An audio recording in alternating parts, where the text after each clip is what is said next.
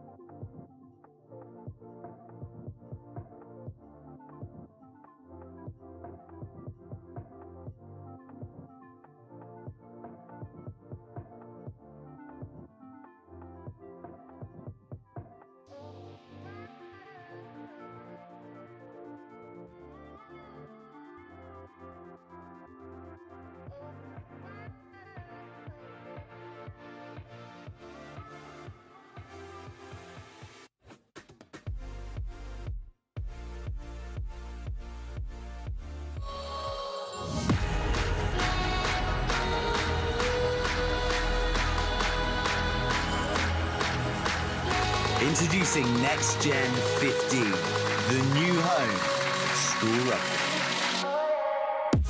Well, where does this come from? Covering everything the school game has to offer in both the north and southern hemispheres. Oh, the great tackle! It's not good enough. 1-2, skip a few and with the wheels. Highlighting tomorrow's stars, Next Gen 15 will be bringing you live games and a regular update of all the news and in-depth views on the global game. What a kick! Where did he come from and how did that happen? All your school rugby, all in one place. This is Next Gen 15.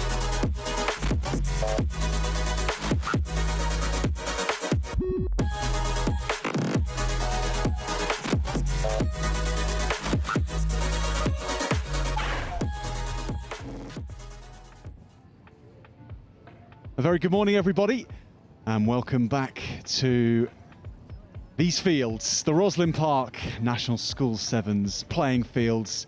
We're down in South Wimbledon, as we'll be here for the next 4 days of action, but you know that already. You joined us yesterday, and it's great to have your company back today, and what a beginning we have to proceedings to begin with. We're sticking with the under-18 Vase, and if you're tuning in to watch St Paul's against Nelson College from New Zealand for the first game of the day, you're in exactly the right place.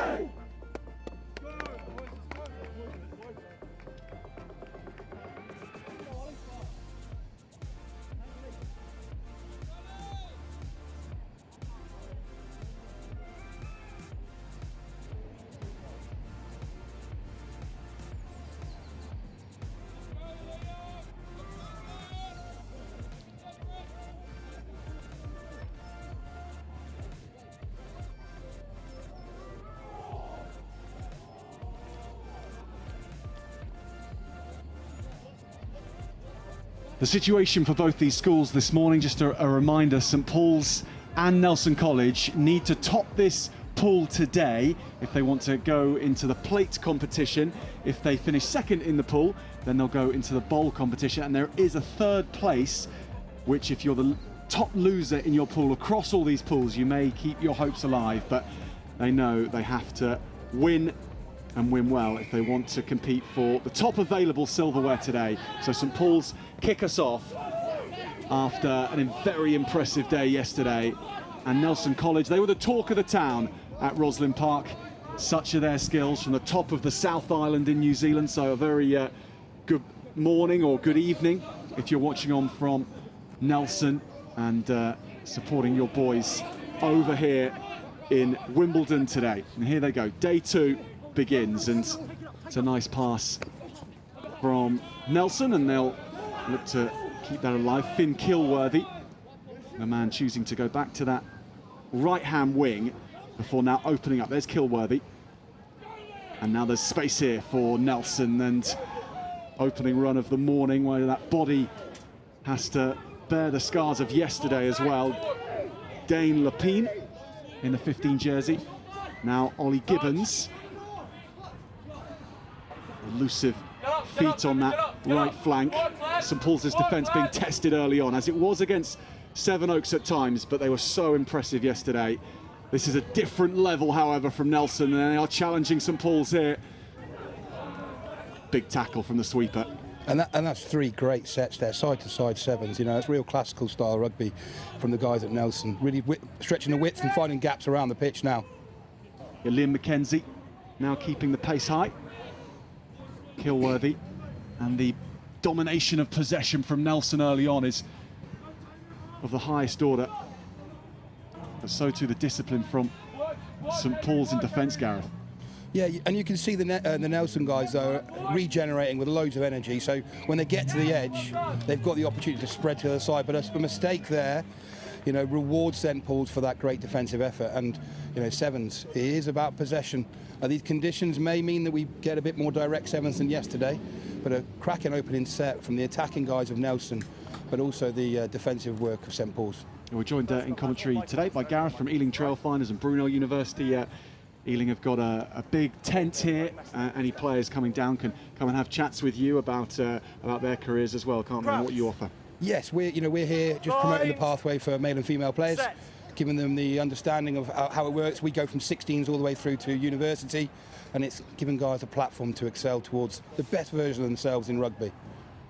Well, St Paul's did that yesterday in their 4 victories. Alex Palmer, their captain, with a little run on that right wing. He was instrumental against Sevenoaks. Henry Harrison. Good take from Zach Newsholm. He has a canny ability to pop up at the right time, Newsholm.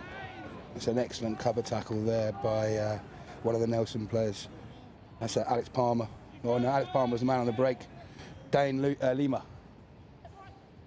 Yeah, Dane Lapine, I believe it's pronounced, Gareth. It's my handwriting, so I'll take the blame for that one. There's Andreas Hadjilozu, top try scorer yesterday for St Paul's in their knockout game against Sevenoaks. Just as good defence from Nelson as we saw from St Paul's. This is a tight first half.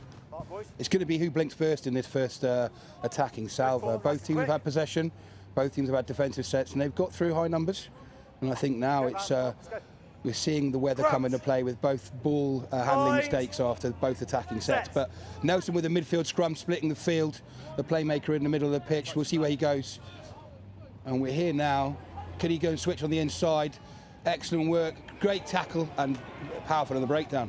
Zion Ford with that carry, switching things up. Here's Taylor Thompson. Again, McKenzie linking with Kilworthy. That's excellent support play from Nelson, but also St Paul's just staying alive on the inside shoulder, showing a lot of energy and drive to stay in the game. Ford with a one-on-one on his opposite number, gets the ball to Kilworthy, who has the first chance this morning. And it's Nelson College with the first points after a mighty set of work from both teams. But it is those from New Zealand South Island who make the breakthrough. But you know, in these type of games, these pinch moment games, keeping guys to the edge, making the kick as hard as possible is important, because in these moments, in these matches, these 2 points, they can be a big difference when it comes to the end of the game. And it's obviously pressure on the kicker. I watched him on RE1 yesterday, and he nailed a couple of beauties. Zion Ford with his first shot at goal. Gareth, what a talent. Yeah, this guy was quality yesterday. Great playmaker, powerful in the tackle, as effective in the middle of the pitch as he is on the edge, and then showing his footballing skills there to gain the extra 2 points.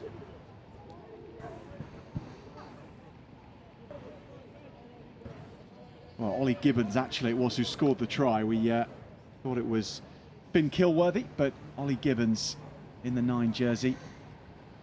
You know, it's the response here from St Paul's. You know, they're going to need to keep hold of this ball, big set, put Nelson under pressure and get a bit of territory, build a score for opportunity for themselves. Ford's kickoff taken by Jacob Bethel, under 16, who's playing in this under 18 tournament and introduced the team overnight. Must release. A call tackle. St Paul's have been given a break there. Nelson looking ominous again in their territory, but they'll have the ball here. You know, what's impressed me with this Nelson side, though, is individual talent is massively important, but as a group, they're a real low-error team. You know, they nail their tackles, they look after the ball, they complete their sets, and I think that's why they're going to be a real tough nut to crack in this tournament. Certainly impressed on day one and beginning day two in a similar vein, but here comes St Paul's. It's good feet to escape, and the chase is on. Excellent carry forward from Jacob Bethel, bringing that extra energy to day two. The under-16 player, brilliant from St Paul's number 2, and they're on the ball again with Harrison. High tackle, get it lower. That's just what you need, Gareth. At the start of day two, bring in a youngster to give some kind of something extra for the defence to think about. And how come St Paul's again with Alex Palmer, their captain? You know, as coaches in these two-day events, we tend to try and hold a couple of guys back to bring energy. But, you know, it's those execution rates there. We see St Paul's, they get an opportunity. They're starting to get a bit of territory there. They're just got to make sure they execute in those scenarios and just build pressure on the Nelson side, because it doesn't matter how good you are. You know, pressure does funny things to all players. And we need to see St Paul's put that pressure on Nelson here. Winners in the scrum, Henry. Winners, Henry. Crouch.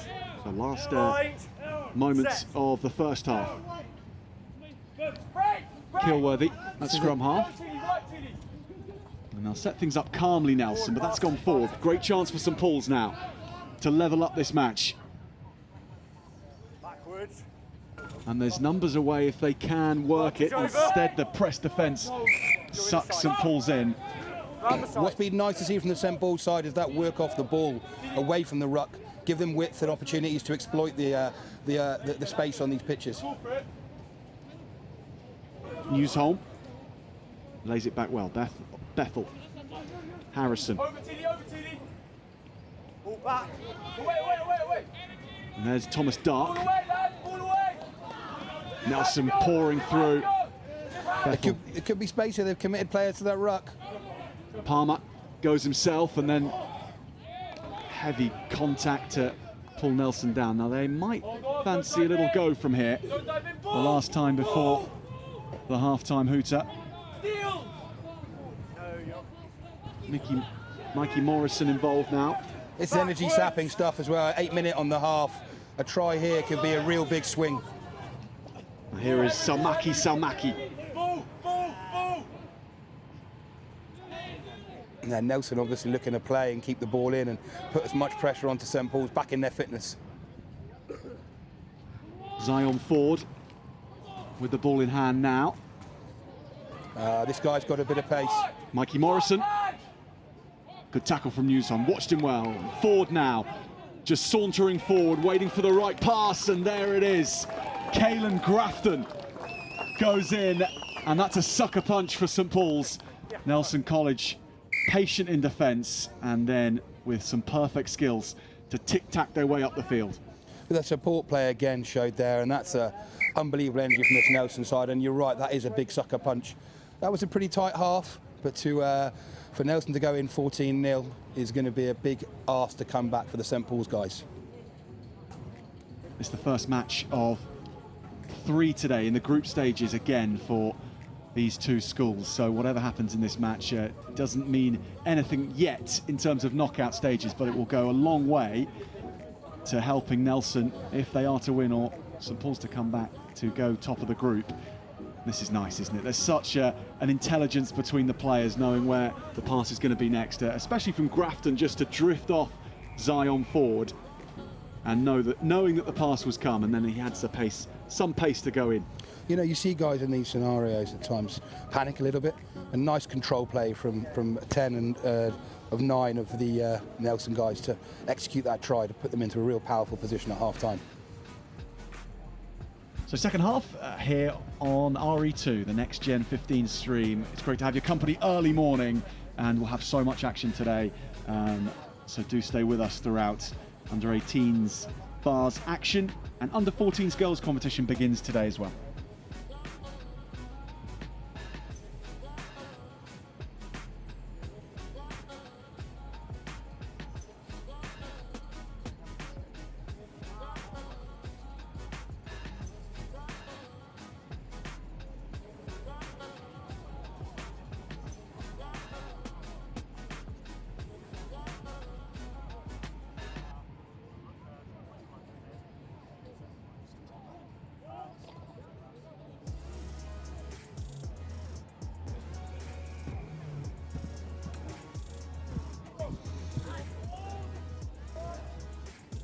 So the rain started to come down about halfway through that first half. Might not be coming across on your screens, but it is in the faces of Nelson College as they attack in this second half. Not so much a wind to speak of this morning, but that rain will make things a little trickier out on the park. So the next, the next few minutes of this match are huge for St Paul's. Need a big claim on the kick-off and put an execution for attacking. And Newsham does well. So too to Dark and then Bethel. And that was really good work from St Paul's to secure that kick-off. Newsham plays first receiver. Palmer looks to power forward and he's got his hands free. Back to Newsham. Bethel. Dark. Heavy contact. Salmaki in defence, and that's dislodged the ball. And here come Nelson with Mackenzie, but forward pass. And the physical side of Sevens isn't one which we often get to discuss, the premium on skills and speed, but it is so difficult when you're faced with an aggressive defence and some big boys as well. Yeah, then Nelson are really putting pressure on almost all the facets of the game, getting after the opposition at the breakdown and making it a real tough contest for them. You see there, even at the scrum now, just putting a little pressure, and that pays across the board, and it puts you under pressure as a team and on the back foot, and skills get executed and under pressure. And as you see there, from the scrum through from the defensive press, Nelson applying pressure and getting the reward of possession in the red zone or just outside of it. When you see a good defensive team in Sevens, it's amazing how they make the field look small, and you don't see spaces all of a sudden, whereas normally there are acres of space on a Sevens field. Yeah, 100%, and it's working in groups of three. Making sure you're connected to the guys inside and outside of you, and you're putting the ball handler under pressure to make that decision. But here we're on an attack, breaking down the blind side, and there's a bit of space here, and on the shoulder, that's great support play. And this guy has scored a number of tries. Mikey Morrison. Yeah, he's a dangerous finisher, and he runs that support line so well. Finn Kilworthy setting that try up. And the second day of a Sevens tournament is so unpredictable because of how the body feels and how that can affect a team's physical state, but more their enthusiasm and their mental state. Yeah, I think day two of a tournament with the teams I've worked with in the past, it's about having that mental energy when you go behind or you're in those tough moments. And St Paul's definitely find themselves in this scenario, and they've got to find just an opportunity, just a moment to get themselves back in the game, or this could run away from them.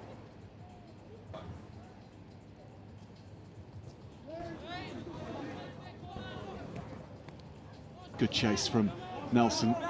A good take from Bethel again. He's been brilliant at the start of day two, Jacob Bethel. Just that energy to get back on the feet and defend from the number 15 at Nelson, Dane Lapima. Not now, Blue!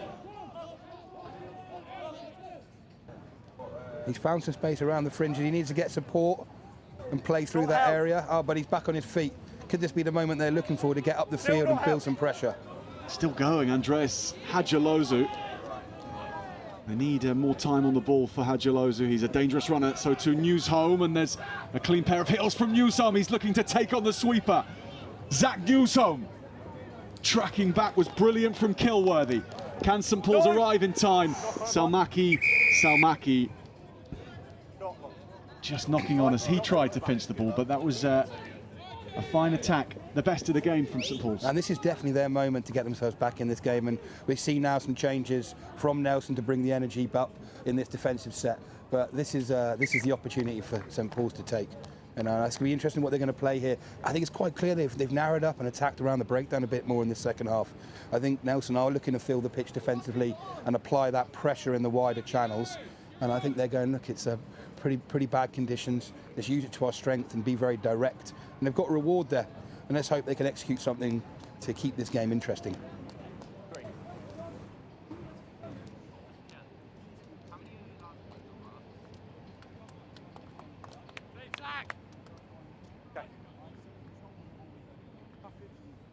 Time back on, knocked on after counter work. Back ball. Crouch. Bind. Set. Leave in blue. Bethel under pressure. Salmaki, well, just picking that up out of the scrum. It's going to be a penalty to St Paul's, and maybe a first score for them here as Palmer, the captain, drives hard. No blue, 2 players needed to pull him down. The pass and give should do it for St Paul's. And that's what they needed to get back in this game. Charlie White with the try.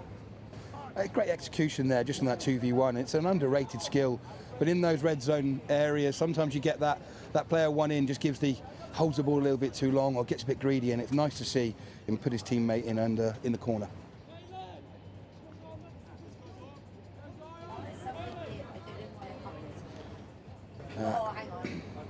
I was unlucky on that kick. It was a great effort. Yeah, no problem with the distance for Alex Palmer. So these are one of them kickoffs now where you've got to go and get it. You've got to go and back yourself, count your steps, take off, and real put pressure. And one thing I have seen with the Nelson guys, which not many do, is that one-man lift. So I think it's going to be pinpoint accuracy for this kick, but then also for the player chasing to get off the air and put pressure, making sure someone works beyond the ball as well and try and regather. Palmer goes long. Ford, with space to size up the St Paul's defence, switches on the edge. Straight off the eastern touch of the ball. Penalty to the Londoners. Tackle on Palmer. He's led by example the second half, the captain Palmer. That's the 3rd or 4th big carry. Billy Davis, Bethel, Ned Beaumont and Hajalozu. Again, he's a real tricky customer. He's on the books or being scouted by Cyprus at the moment for their national side. You can see why. Beaumont, back to Hajalozu. Get out of the way, Blue. Advantage. I think it might be a tough decision for the referee there in the red zone. It's the 3rd penalty in a row. Good press from Nelson. There's Palmer, jinking, big frame of a boy, but he's swift with his feet. Beaumont, and Bethel gets on the outside here. If he can draw Hajalozu. No advantage, that's on ball. Salmaki. Not rolling. Lined up Jacob Bethel from a long way off here, and that is going to take a little bit of extra time to come back from. Thundering hit there from Salmaki. Thundering hit, and he does definitely take a moment there. But, you know, St Paul's are in this game now. They've changed their tactics. They're up in the red zone, and they're putting, you know, disciplined pressure on the referee. That's 3 red zone penalties, and I think Salmaki, he's probably 2 of them there. And this set is going to be a big moment in the game. If St Paul's can score here and convert, it's going to be an interesting last few minutes. Lost picture here, guys. Lost picture here. Lost picture.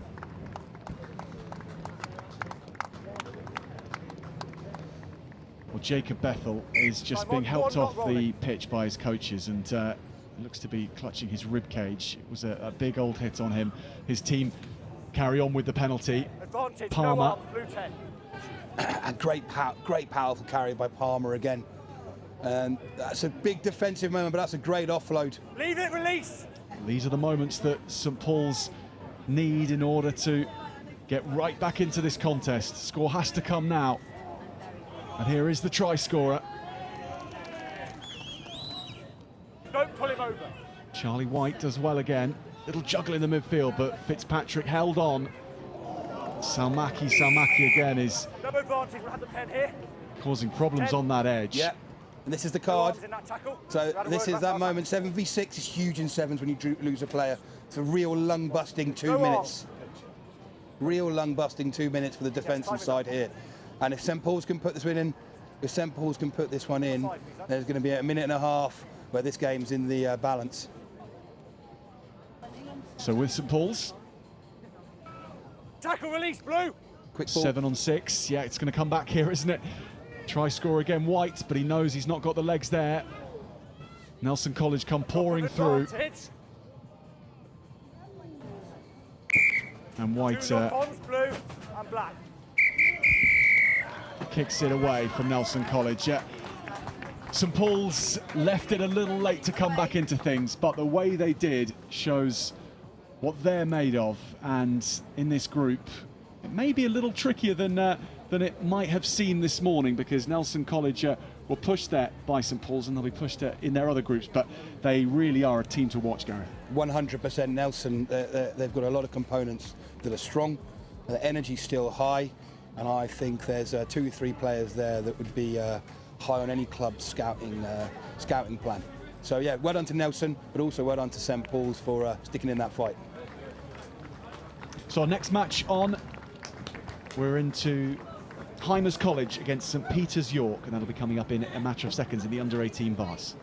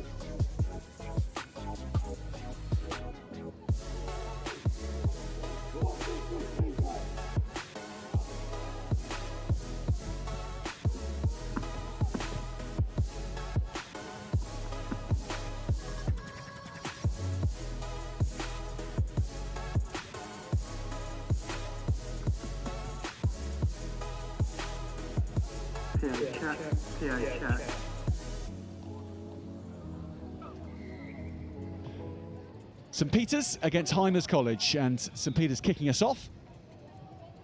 Hymers fielding the ball well and then moving the ball swiftly in these tricky conditions this morning. Break from Jack Walker. And there's Jeremy Obo. And boots a ball really for the first time today. We didn't see much of this in the first game on, but Hymers looking to pressure the sweeper. Well read by St Peter's. That's a good fend to warm up the shoulders early on the next gen pitch. Today RE2. Oh, it's just out of the clutches, and this is a chance for Hymers and Obo. Please make sure we got the ball, all right? Red, make sure he's got the ball. He's going to go for him, all right?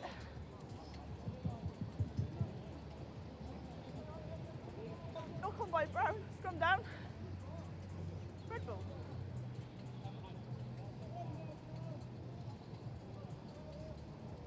Square and stable, gentlemen, and keep your balance. Crouch! Bind!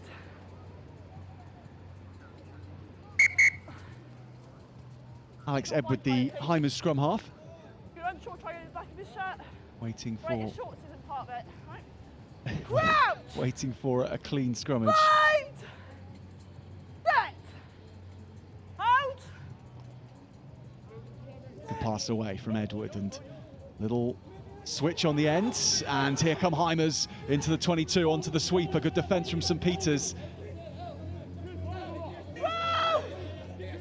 Ball's out! That's fine. Good job, 10.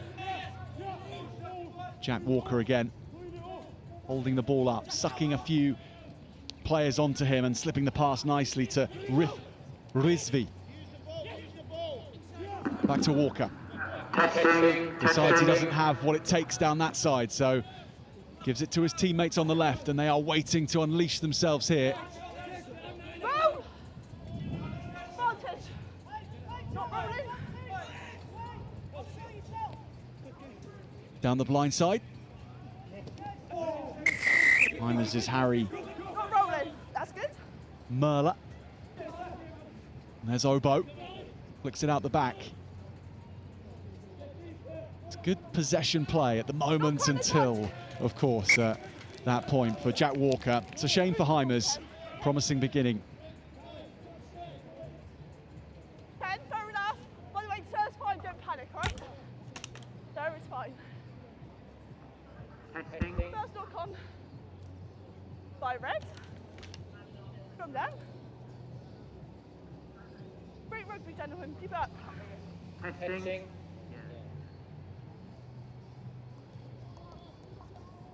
St Peter's scrum. Bind. Set. It's still 0-0 between these two. First group game of the day. Back. And the top qualifier from this group will go through to the plate competition.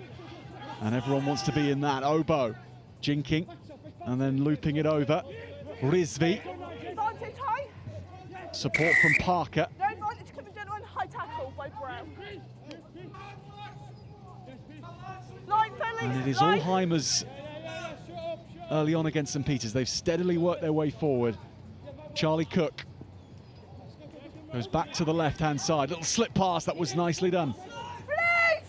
Alex Edward on the ball there. Walker gets involved Keep the again. ball. Keep the Onto ball. Obo. Don't panic. Step 12. Thank you. St Peter's cramming that left-hand side to blockade Hymers. And Cook just dicing with the defence and then unleashing those outside him. St Peter's have watched them well. Really good defence. Not committing to the options Hymers were trying to create, waiting for them to make their move before committing themselves in defence. Right.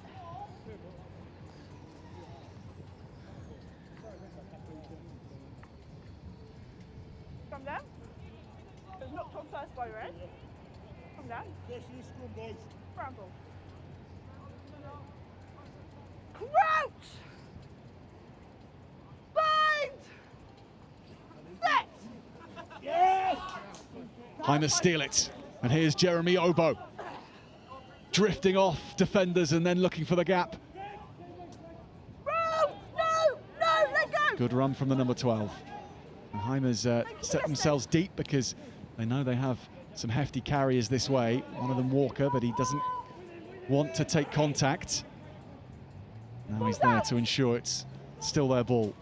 Cook. Over to Rizvi. Gets away from the first. Rif Rizvi powering towards the line. And Hymers are there. And that brings cheers from their bench. Working so hard to find the smallest of opportunities. Get back, please. Thank you. But in Riv Rizvi, they had the man to dive into the mud and get the first points. That's fine, don't worry. 1 minute to go.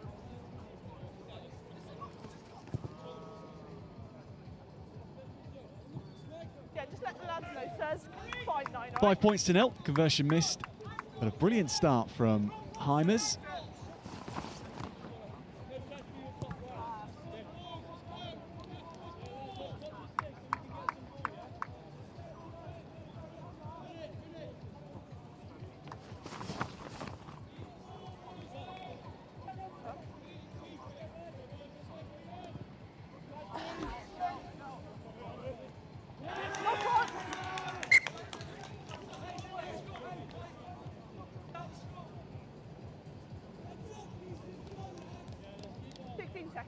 Ultra competitive group which these two teams find themselves in this morning in the second qualification group for the knockout stages. They had to win their group and an elimination round yesterday in order to book a day 2, which both schools did, and now they find themselves up against RGS Newcastle and St Edward's Oxford.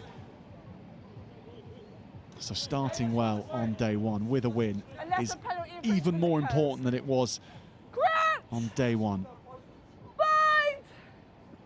Because at this level, the schools are unforgiving as they look to book a knockout place. Jeremy Obo keeps it in 2 hands, and that just stalls the defence.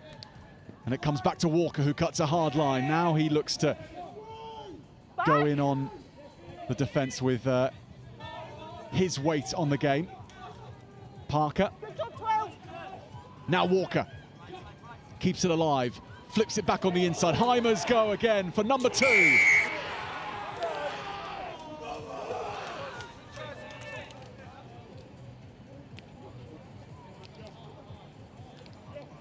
Keep it going, chaps. It's great rugby. Well, it took them all of 4 minutes, most of that first half, to get the first try, but then they had a second in quick fire succession. And half time, Hymers in control against St Peter's York.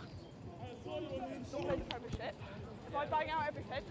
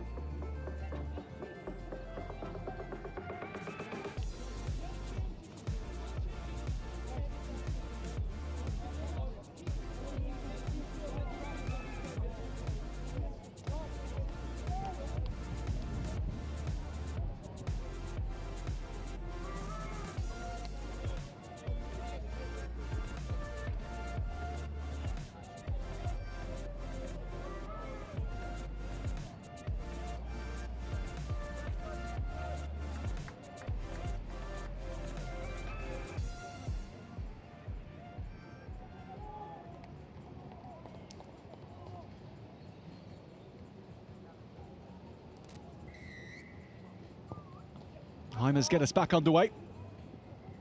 But the first mistake from Hymers College, and it's given St Peter's a great chance, and they have time after time proved what good ball players they are and how the school produces excellent individuals in this game, and every so often a team which can go all the way to national finals and lift silverware. We've seen that from St Peter's York in previous seasons.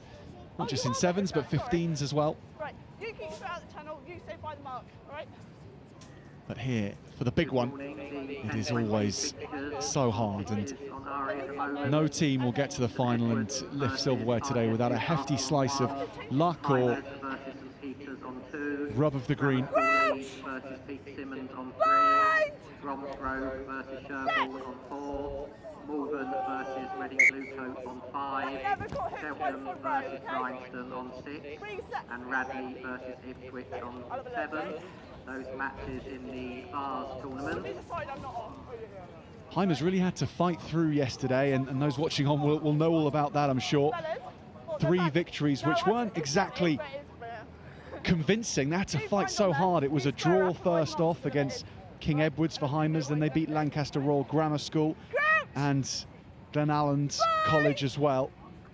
So they were toughened up from day one. And they've taken their chances here, and they're looking to shut out St Peter's, but there's space here for St Peter's and they're away. Brilliant speed on this left wing, the support on the inside as well. Ridsby won't get there. St Peter's on the board. Just what they needed.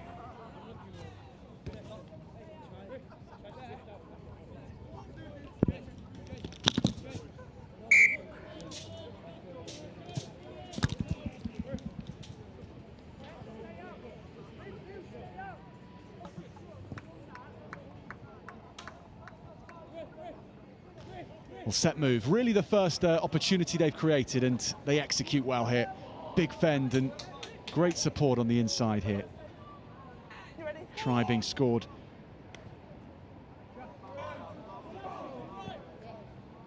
Good morning, an announcement now. So right back in the ball game. Walker, that's a speculative punch that's gone forward and will only work for St Peter's here. And now they're looking for a second score, maybe here. St Peter's into the corner. A quick fire double. RE2, Wellington College versus Whitcliffe Mount School on 3. And we have to apologise because the number 11 for St Peter's, the only player who we don't have on our team sheet to name him. At home, you'll all be screaming his name, I'm sure. Excellent wheels from number 11.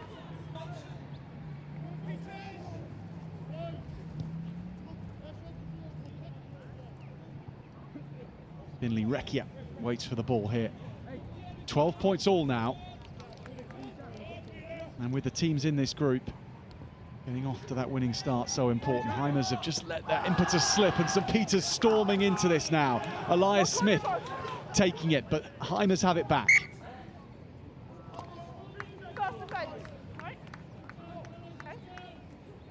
Great take in the air from Smith.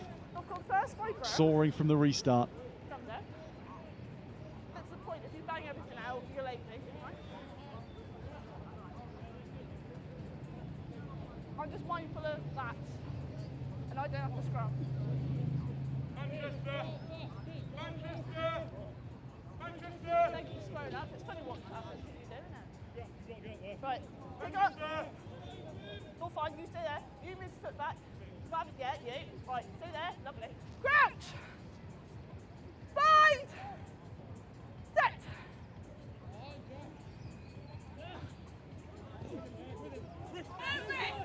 Hymers straight to Rivrizzi, and he's away.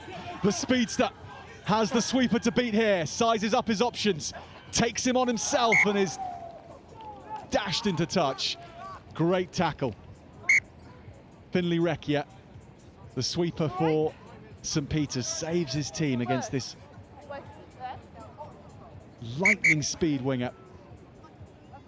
No, but it was out of a tackle. All right. Okay, thank you.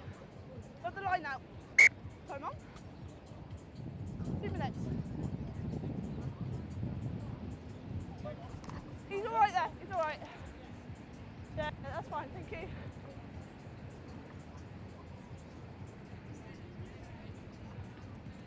Yeah. 12 points apiece. It may be early morning, but these are the moments that may well decide who tops this group. Whoever keeps their focus the most over the next minute and 15 seconds. It may get paid back to them in spades later on in this competition. It was after you, don't worry. You were fine. Hymers have knocked it on. There's a knock on in the tackle, okay? You wouldn't see it from over there. It was fair contest. Yeah. So scrum down. So St Peter's with about 90 metres or so to go from this position. Crouch! They've shown how quickly they can strike. Set! No, leave it. Solid Good, scrum, good. but not Thank you. quite the clean ball that St Peter's would have wanted. They have it anyway. And they go to the line with Reigate. And they go back to that blind side where there are 5 Hymers players, so no options at all to get round them. Have to just take the ball. Hymers have launched an excellent counter there. It's brilliant defence, isn't it? Enough pressure on the left-hand side of the pitch to force St Peter's to go back to the right. And they had a trap waiting. So here come Hymers. Can they have the final say in this match?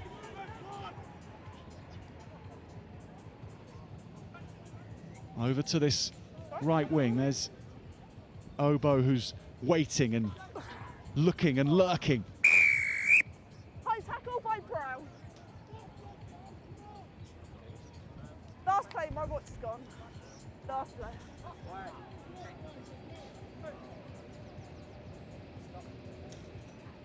You caught, right, post called. So what the Hymers here do? No, right, play. Discussion about the posts. They say no. Welton Come on, please, 9. is waiting for the ball here. Henry Welton goes into contact. Can he present it? St Peter's players diving all over the ball. Then the next wave right through the middle. Nothing fancy about this from Hymers. A metre away. Alex Edward goes to the right. It's pinched off him, but penalty coming. And Hymers here are so close to a win which may define their day. And therefore, whether they go through from this second day group. And we are gathering fans across RE2 here to see how this one will end. Little jink on the outside, back to the inside, it's still alive. Claimed well by Welton. Edward looks to the right wing. Little slip back here to Obo. And his support there, enough support if they can get it back, or whether the referee decides it's held up. St Peter's with some sterling defence. Wait. You are over the lightest part of the in goal. It is held up. So, that is full time.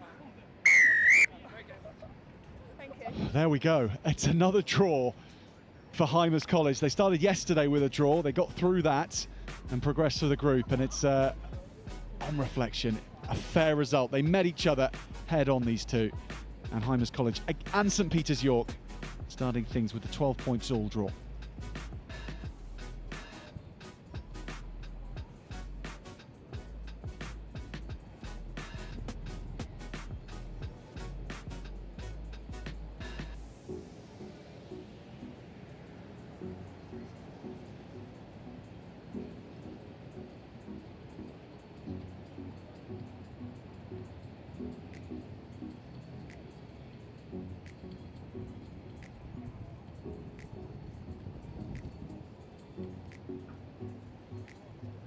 This is a call for Whitcliffe in the girls under 14s tournament. If you're on site, you should be playing a match on RE2 now. This is a call for Whitcliffe. Apologies, that's RE1. Match on RE1. Whitcliffe should be playing now if you're on site.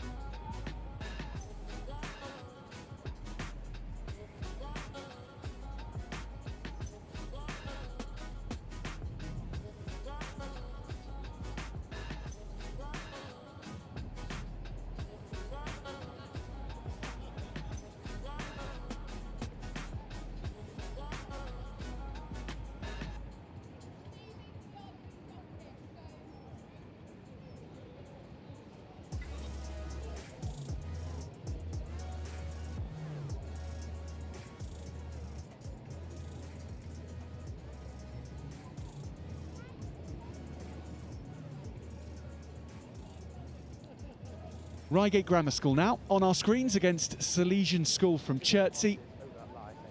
Reigate will get us underway, and we're switching to the under-14 girls competition, and we also have a very young referee as well today, who was playing yesterday. Joe Skinner is in the centre today.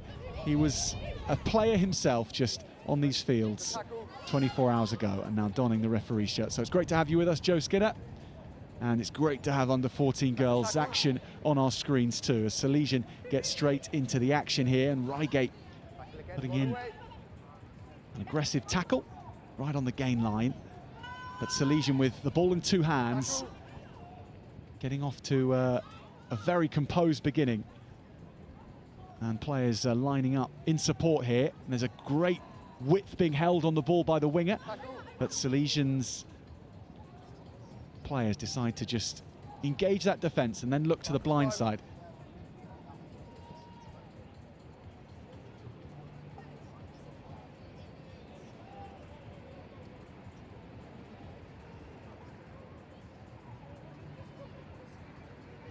Now it gets to the wing, and this is good speed here. Reigate tracking back nicely. Still with Salesian. Great beginning from Salesian. Oh, good speed to then stay in. Excellent feet on the touchline, dancing all the way through. Salesian with their first try of the day at ROSSLYN Park. And they went through the phases. They went through the hands, and then they found the fast feet of their number 7.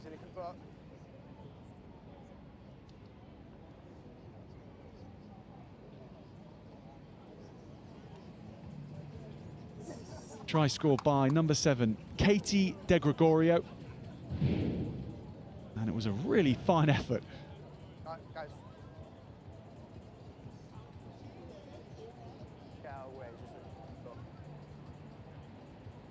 So attempt on goal here to try and convert it.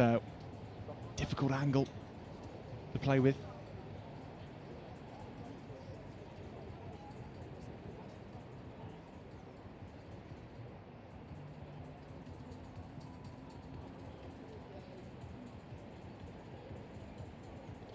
Well, this was it from De Gregorio. Great speed, and then she stayed in on the edge. That was the important part. And hitting the gas to go through the middle.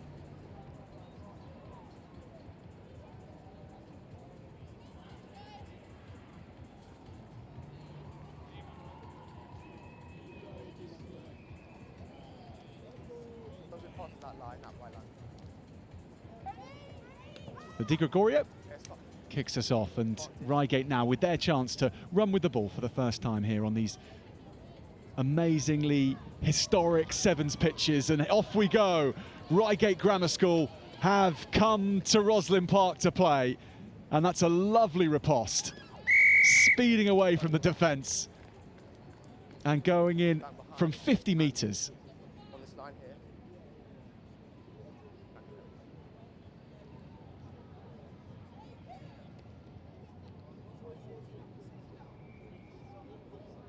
So 5 points each.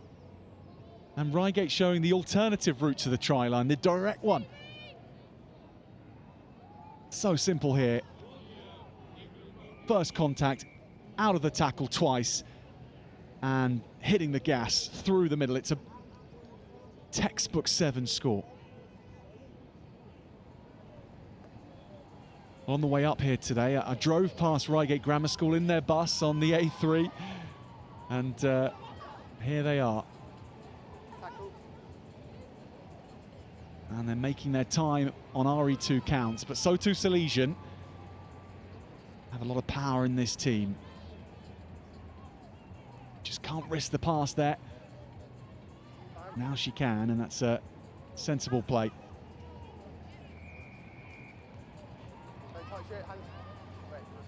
One on the floor by Jasmine Hettican. And here goes De Gregorio again, rounding those blue shirts and eating up the yards.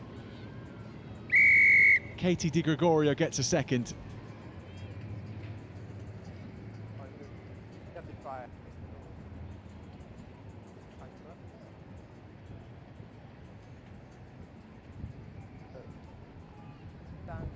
Stand front and behind, quicker. Stand here, drop it. Kick it, yeah, from here or from like this line, drop it.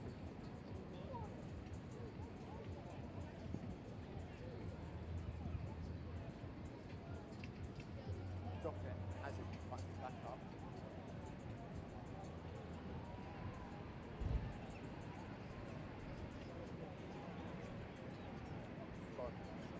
Well, Joe Skinner, the referee, just offering a bit of advice, because of course in Sevens it is all about the drop goal to convert, and it's not something you necessarily practice all that much unless it's your day job as a player.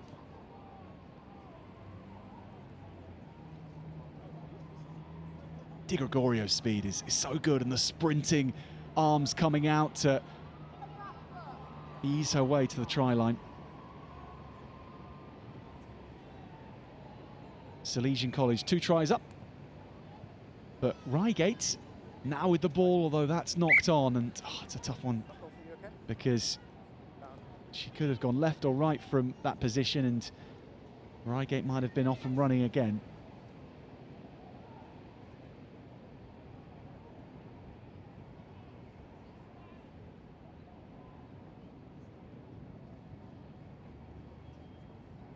Approach. Bind. Get. Back up, back up. Back up. And just a reminder for those of you tuning in to follow our coverage for some of the games that are coming up soon. The next game on this pitch is under 14 girls competition, Pool D, Bryn Celynnog, comprehensive against Robert Clack. And then after that, it's St Paul's against Stowe in the under 18 Vase. So if you're joining for that, then do stay with us. That'll be coming up shortly. Here is Amelie Baker going left and right, finding friends nearby. That's fine, rocker not formed.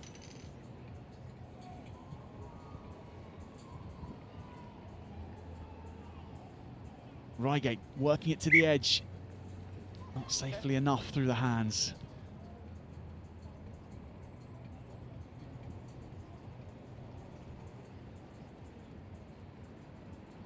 Our stream today, by the way, sponsored by the Irish Qualified IRFU system for sourcing players to come through Irish pathways. If you're down at ROSSLYN Park today, make sure you stop by their tent if you've got any Irish ancestry or anything you can think of through your family tree. Give them a visit. Who's in?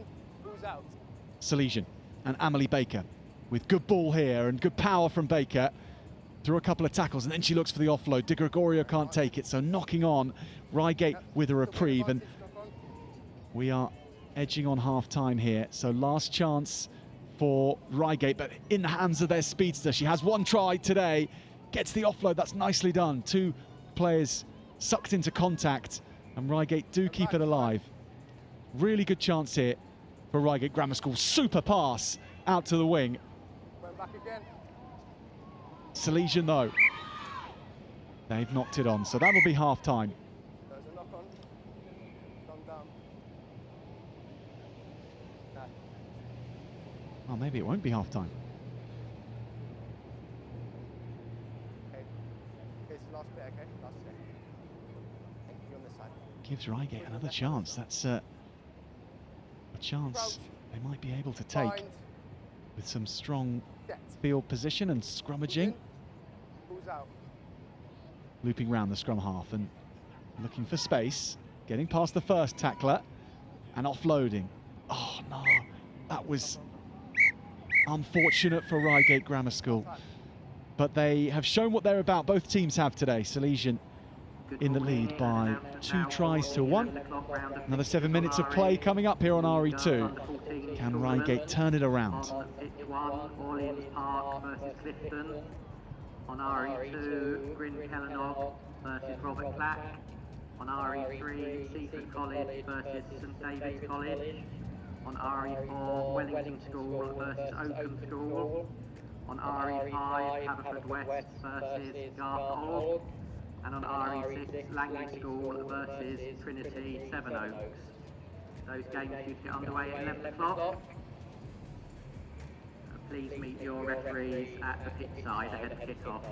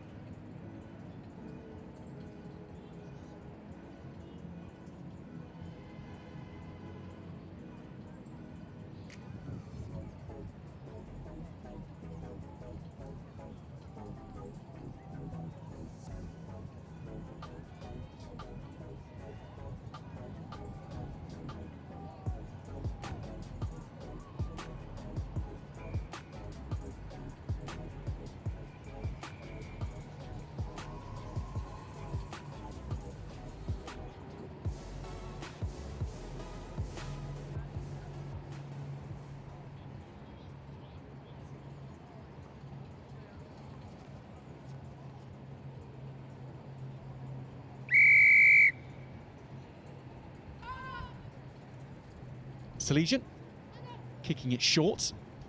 Reigate dealing with that well, and then just chipping it over. Interesting tactic, and then hacking it through. And Salesian's De Gregorio's gone back, and now she has the ball, and there's speed going to be put on things again here, and rounding the last player, and De Gregorio is away, and it's a hat-trick at ROSSLYN Park for Katie De Gregorio. And it's a hat-trick of real class and swerving, slaloming ability.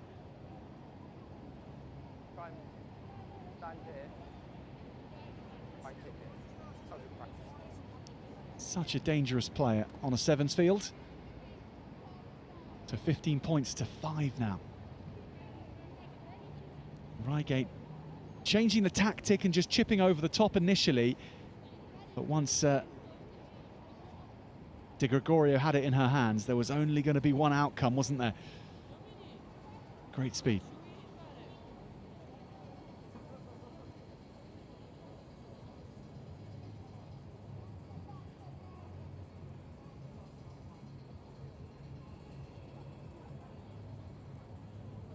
Not a lot you can do as Reigate Grammar School in that situation, when it has gone to your opponent's best player and she's got space and speed like that.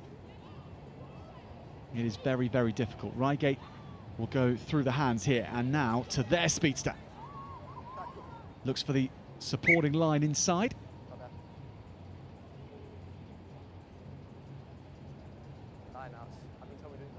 And we'll have a Reigate Grammar School line out here.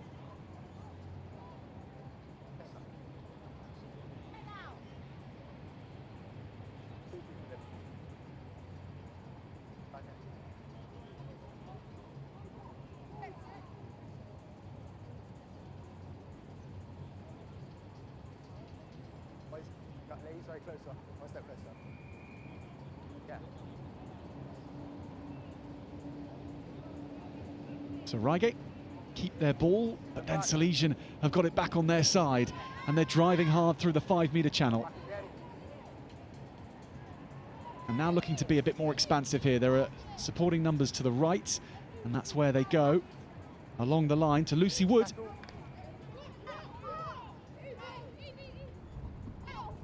And De Gregorio again, and she immediately looks to the green space outside, and here's why. In the sun, Salesian College enjoying themselves, and De Gregorio adding a 4th try.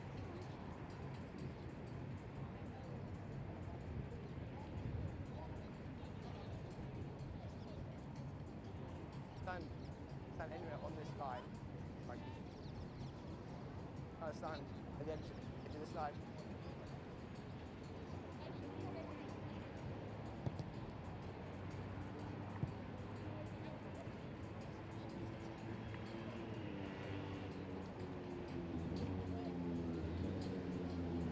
Lucy Wood's drive initially punctured the defence, and then there was good quick ball over to Gregorio.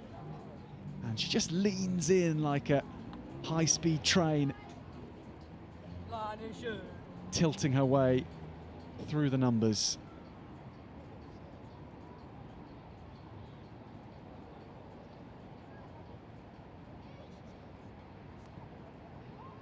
And with 4 minutes to play, Salesian may be looking to add a little gloss to the scoreline.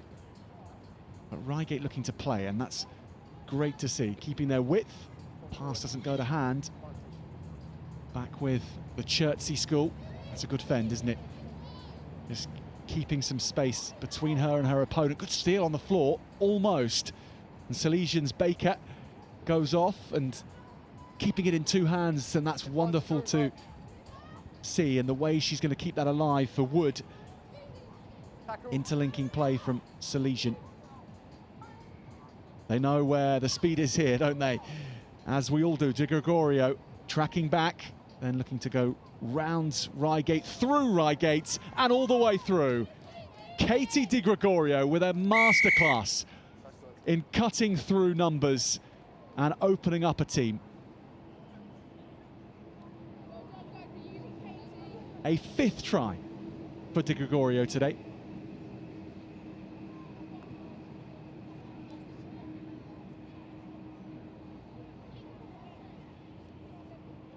And this one really special, actually, because she had to use all manner of her talents here.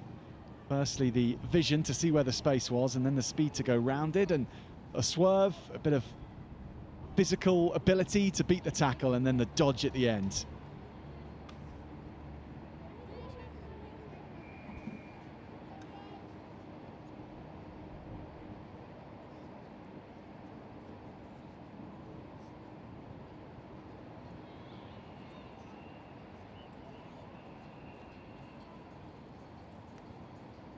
That's a good kickoff and a good take from Reigate. Immediately looking to spread the play, but Wood is now with her hands on the ball. And Salesian have a nice setup now. They're really well spaced in their back line. Back and then forward. That's Evie Highlands in the number 18 jersey.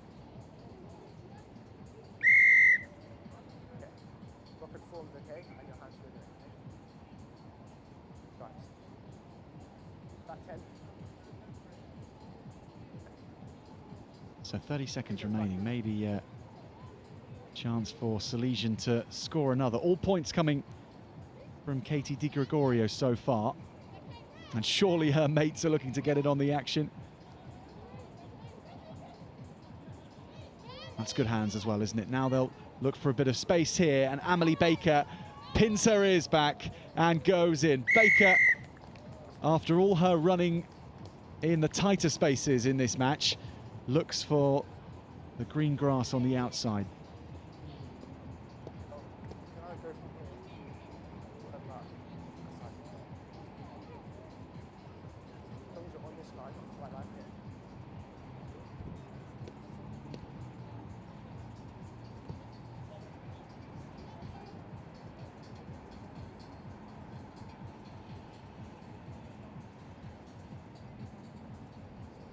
One of the best tries. It's certainly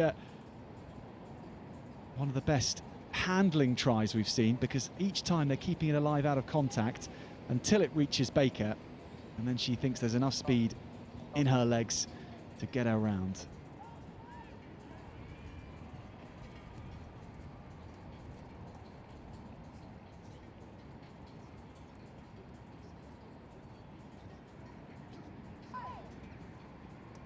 Perfectly judged to just go 10 metres, allowing the chase to get on to Reigate, who have kept at it in this second half, and that's a good drive forward to halfway.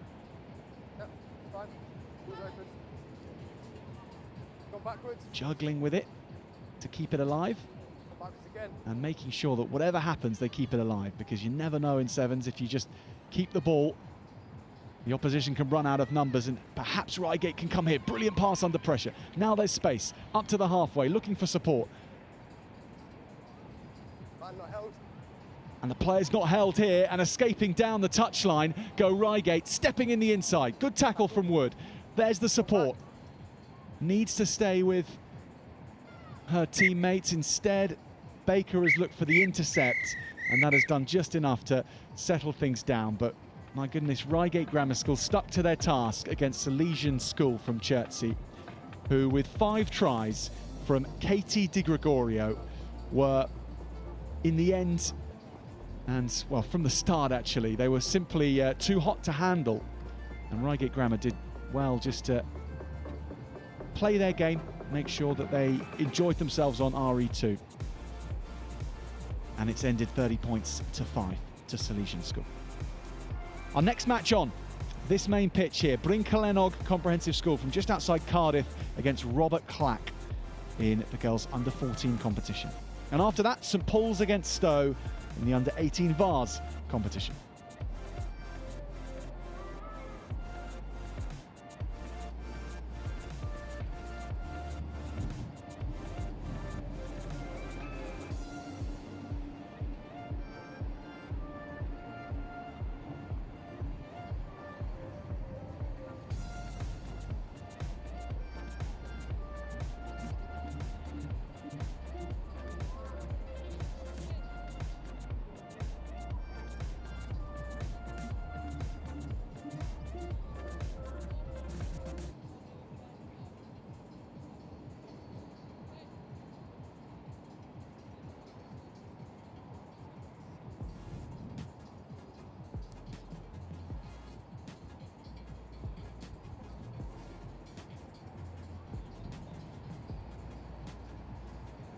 Bryn Celynnog, comprehensive, in the blue.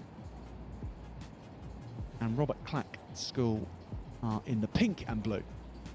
So the light blues against the rouge tinted darker blues. And as is traditional at ROSSLYN Park, rock, paper, scissors to see who starts and kicks off.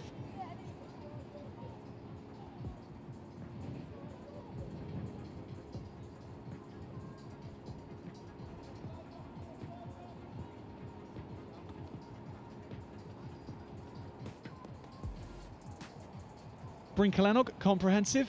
We saw them on our screens yesterday in the under-16 girls competition. They got to the quarterfinals, the under-16s, and the under-14s begin their campaign. That's a good kickoff, isn't it? Into the sun. So difficult to take for Robert Clack, who are from North London.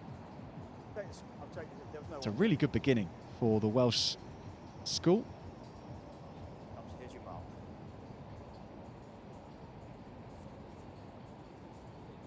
Because the sun, although it's just dipped in the last seconds, at kickoff was right in the eyes of Robert Clack. Crouch, bind, set. So we have been given team sheets here by by Bryn Celynnog, but only the first names of these players. So this is Sienna, and Sienna swerving and scoring. Bryn Celynnog with a brilliant score, work to the wing, and the cutting, jagging angles of their number 10, Sienna. Superb.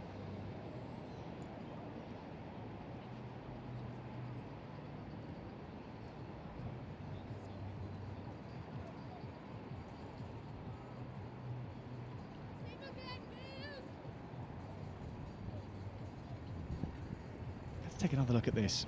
Put in by Bella. Good scrum from her pack, and then Sienna sweeping from right to left on the outside initially, and just knowing that life will be so much easier for her kicker if she can go under the posts. Don't worry about it. Ball to kick off. Need the ball to kick off. Guys, it's your kick off. Scorer kicks.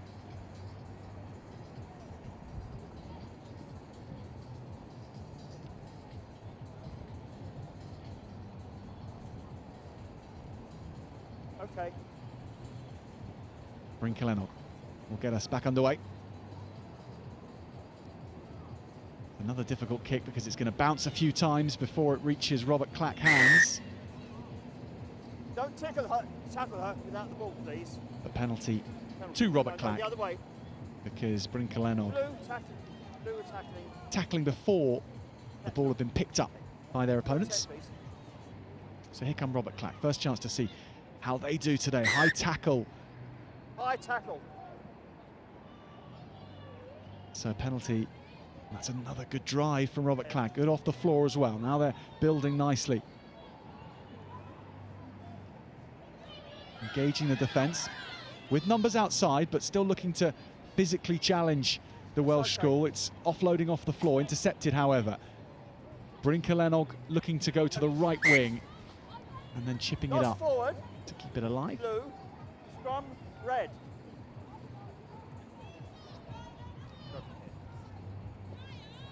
5 metres, please, if you're not in.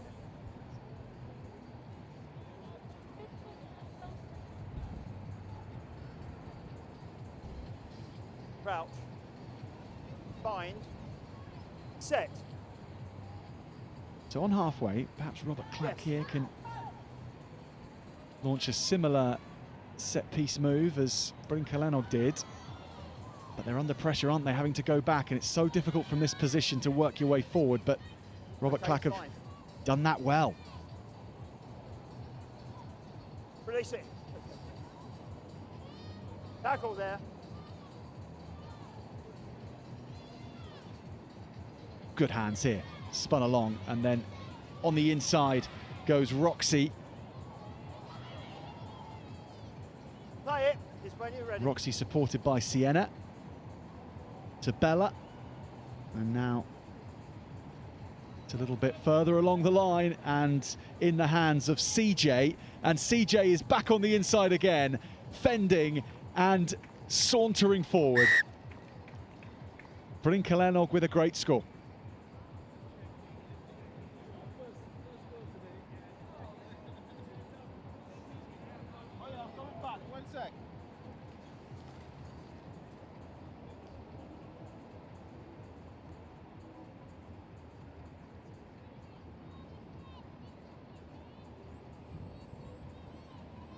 Not easy, is it, to kick from the other side of the rope cordoning off the pitch. Great hands here, and every player knowing where the space is, and CJ backing herself to initially go outside, dusting off the first defender and then just swerving through.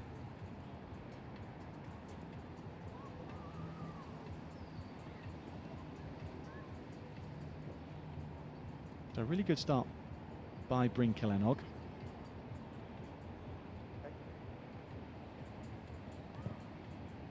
In this group stage game this morning in the under-14 girls competition, but this is also such good experience for both sets of players to be playing at ROSSLYN Park in competition against players they won't have played against before, In touch. Line blue. against styles of play that they might not have encountered before. Each school operating a little differently in that regard. One of those schools we were most impressed with in the last game, Salesian, just watching on here. Go 10, please. Just having a look at what other rivals are like in groups. We're in Group Pool D here. Fly half, hope one more for me. One back. And one of you needs to come in here, please. Come closer, that's fine. Down the middle when you're ready. Okay, here we go. Uncontested. Good lift in the line out, and then back to Bella. Sienna's dropped it, but it's gone backwards. Robert Clack looking to spoil and doing really well, coming through well. CJ. Still somehow in possession of Bryn Celynnog, not now. Play on. Good carry here. Excellent fend. Talk it. Staying upright as well. Real handful, and Robert Clack might tackle here again. Have spaces here if they can connect. She wasn't tackled. Still on their side, and this is another good chance for a rumble here, but it's going to be kept alive this time. Excellent offload. Good handoff too, and Robert Clack here showing what they're about. They're muscling their way through Bryn Celynnog numbers, but being drawn into a really tight game when there's a few spaces out wide. If they can get the ball to their players out wide, back over the halfway, that might give an opportunity. It's more tackling though coming in from Bryn Celynnog. Almost escaping. It's fine. But searching for support after contact is excellent from Robert Clack. And that's why they're just enjoying so much possession at the moment. And there's space here. Now this is a great chance for Robert Clack. And they're into and up to the 22. There's support. Good tackle from Bryn Celynnog. But now there's another chance. Robert Clack unable to power through those covering defenders, but a great piece of play for Robert Clack. The North Londoners matching their Welsh counterparts for the way they kept it alive, and then for putting speed on the ball. Behind, that's good, and get those two with you, that's fine. You don't mind throwing it down where they are, please. Good there. Okay, down the middle where they are, please. Okay, thank you.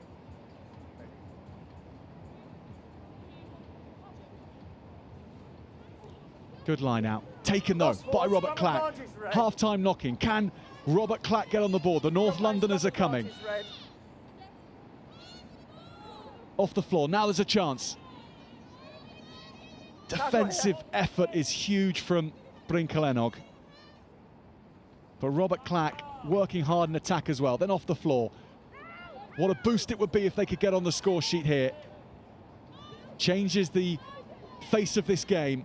Big power run, but the rip is good from Bella. No advantage to red. Come back to the scrum. No advantage to red. Scrum back. Who's lost forward in the line. Scrum in 15. Still going to Red have ball.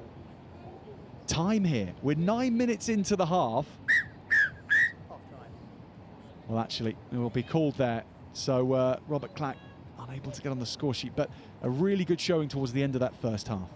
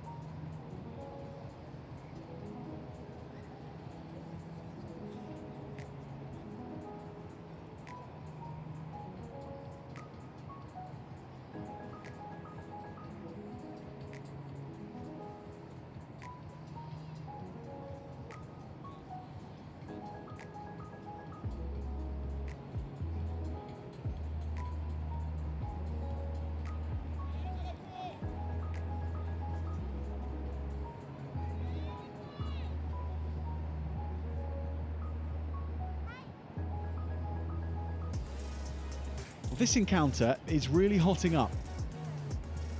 Bryn, Celynnog, the early pace setters, but the way Robert Clack came back into it in the first half, even though they didn't score, might be indicative of how this second half will play out. Got into the game now. They've got themselves used to ROSSLYN Park and they are hunting down Bryn, Celynnog in defence.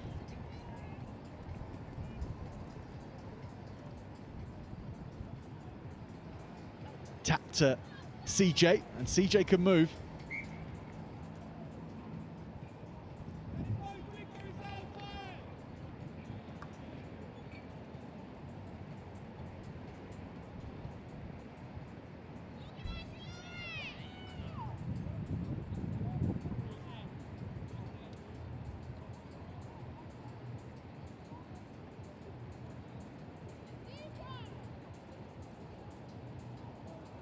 Another line out to face, and there is a wind now coming across RE2, which won't make this easy.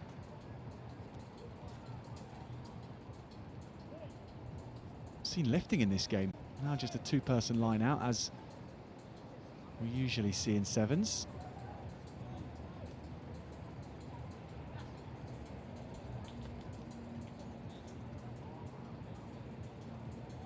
Quite, so Robert Clacker here with advantage.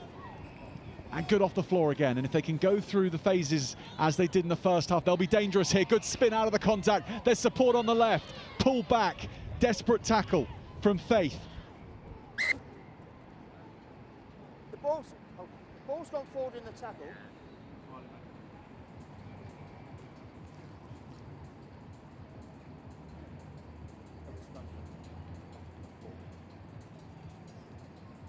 It's a scrum, please. Ball went forward in the tackle. Scrum, please. Blue ball. Here's your mark.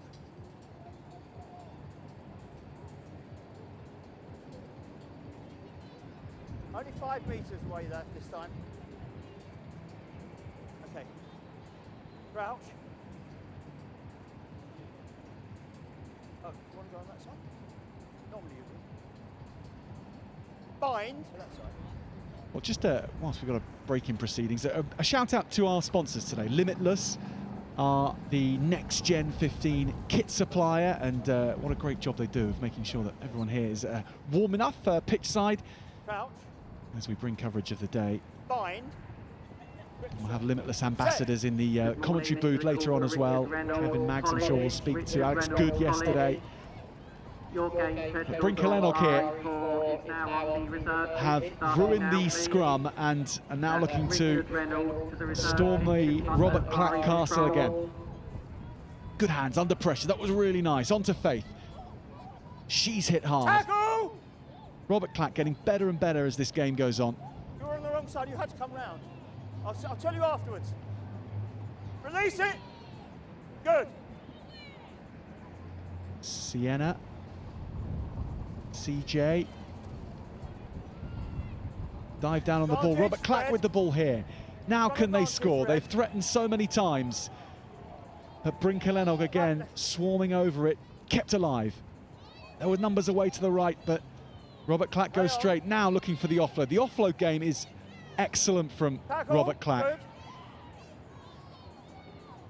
And still they come. Every player making yards. And now they're going to spread it along the line. This is excellent distribution. Fine. And offloading ability. And you have to say the tackling too from Bryn Celynnog. Maybe now for Robert Clack. They're being shut down again. But it's still there. The knock-on inches away. Bryn Celynog's defence has been excellent. Locking out Robert Clack for 12.5 minutes of this game when they've done more than enough work to cross the line. Still haven't been able to, but they're getting closer. And there's still time in this game if they can cross here, if they can hook the ball at the scrum, overpower Bryn Celynnog and score. There's time in this match. Crouch. Bind on the shirt. Grip it. Set. Yeah, it's going to take it. Yeah. Bella feeds the scrum. Kicked away by Sienna and kicked long. And Robert Clack going back and doing really well. Excellent balance to then spot the space. That's brilliant from Robert Clack's number 10. And pinched on the floor by Bryn Celynnog now. 30 seconds remaining in the second half. Robert Clack fighting for every moment. It's your teammate. And Bryn Celynnog here have space. And they're going to exploit that space with Sienna, who's away. A chase on here from halfway. Sienna looking for the second try for herself, her third for her team, and that puts the cap on the victory. Last kick. Kick it infield, please. Last kick. Last. Bryn Celynnog brilliance to round out the match.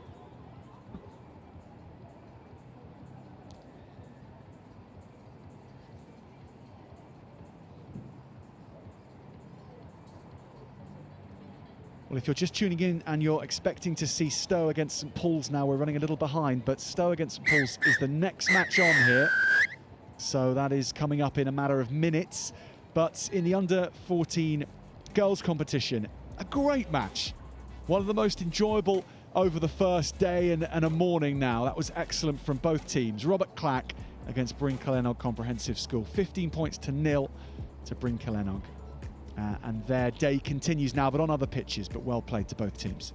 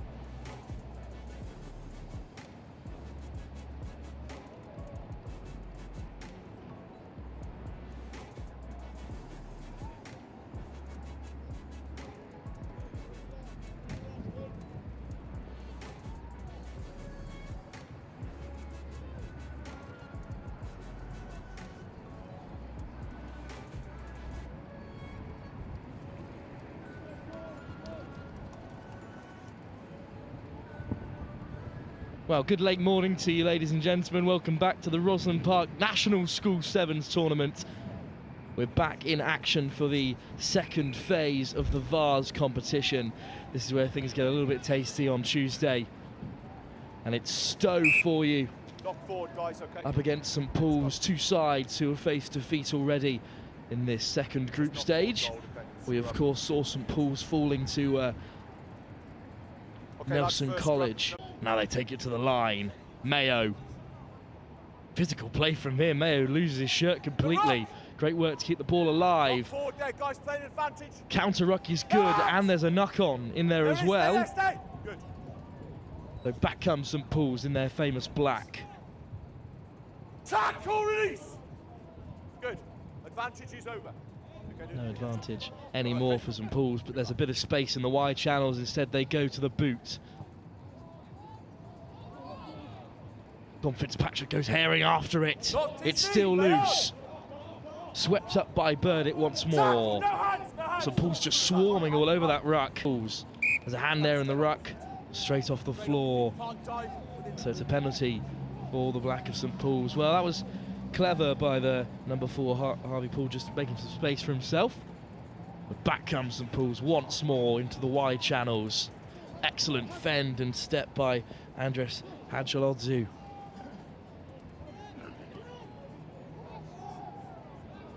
Bit of space perhaps in the wide channel once more, but there's a switch inside by Thomas Dark. And now back to the far side they go.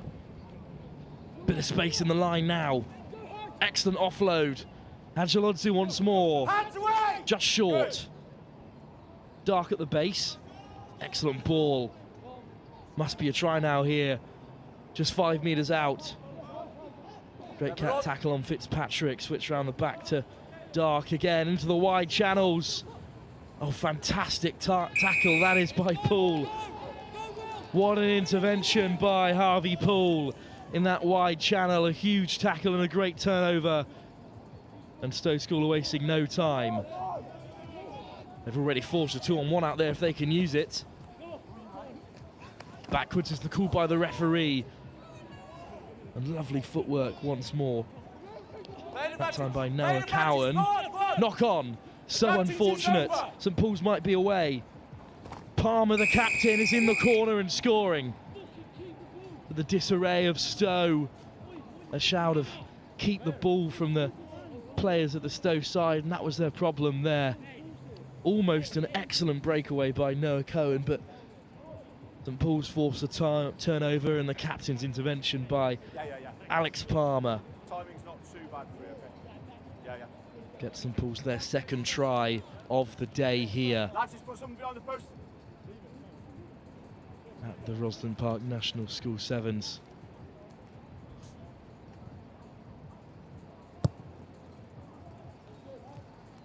A windy morning here in southwest London. No extras added, but excellent turn by Cowan to break away. Little hitch kick, beats one man inside. Just one pass too many. Scrappy from these two very impressive rugby institutions, but a great finish. First bit of green space that Stowe have had in that wide channel. Sorry, St Paul's will get us underway once more.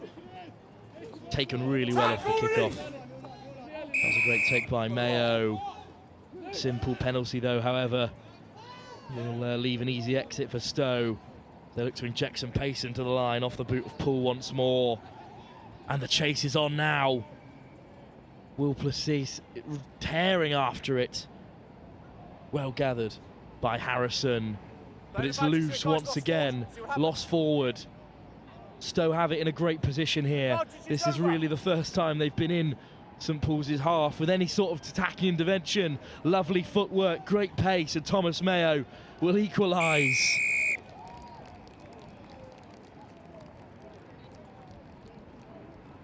Well, that's a wonderful score. They've barely had a sniff so far, Stowe School, but the first time in this first half that they make their way into St Paul's red zone. They've scored so clinically. Great pressure in the defensive line to force that turnover. Great footwork from Mayo.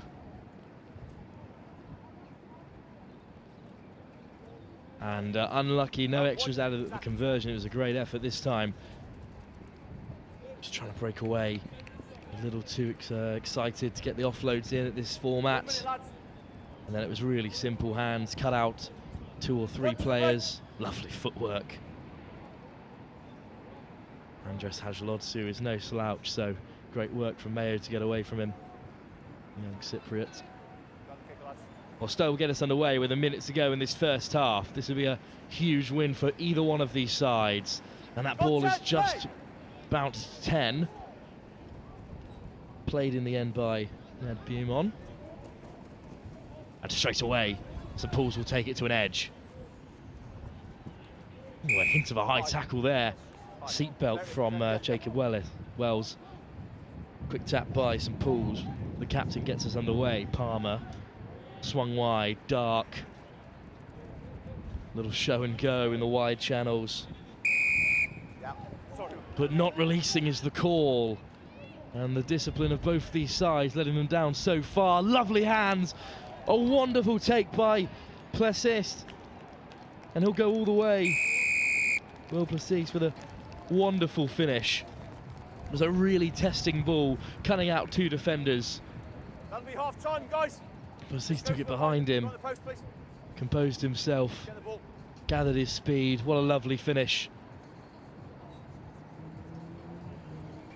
And Stowe School have turned this game around. With the added extras, Stowe will go in at half time with a 12-5 lead over St Paul's. Great work in the breakdown. Wonderful work from Cohen, and then it was Cohen's lovely flash pass over the top of Dark, and great work. Plessis, he gathered it so well, and a lovely score.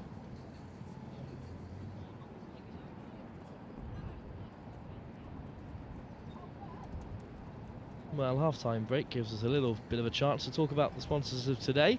IQ Rugby. Now they work with the IRFU, the Irish Rugby Football Union, to identify IQ rugby players. That's Irish qualified players who might be looking to take part in not just representing Ireland, but also the Irish Exiles. They've got great connections to the great counties of Ireland, and as well as pathways to the Irish national team. But they're here today, having a little snoop around at who may be qualified for the great nation of Ireland following their Grand Slam victory in the Six Nations. We'll be returning very shortly for the second half here, where St Paul's trail by 12-5 against Stowe School.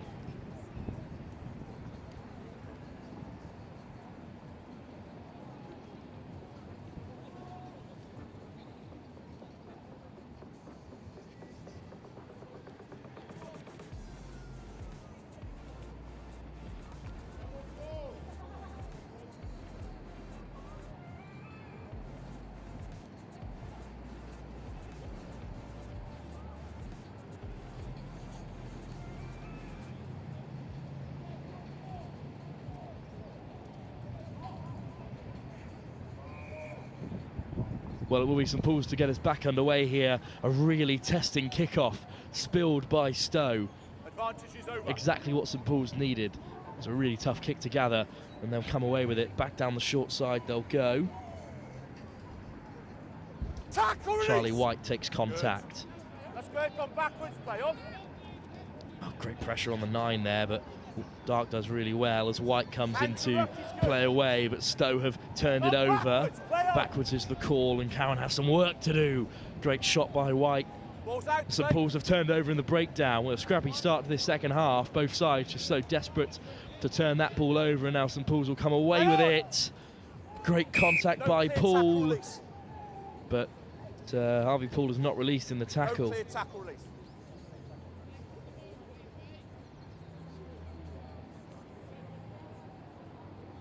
Oh, lovely step once more from the captain, Palmer. Oh, spilled in contact. Play on is the call after being stripped in contact once more. Neither side being able to string together any phases. Now Stowe will look for some width. Oh, that's an excellent run on the wide channel. That's beautiful work. It's that man again, Wellington. Really fantastic work in the wide channels. So patient, so calm. And a lovely offload once more. And that's another try for Stowe. Wonderful stuff from Wellington. He's really turned the game around himself. Harvey Poole, I believe, the final try scorer, and Noah Cowan adds the extras. Wellington just testing, teasing, a big fend there. And Billy Davis, and away he goes, eventually caught by, that is Thomas Dark in number 2, and then tipped off to Harvey Poole. 2 number 2s on the pitch. Jacob Bethel, I apologise for misidentificating you with your number 2 shirt on as well. So Pools will get us underway. Great pressure off the kickoff once more on Dark. Bit of afters in the wide channel that the referee was not happy with. Pack it in the area, calls the referee. That's exactly the kind of officiating we like to see. Scrum to St Paul's as they are in possession.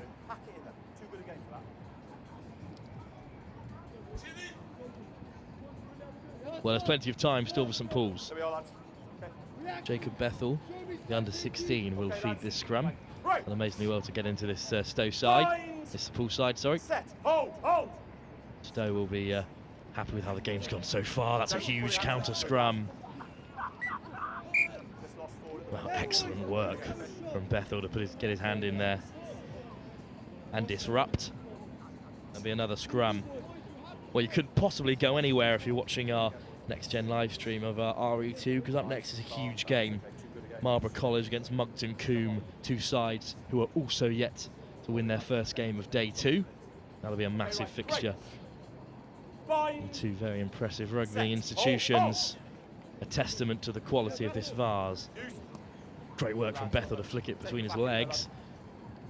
Puts St Paul's under a little bit of pressure, but Palmer's broken the first tackle, the captain, on the loop around. Teasing, really great stuff from St Paul's. Just can't put him down. It's taken 3 men on him. Good work in the ruck, perhaps. And in fact, he's been done for no releasing. Well, if you get 3 players on 1 in the game of 7s, you're unlikely to keep possession for long. Mayo comes away with it. Stowe's first try scorer. Offload to Wellis. Jacob Wells penalised for not releasing, and great work in the breakdown by both sides. It's most certainly on the short side now for St Paul's, who've got numbers there. White flicks it back inside. Great ball by Palmer. Here's Bethel, gets the ball on quickly. They've got numbers up on this short side. Great offload once more. Hint of a high tackle, and that's what the referee has called it. Josh Thomas will play from the tap. Bethel takes it. Pools are keen to get the game underway. White, no advantage. A late tackle is the call. So once again, Palmer will look to inject some pace into the St Paul's attack. Dips onto Fitzpatrick. Dragged down just short of the 22. Bethel to the toe. Bumbled in the wide channels, but eventually well gathered, and Stowe have a chance now to exit. Just flat across the face of the fence, Stowe ran, and a lovely out the back offload. And White's the last defender, but Mayo may be around him, and Thomas Mayo might cap off this Stowe performance. The first scorer and the last, with just over a minute and a half to go. A lovely finish by Thomas Mayo. Lovely round narrative of Stowe's performance, really. Thomas Mayo to get that 4th try.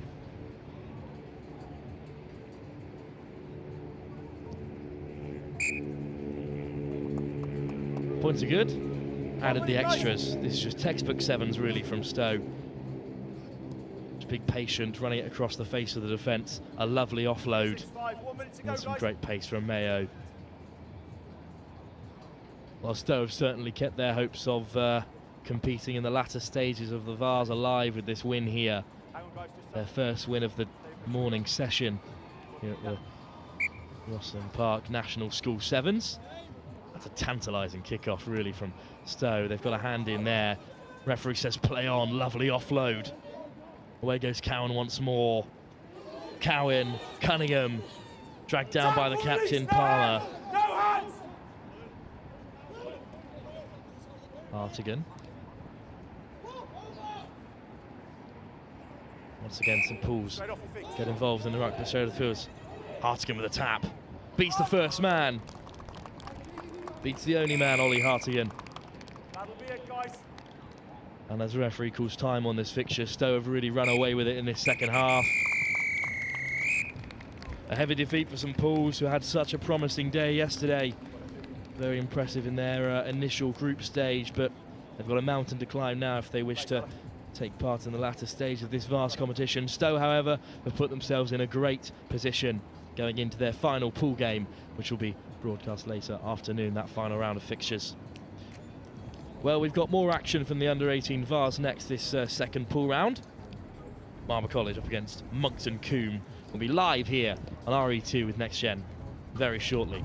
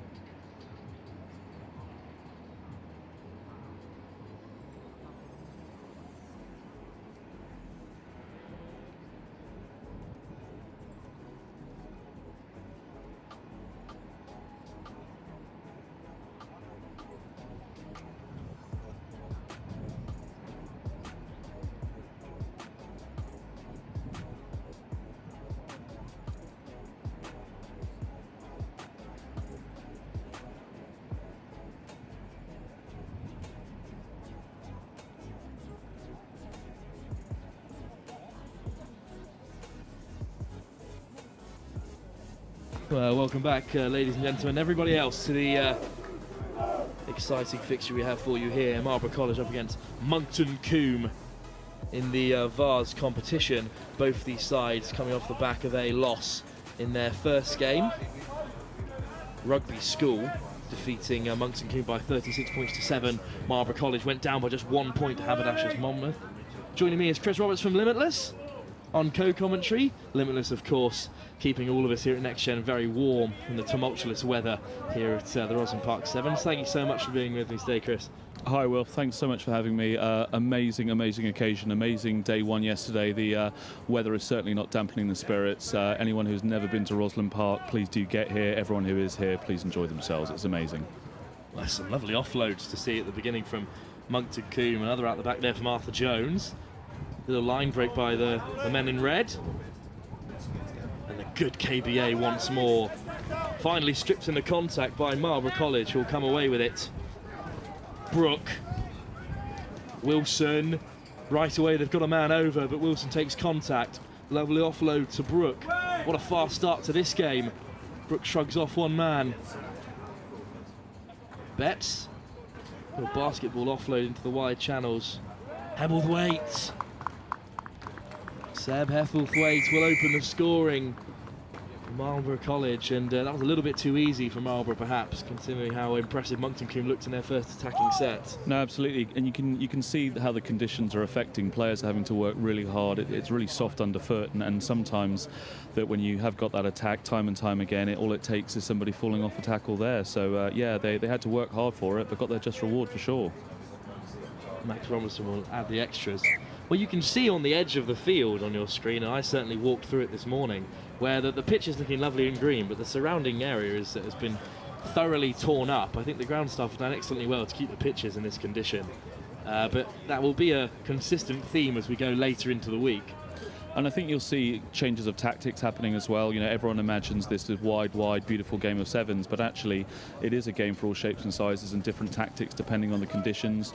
You know, you might send some of the bigger boys up the middle to initiate that contact and then look to get the ball wide. It's a hanging kickoff from Charlie Brook, high and wide, puts Moncton Coombe back in their 22 where they failed to break out of earlier. Release now, tackle! Still Moncton Coombe in possession. Little switch against the grain, looking for the wide channels. It's a great run. It's a great break from Kingsbury. Kingsbury looks to take on the last man. A lovely tackle by Brook. And then knocked on. Well, great defensive set from Marlborough, and now their hands is the call from all sidelines. Josh Uma with the wheels on the outside. One man to beat. Great fend and lovely support from Woody Wilson, who will score Marlborough's second try. Well, that seems to be Marlborough's tactic so far, is put Moncton Coombe in deep into their 22, trust that they can force an error and then counter. And in sevens, of course, we talk about various tactics, but there's no substitute for pace there, and getting that ball wide. Took the outside, and we talk about the soft conditions, but the winger there made it look really easy, and just rewards, you know, the player being supporting on the inside, worked really hard to get there, and it was really crucial to finishing that off. Well, the other game going on in this pool at the moment, Haberdashers Monmouth against Rugby School. Rugby School, of course, gearing up for their own big competition on the weekend, so they're a very dangerous side in this Vase competition. We've seen already for their massive 36-7 win over Moncton Coombe. Change of tactic, however, from Marlborough College from this kickoff. They've gone short, just grubbering it along the muddy turf. Good physicality from Moncton Coombe, however, up to the 15. Patient play from Moncton Coombe. And now they take it to the line. Great running from Martindale. Oh, a beautiful tap tackle. Martindale's done so well to get the ball away from that defender who's so keen to turn it over. But a great counter ruck. Well, not releasing, I think, will be the final call there. And Brook will get us underway straight away, but just off the mark. What a huge tap tackle that was on Martindale as he was running through. Well, it was a try saver, wasn't it? You know, amazing effort to bring him down there. And I think what's really interesting, if you look at the breakdown, Marlborough are being very selective at what they do at the breakdown. Sometimes it's not competing, keeping players on the feet, and other times they're being an example. They're selecting to go for the ball and getting the turnover. Really clever play from the Marlborough players there. Bit of a let-off for Moncton Coombe there, however, as the tap penalty didn't leave the hands of Brook. I think we've all been there. Goodman. Little switch play from Kingsbury. Patient stuff from Moncton Coombe once more, but when they spot the gap, they will go for it. Lovely offload inside. It's Martindale once more. Two men to bring him down, just in short of Marlborough's 22. Patient play from Goodman once again. Kingsbury with the fend, breaks the first tackle, flung over the top but forward, unfortunately. And Marlborough being very patient and very considered in defence, but what you'll actually see, you know, Moncton have got to engage that defence. It's very easy for Marlborough just to sit back and just go left to right. They're not going to end up breaking that Marlborough defence down. Moncton are going to have to engage, and actually when they do, particularly with their big man and their rangy players, is when they are breaking down with support on either the inside or the outside. Well, it's all going Marlborough's way so far. Moncton Coombe have spotted the gap on a few occasions as both sides ring in the changes. Off goes the try scorer. So Hepplethwaite with the first try for Marlborough. Straight out the side there. Harlan Hines will have another opportunity to feed this scrum. Go! Bind! Set! Hines takes it to the short side himself. Great pace from Harlan Hines, who's got Martindale at his heels, but Hines will beat him. Hines could go all the way here. And that's a lovely finish. You spoke earlier about there being no substitute for pace in the game of sevens. Been executed.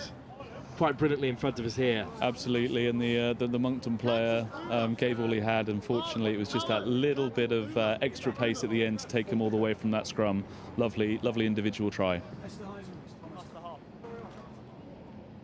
Well, Brook will look to add the extras, but Marlborough College could be going in 21 points to 0 here over Moncton Coombe. And of course, we talk about tries being so important, but actually its conversions are absolutely vital. You know, more often than not, we talk about this magic 21-point mark in sevens that it's very, very difficult to come back from. And that try under the sticks made that conversion very easy. It's taken Marlborough up to that 21-0. Well, Marlborough College know all about that following their 21-20 defeat to Haberdashers Monmouth in the last game, where they scored one more try and still managed to end up losing that fixture. So I think that's definitely a question that's been asked of them. Well, that'll bring us to half-time here at Marlborough College. 21-0 up against Moncton Coombe. Moncton Coombe with a mountain to climb if they want to get their Vase second phase ambitions back on track. But this is exactly the kind of performance that Marlborough College needed going into their huge game against Rugby School at 1 o'clock. While we're here, we'll talk a little bit more about Limitless. And I've been wearing Limitless clothing for as long as I've been with Next Gen, which has been great stuff. But how excited are Limitless to be here at the ROSSLYN Park Sevens, which is a great... I think to say we're excited is an understatement. We had obviously day one yesterday.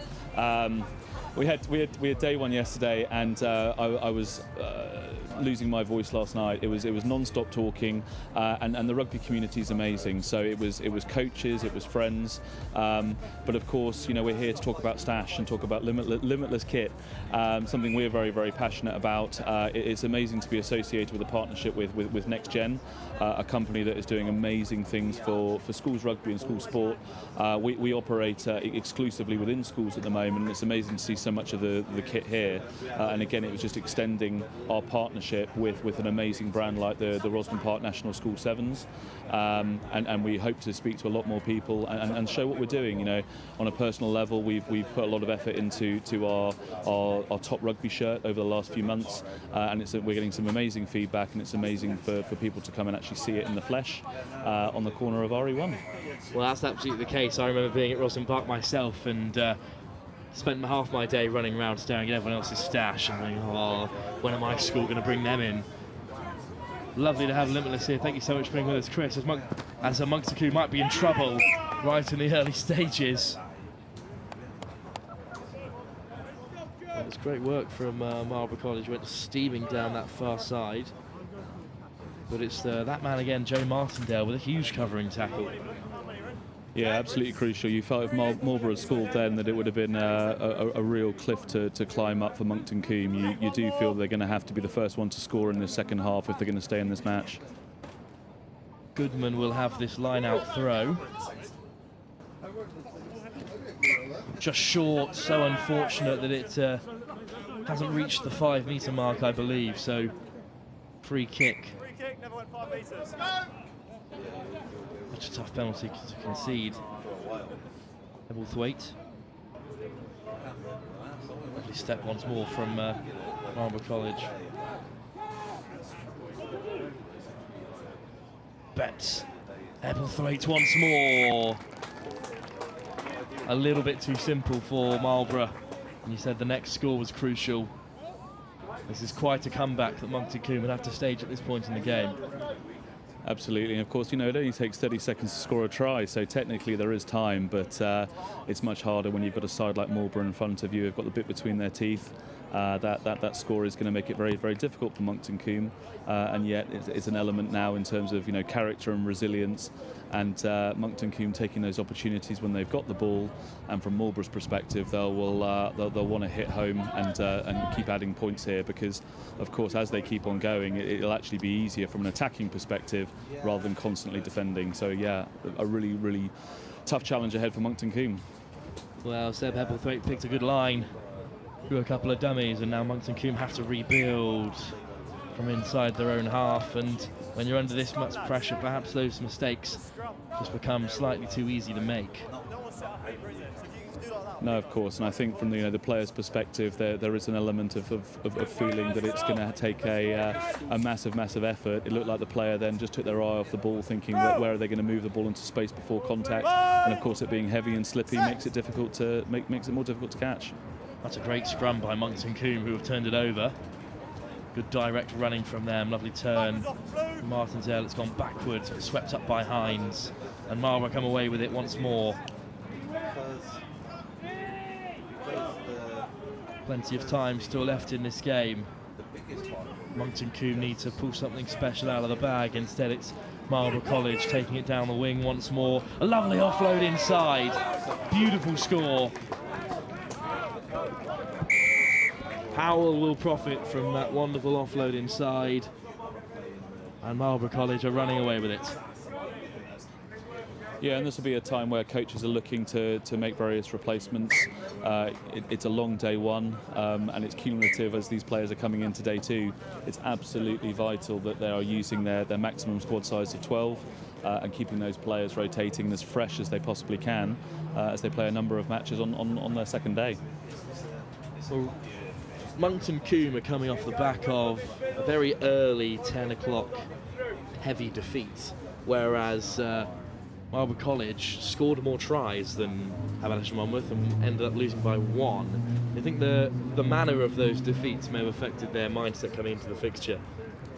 And it can be, very difficult. You've got the highs of coming through a day one, which in itself is a magnificent achievement for any side coming back for a day two at ROSSLYN Park is absolutely amazing. But of course, it makes it absolutely a massive effort where it's so competitive on day two, and the reality is losing match one makes it very, very difficult to qualify, and it is perhaps very natural that when you start to go down in that second game, you can be a little bit deflated.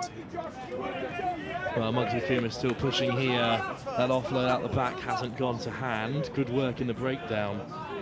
Moncton Coombe still with some wind in their sails. Flung back towards the short side. Lovely little switch inside to West. Well gathered by Moncton Coombe again, still retaining possession. Just inside their own half. Back down the short side they come. Big physical contact by Jones. And now there might be a little bit of space. There's advantage for Moncton Coombe. Martindale takes it to the line. Martindale has gone down slightly uncomfortably there. He's a very important player to Moncton Coombe. But he looks like he'll soldier on. Marlborough is flying up a bit quick then. They're definitely looking to put pressure on Moncton from a defensive perspective. It was a little bit offside, but it also showed that when Moncton Coombe are engaging with their big men, that's when they're getting the most reward. In centre field. Little switch into Jones once more. Takes on featherweight and beats him. That's an excellent take by Goodman. Owen Goodman just a little bit short of options. And look how Marlborough College just fill the field. So they'll take it to the line instead, Moncton Coombe. A good offload. Imani. Jones once more. That's always backwards. A lovely pickup. Really great work from Wallace. Wallace looks to fend off the last man. And now it's Wallace against Uma. Wallace puts 2 to the deck. Well, what a wonderful finish that is from Peter Wallace. A great pickup to start it from inside his own half. And that is a lovely finish. Peter Wallace felt a bit like William Wallace, staying in the battle and taking it there. Could have easily have fallen off then and ran it in for the try. Really, really pleasing to see that from Moncton Coombe. That will give that a little bit of a lift going into the final couple of minutes. They'll know they're not going to win this match, but if they can finish on a high, that gives them a momentum for their final game of the day later. It's a really classy pick-up from Wallace. Fends off Brook, who's had a very good game, and you think Uma might just have him there, but mix up between the two Marlborough College players. And Moncton Coombe will get us back and away with just over a minute to go here. It's taken well by Uma in the wide channels, who looks to beat the first offenders. The basket will pass inside. And now Marlborough College will go steaming away to the corner. Back comes Martindale, who makes the tackle. And a penalty there for rolling. The player was held, so this is one last chance for Moncton Coombe to leave a marker on this game.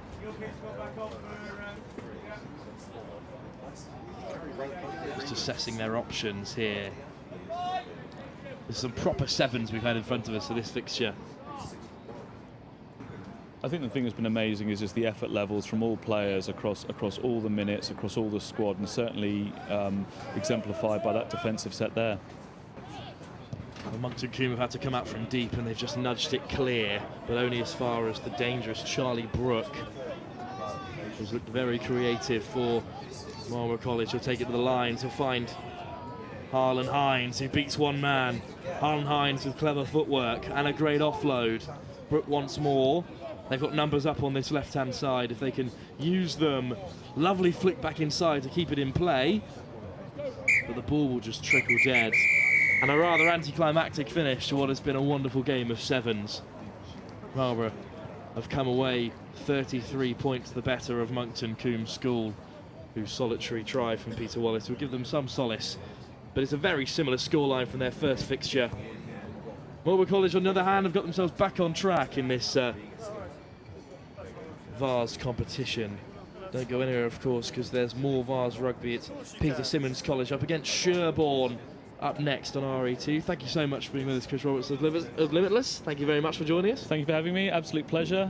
Enjoy the rest of the day. Enjoy the rest of the week. Thanks very much. So there's more rugby to come very soon on RE2 here with Next Gen at the National Schools Rugby Sevens. It's more under 18 Vase. This time it's Sherborne up against Peter Symonds College.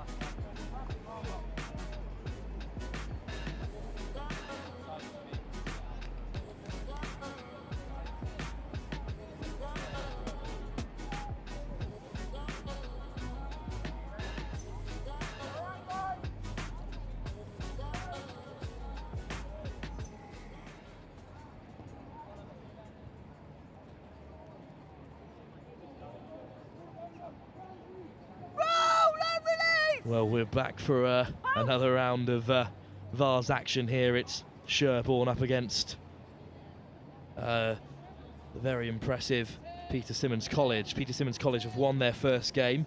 It was a big 14-10 victory, hard fought against the Grammar School of Leeds, whereas Sherborne School have gone down to Bromsgrove. Advantage.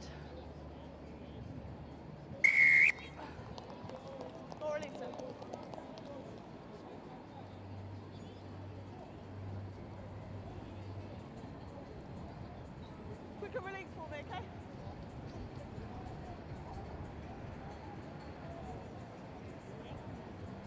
You ready, Ted?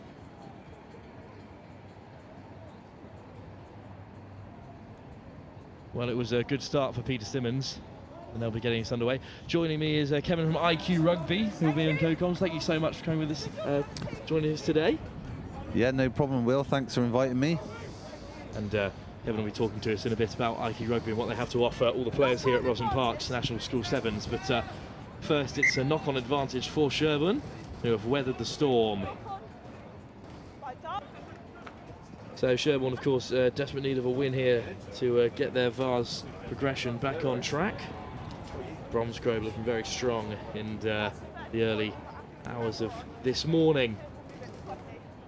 Peter Symonds College with a big win over the Grammar School at Leeds. We've travelled down from the north of England for this tournament. They'll be looking to continue their success in this competition. Sherborne with the feed. Little switch play, but Sherborne come away with it through their number 12, Ollie Gorey. And away he goes still. The little orange, that's what they're calling Ollie Orange, and he's still going. He could go all the way here for Sherborne. What a great individual try. Oh, fantastic. You know, the gap just opened for him there, and he was gone. And fair play to him. That takes some effort to go the full length of the pitch there. Well, it was an excellently executed move from Sherborne. The first time they've had ball in hands all day so far on RE2. And a lovely finish from Ollie Gorringe. Looking to have the extras, but no luck there. Love to have another look at this wonderful try. So really clean scrum ball, that's a great start. And then a switch play, sold the dummy and got the legs pumping, and Peter Symonds College had no answer. Sherborne have opened the scoring.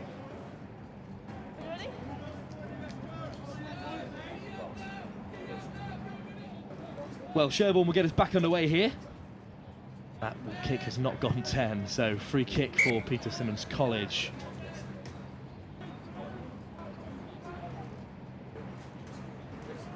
Just looking at the two sides initially, Sherborne certainly seemed to have the size advantage on Peter Symonds, but how much will that matter in this short format game?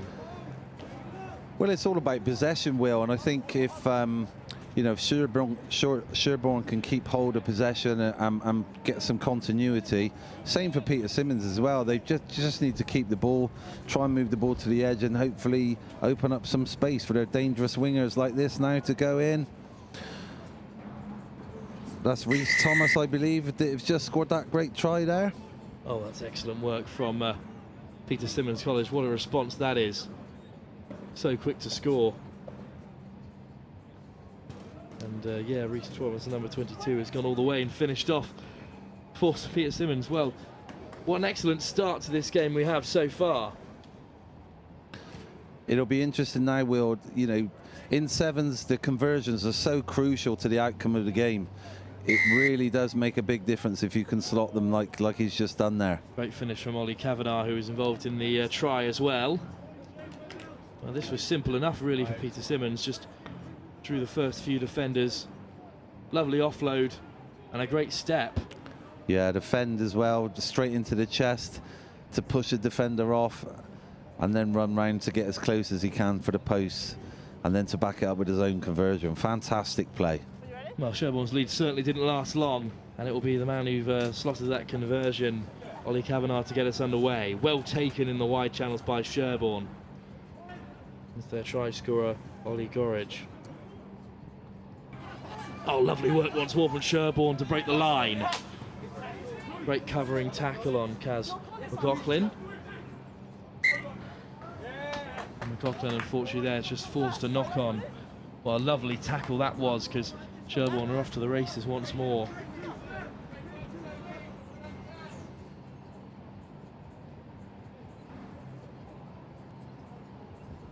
Well, every attack has looked so dangerous so far for both sides.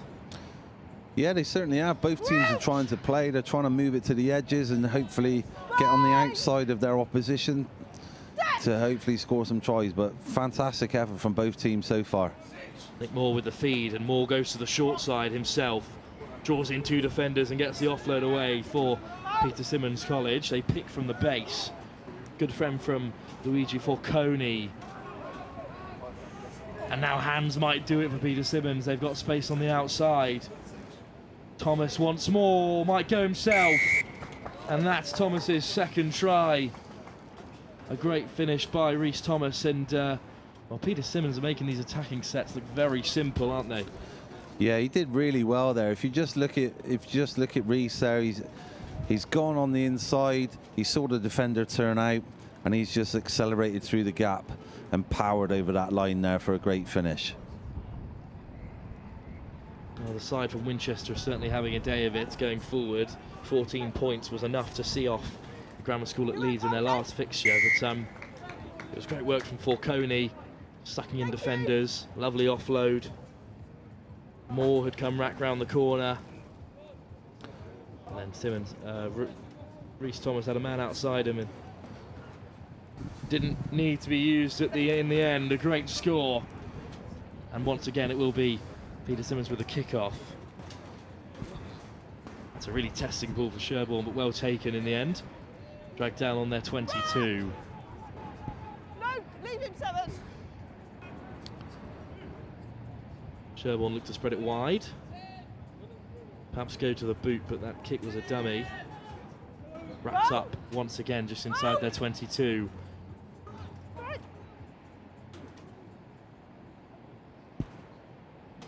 That's a very difficult lofted ball. Well taken. And it could put Sherborne in the ascendancy as they look to break once again. Peter Symonds go fishing in the ruck there, but it's been swept up by Sherborne, who might have a little space in these wide channels.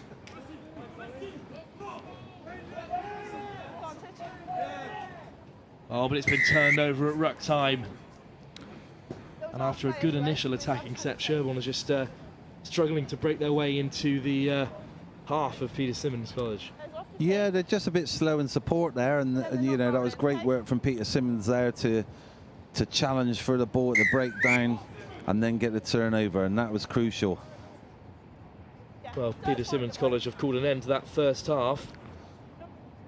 14 points to 5. They currently lead Sherborne School. A great performance by Peter Symonds, who have made try scoring look really easy so far, with some great, excellent team tries.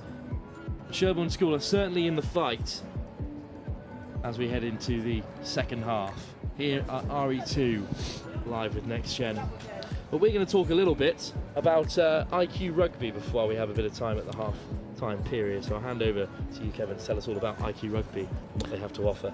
Yeah, thanks, Will. So my name's Kevin Maggs. I work for the Irish Rugby Union, and my job is to identify, monitor, mentor players to look that are Irish qualified, to look to give them opportunities to play for Ireland under 18s, Ireland under 19s and Ireland 20s.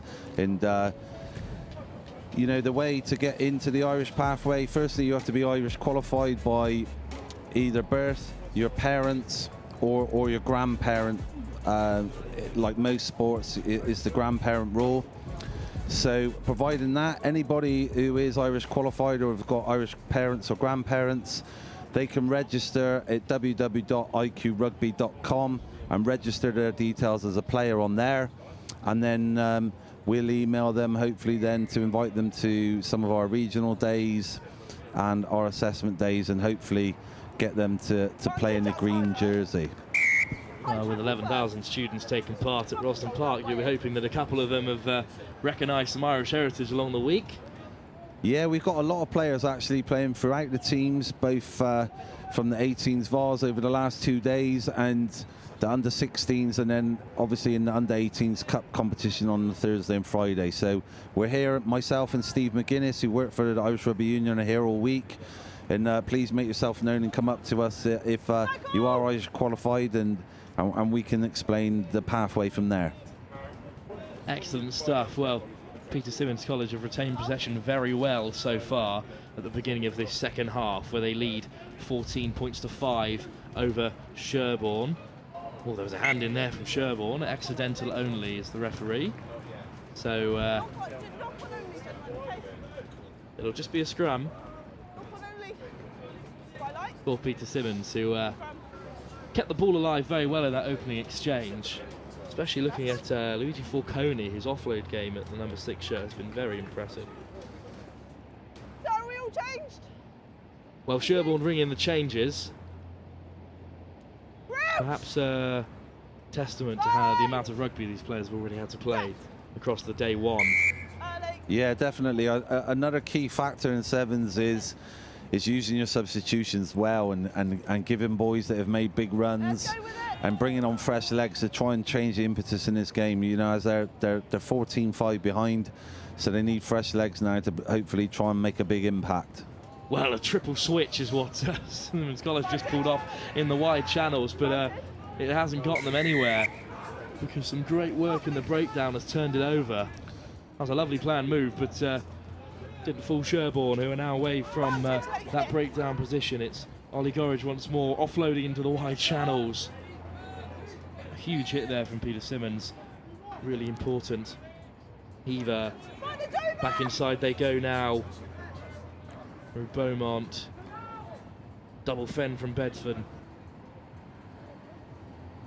bit of pace to take it up to the line. Ball's out, no ruck! Ball is out and no ruck was formed, but that player decided to leave it. It's all right because Sherborne will play away from that congested position through their try scorer, Ollie Gorridge. To the boots now goes Sherborne with it. And unfortunately just roll off into the touchline, but a good bit of territory. Sherborne, who weren't making the yards they wanted. Yeah, they just need to try and put Peter Symonds under a bit of pressure now. I think it's probably the right idea. They would have liked it to have stayed in field probably, but they really need to put pressure now on the line out of Peter Symonds for Sherborne to put some pressure on them. Well, this is a big moment in the tie. Only one try separating the two sides, but Sherborne know they'll need 2 scores to overturn the 9-point deficit that currently faces them. And depending on other results elsewhere, Peter Symonds College could well go top of this group, and the line-out's been won as Moore plays away. Oh, Moore might break the line himself. Nick Moore, great running from him. Good momentum for Peter Symonds College as they go into the wide channels. Lovely footwork and fend, and a offload knock goes to hand there from Reece Thomas. So knock on is the call.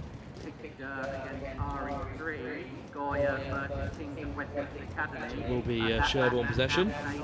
Great exit from Nick Moore, really. Didn't go all the way as I'm sure he wanted to, but Peter Symonds College have played themselves out of trouble. Sherborne now are really going to have to make this possession pay off for them now. They really need a good attacking set from this scrum to give them some go forward to hopefully build some pressure. Beaumont, little flick round the corner for him once more. Lovely step into the outside channel. And away goes Toby Beaumont, puts it to the toe. Unfortunately can't regather. Peter Symonds College, lovely out the back offload. They might feel the momentum. Great ball from Moore. Falcone is dragged down, but the offload, his offload's been intercepted.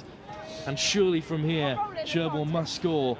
They have the penalty advantage to play with, and they've got numbers up on this left-hand side. It's a great line, run short, but that offload's not gone where it wanted to, so they'll go back for the penalty advantage. 2 minutes left Sherborne have for this 2 scores. Beaumont gets us underway. Simple hands into the wide channel. Just short of the 5 metre. Must surely be a try. Gorridge. Cable. They go all the way wide here to Reeve, who will saunter in. It's a good finish, but a very difficult conversion.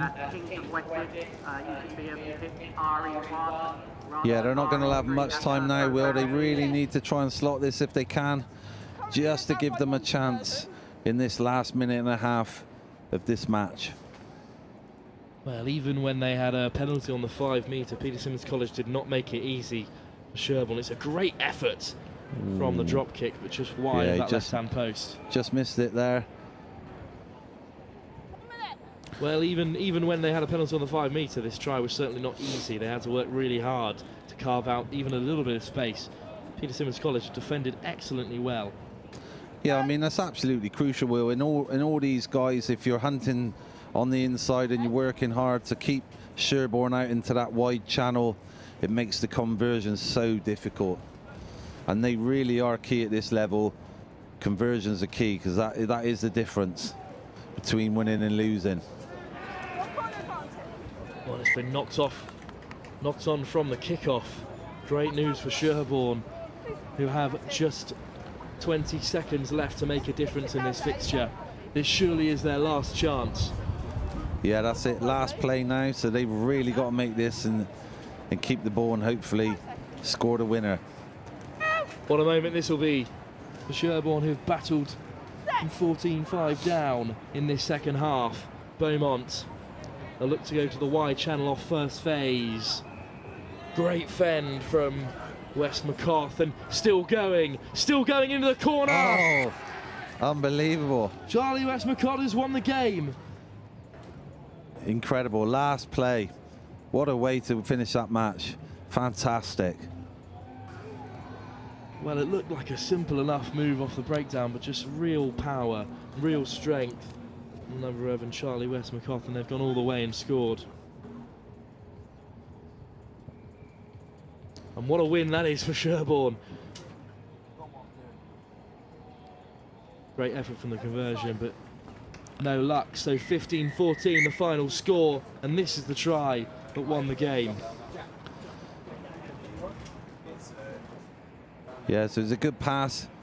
Good pass from Cassie McLaughlin, who gave it to the centre on a wraparound, and he just saw the defender turn his shoulder just slightly and then went straight through the gap. And what a finish to win the game. Final play. Well, a huge win for Sherborne, who have blown this group wide open. We await on results elsewhere, but Peter Symonds College, after winning their first game, have fallen at the last.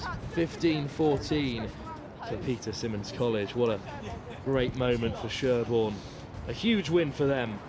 And we will wait on bated breath, excitedly seeing how these second phase Vase groups will turn up. Thank you so much for joining me, Kevin, and talking all about IQ Ireland.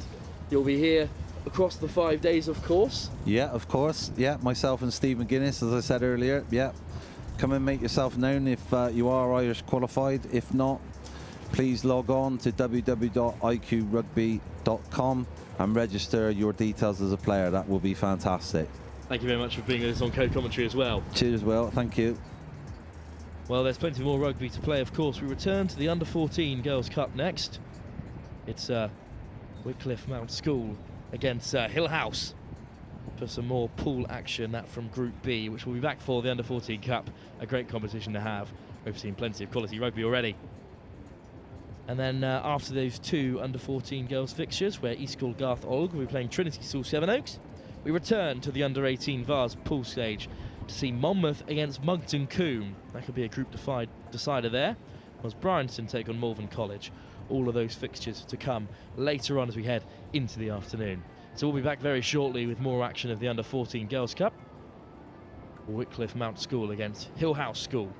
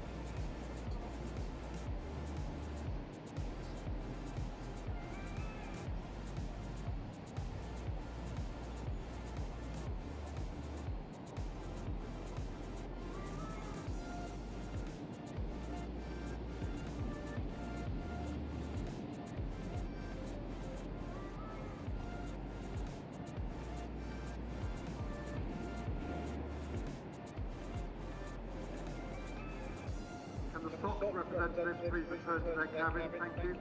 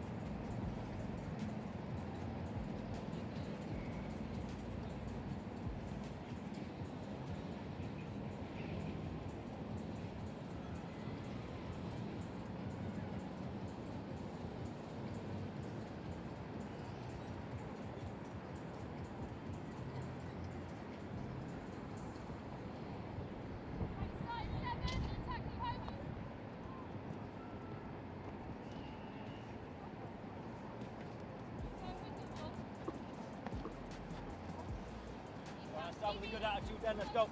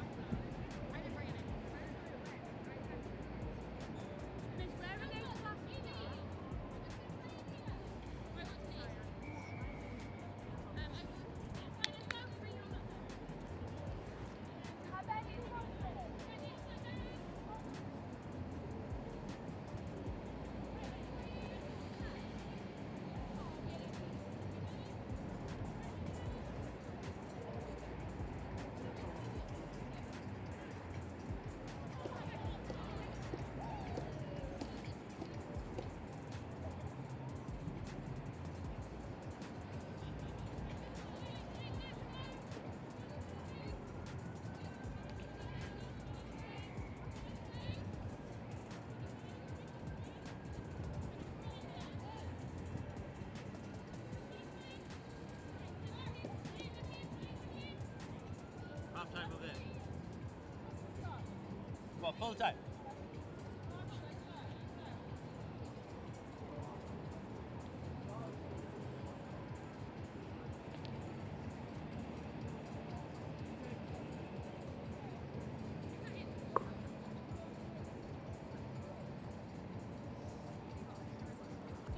Big opportunity. Train him in a warm-up. Big opportunity. Show what you can do.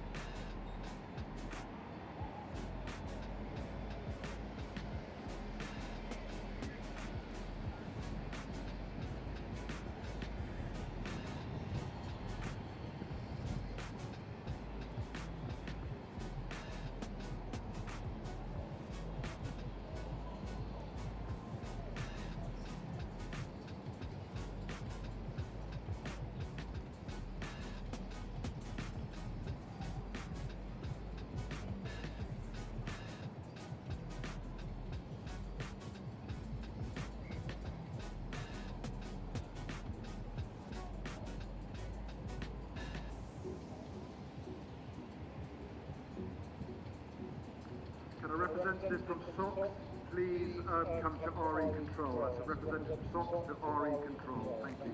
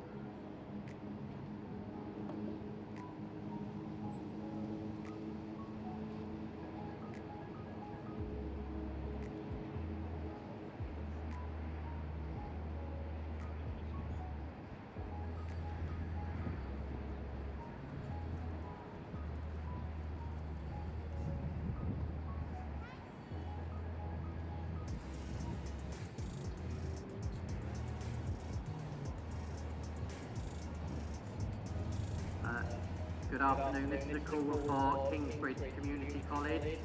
A call for Kingsbridge Community College. Your 12:40 fixture on RE3 against Badlower will be taking place if Kingsbridge College are on site. Please today make yourselves known. That's a call for Kingsbridge Community College.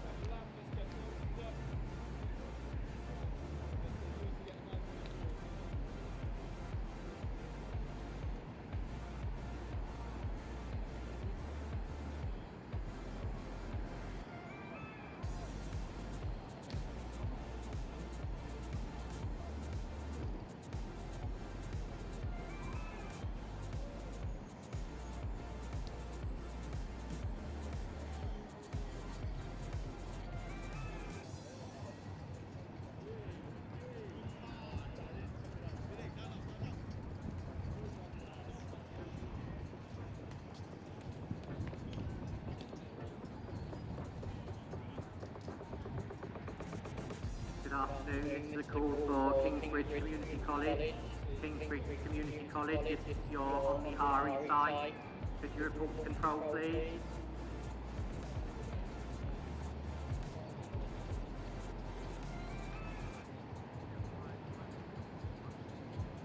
I only went on. I wouldn't have played. No, I wouldn't have played the game.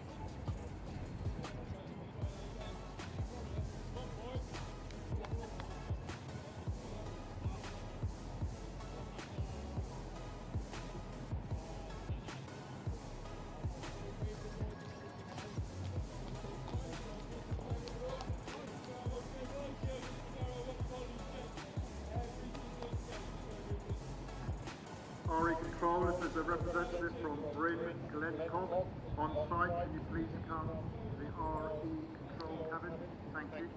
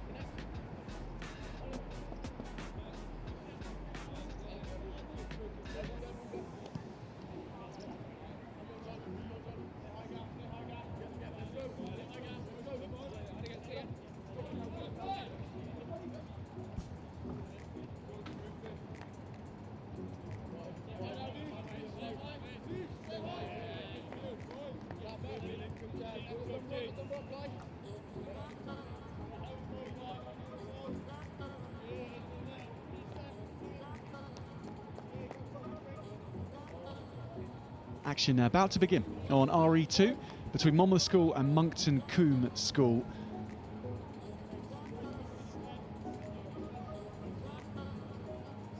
We're in the Group Vase C, and the context here is interesting, particularly for Monmouth School. For Moncton School, firstly, undressing in their red jerseys. They're on their second day at ROSSLYN Park ever, so already a great achievement for them. They've lost their first two games today, but they get a chance to try and influence how this group unfolds by playing against Haberdasher's Monmouth School. Monmouth, they are 1 from 2 in terms of victories today, narrowly beating Marlborough College in their first match this morning, 21 points to 20, and then almost as narrowly losing to Rugby School in their second match, 24 points to 22. So if they are to go through from this group as the pool toppers, and that will put them into the plate, then they're going to have to rely on Marlborough to do them a favour against Rugby and also come out on top against Moncton now. However, if they finish second in the pool, they still go through to knockout rounds, but it's in the bowl competition.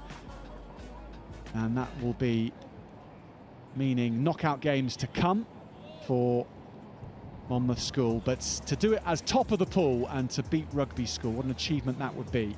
It's a really, really tight pool, this one. So it'll be fascinating to see how it plays out.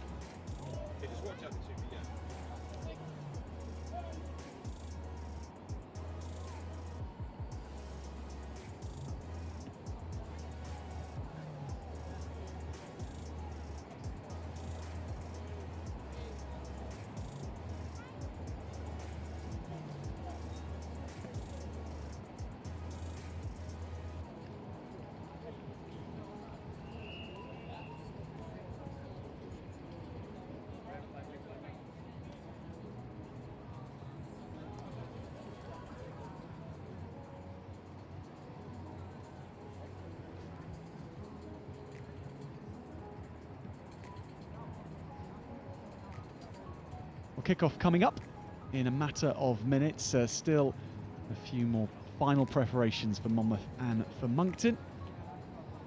We'll be getting underway shortly.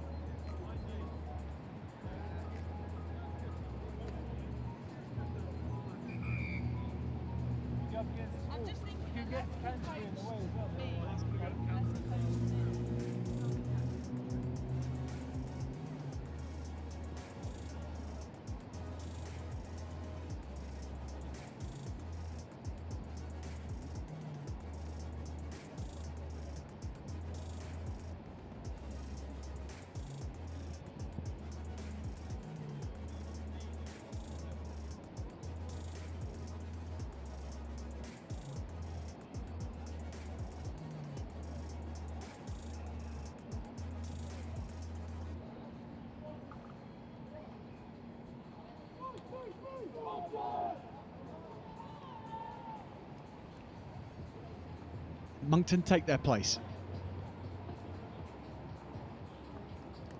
2 defeats so far today. 36 points to 7 to Rugby School, and then 33 points to 7 against Marlborough. It's been a tough group, and with the way results have played out for Monmouth in their games, this may be a tough one again, but can they finish on a high? Monmouth needing the points from this win for qualification to the plate competition. So up we go between Monmouth, who are playing in the brown and yellow, and Moncton in the red and the blue, but you'll know that already. And Moncton starting well. Nice break up field, taking on the sweeper, and this is Owen Goodman, and Goodman is storming away. Moncton upsetting the apple cart against Monmouth with an individual score from Owen Goodman that says everything about how this team have taken to ROSSLYN Park this year. And they're not done yet.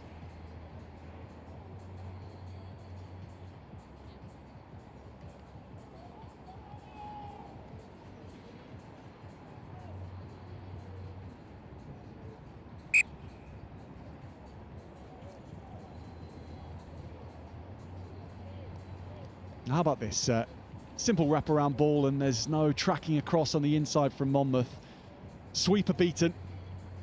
And then you felt here that the cover was going to get there in the shape of George Tuckley. But there was good speed from Goodman. Our referee today, by the way, Rhys Cleary, and he said to say hello to his wife Jessica, watching along the live streams. But here we go again with Moncton, and keeping it alive off the floor. Hacked through. Still in Moncton hands though. And this is Goodman, the try scorer. And that's Joe Martindale on the ball. Hands from Kingsbury, and Moncton causing all the problems early on. Good tracking back from Monmouth, but the support is there. And Moncton Coombe, it's Callum Kingsbury with a second try. Well, this is against how results have gone so far today. But aren't these just the games where surprises can be sprung? And those who keep their level of play in this final group game as the day does wear on.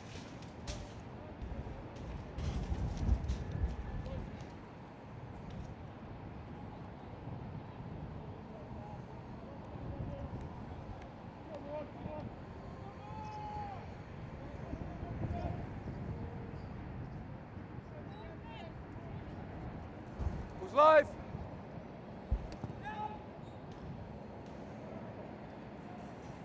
Long kick downfield, but with this wind that has just started to gust around RE2 and almost taken our tent off its tent poles, it's gone way too long from Moncton. So Monmouth looking to get back into things, and they do so, breaking through. Lovely bust through the midfield. Shay Lewis. Fine try from Monmouth's number 9, Shay Lewis.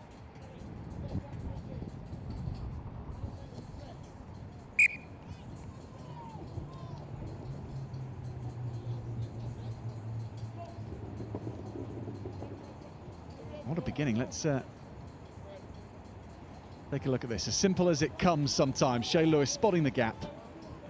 And the sweeper tracking back, but not with enough. And the deception from Lewis. Ball's live. Monmouth kicking long. Moncton spreading the play nicely. Good breakthrough from Martindale. Playing with the advantage. Martindale gets up, beats the sweeper. Gets the offload too.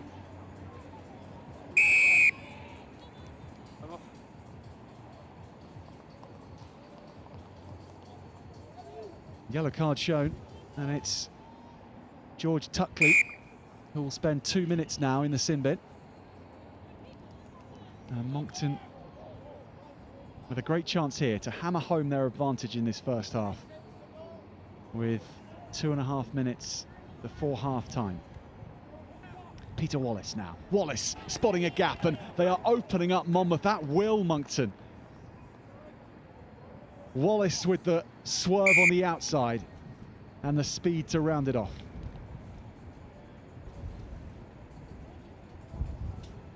Hasn't hit the conversion though. The yellow card. 17-7. Full credit for this gas here. The 7 of Moncton exploiting Monmouth.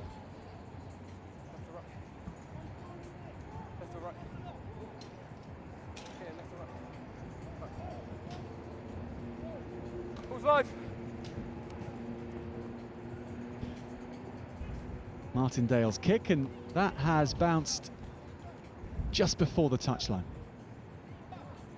So a gain of ground, but conceding possession. Hugely important for Monmouth to come through this match if they're to make it through to the next stage. You need 3 in the line. Rugby School playing Marlborough currently on the main pitch. If you want to keep across the action there is coverage of that pitch too. You need to match. What have you opted Potential for some double screening if you get both of those up on your laptop. Stay across the results. Moncton, though, everything going their way as they look for their first victory on day 2. And they've done everything to put themselves in a good position. Kingsbury putting the gas on. Callum Kingsbury all the way. Just can't stop these boys in red. Restart. For the restart. Need to go that way. Need to be restart. Can't go beyond touch. Martindale sets this off in the right direction. Doesn't quite hit it. Sorry? 20 seconds.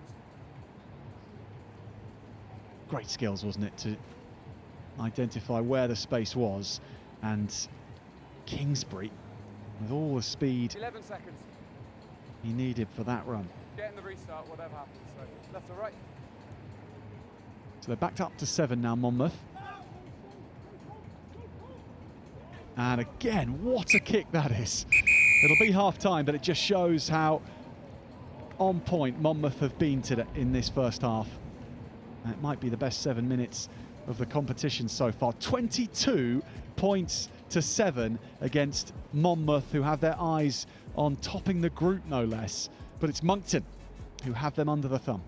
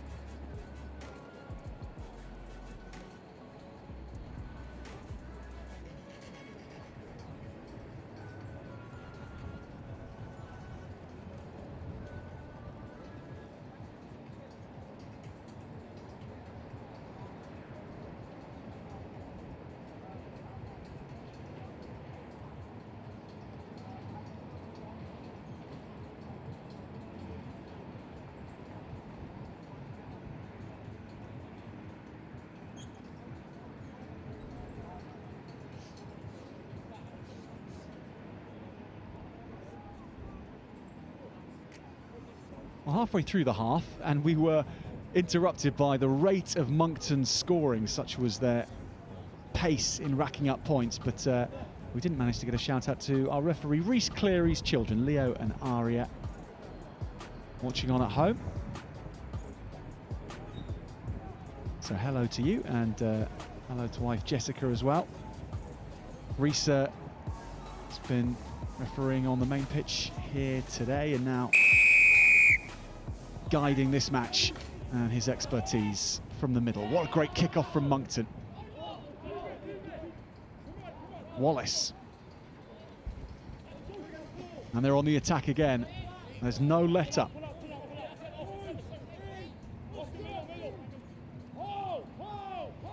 Freddie Billing on the field in the black scrum hat.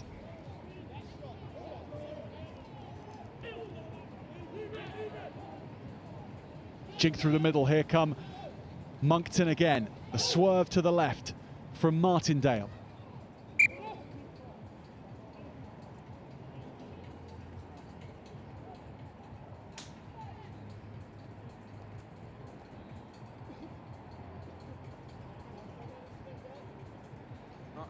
Give off the mark, mate. That's the middle. Crouch! Bye! Set! Shay Lewis, the sole try scorer for Monmouth so far.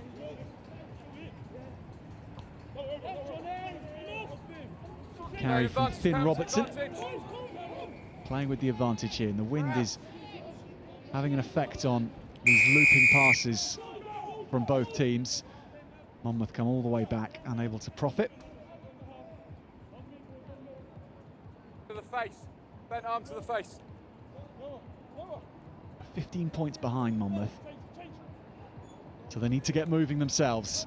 Working to the edge, keeping their feet. Lovely flip back inside. Lewis on the ball. Moncton come out of the line. That's a switch down this blind side. And the hard running of Monmouth's Tom Stenterford. Nothing going, don't knock.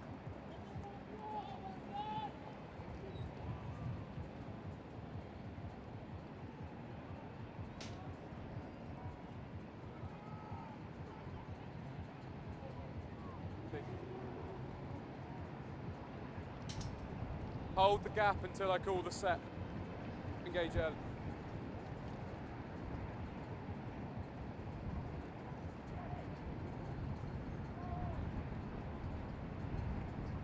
Come up. I need chance. Hold the gap.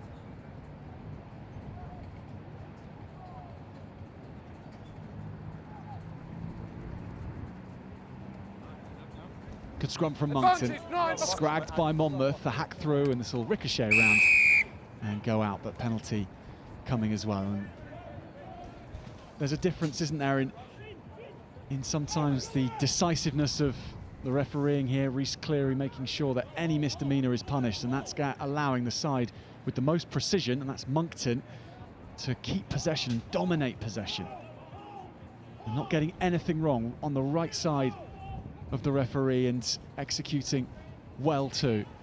But Monmouth have that capability of striking, and they get it right this time. Fernandez Ford in the 7 shirt goes, carries hard. Fernandez Ford. Chance to go back to the blind side.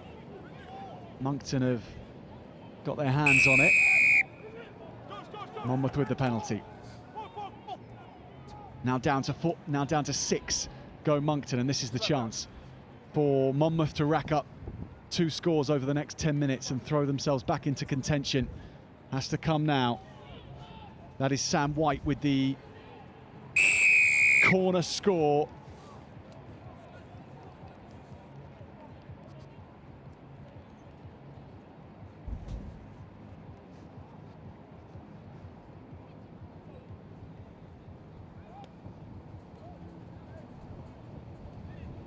In actual fact, may have been Tom Stenterford. Apologise. But Monmouth with some good hands here from Robertson. And then Stenterford looping round and looking to go in.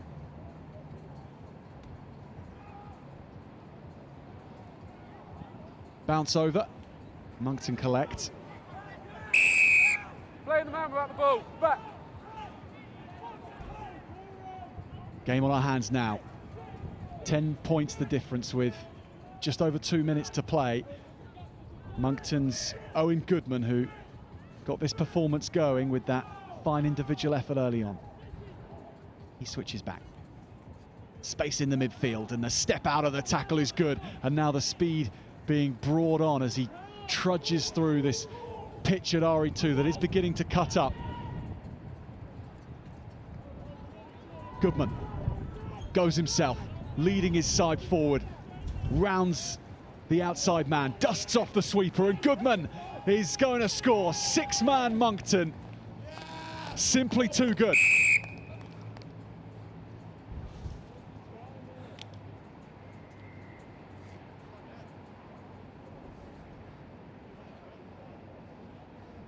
And to do that against 7 takes some doing, but is exactly the type of lung-busting work which Moncton have put in all game. They've got everything right, and after 2 heavy defeats, in their first ever appearance on day 2 at ROSSLYN Park, they have got this victory to go home with, and what a one it is to cherish as well. 1 minute. Owen Goodman. He can do it all by himself, this man. Left or right. Left or right. Thank you. Ball's alive.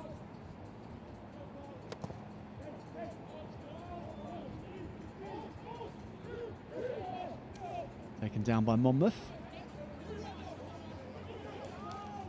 Stenterford.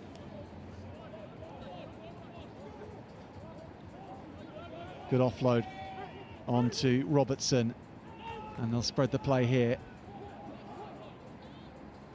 Cutting back goes Judd. This is Fernandez Ford, hard runner.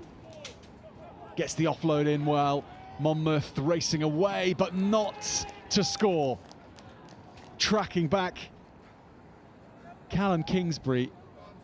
Another telling impact on this game from Kingsbury, and Moncton Coombe School end their time at ROSSLYN Park with a famous victory. Monmouth School looking for points and a victory to top the pool, but they came up against a school that just wanted that maiden victory on day 2. Well, they end their time here. Moncton at ROSSLYN Park on a high, and we'll have to wait to see what happens to Monmouth School. And the result over on the main pitch will be telling in that regard. They might be able to go through, possibly in 2nd position, possibly in 3rd position as well, as one of the lucky losers in the competition. So a little wait on for Monmouth to see how they do and whether they can continue their time. But Moncton have something to pack their bags with as they head back home. So coming up next on pitch number 2, we'll be bringing you Bryanston against Malvern College in the under-18 Vase, and then girls under-14 action takes place after that with Bohunt Wokingham against Kings of Wessex Academy.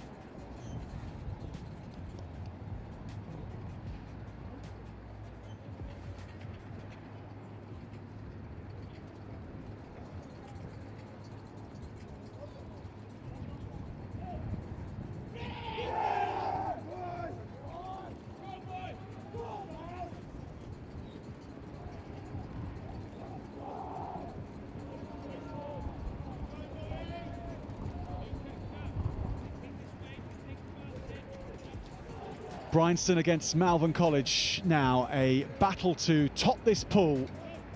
Two sides who have won their first 2 games on day 2. And Bryanston will kick us off. Malvern College receiving. It's going to bounce nicely for Bryanston. Nice work down the edge. And then the big fend is put on, offloading out of contact. Great start for Bryanston.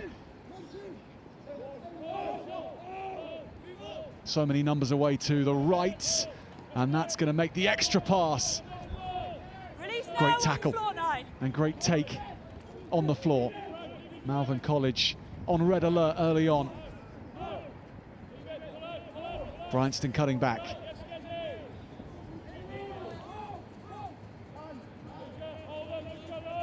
To set defence they're up against, so the straight is needed, the offload is there too. And Bryanston begin in perfect form.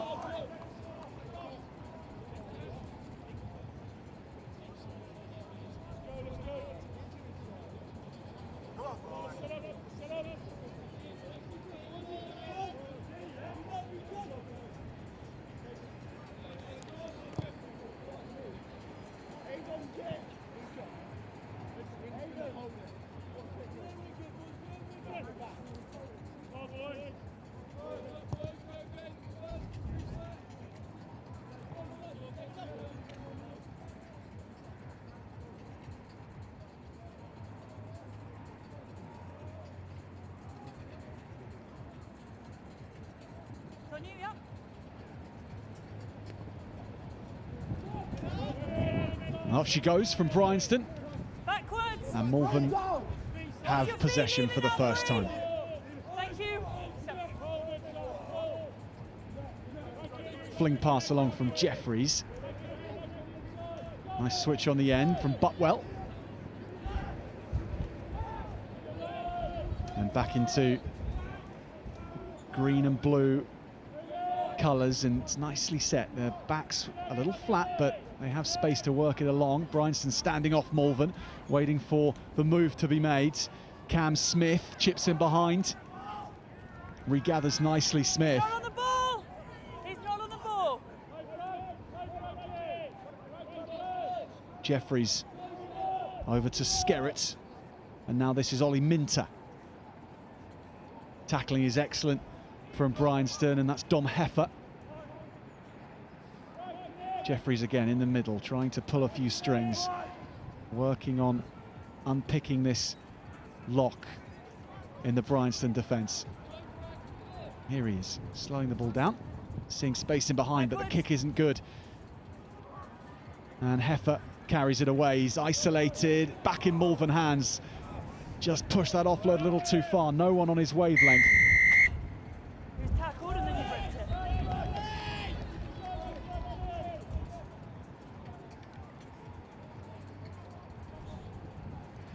Jeffries, Skerritt, hitches and then places the fend. There's support on the outside, and it's a good pass too. Malvern will level things up. Ollie Minter scores it.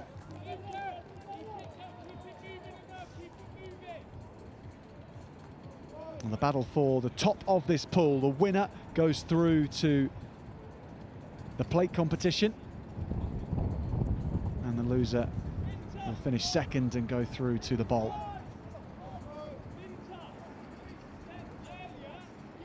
This was nice, though, wasn't it? Jeffries with some composed skills, and then this was a good engagement of the defence, and the offload from Skerritt, exceptional. You need to stay high, I can't reward you.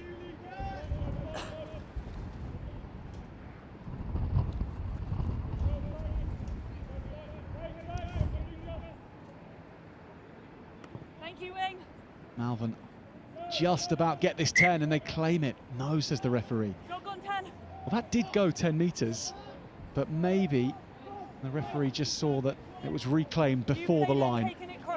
And Bryanston weren't given the chance to play it, so it is Bryanston ball.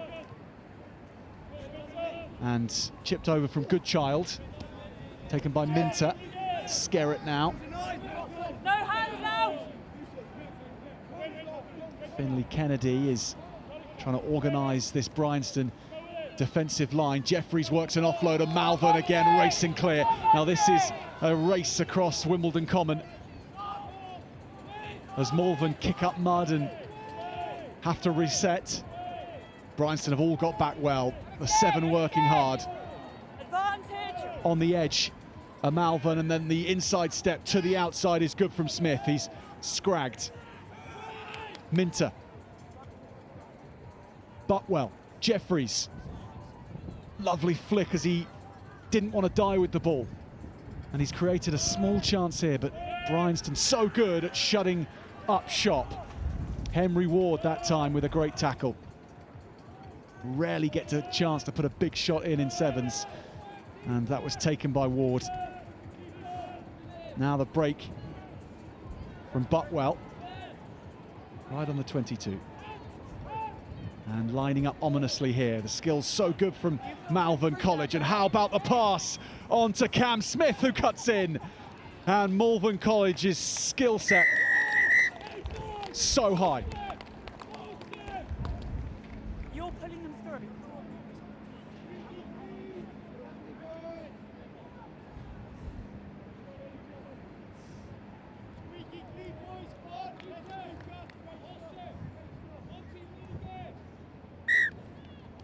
Jeffries converts with less than a minute to play in the first half. And they've come back into this nicely after Bryanston's word perfect beginning. That pass is a beauty. 30. And that was Luca Janssen van Vuren Yes, to release fine. Cam Smith. Time is off, balls away. Time is off, balls away.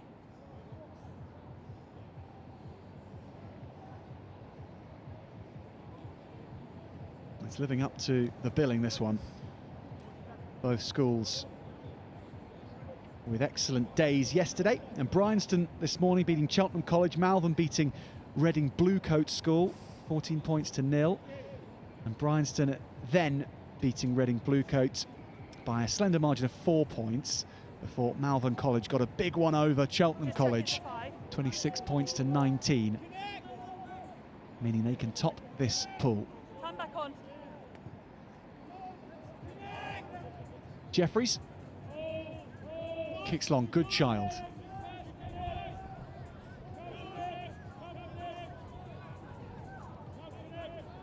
Carrying from close, chipped in behind, but the sweeper is there, and it's Jeffries who spots space around the outside. It's a scrum.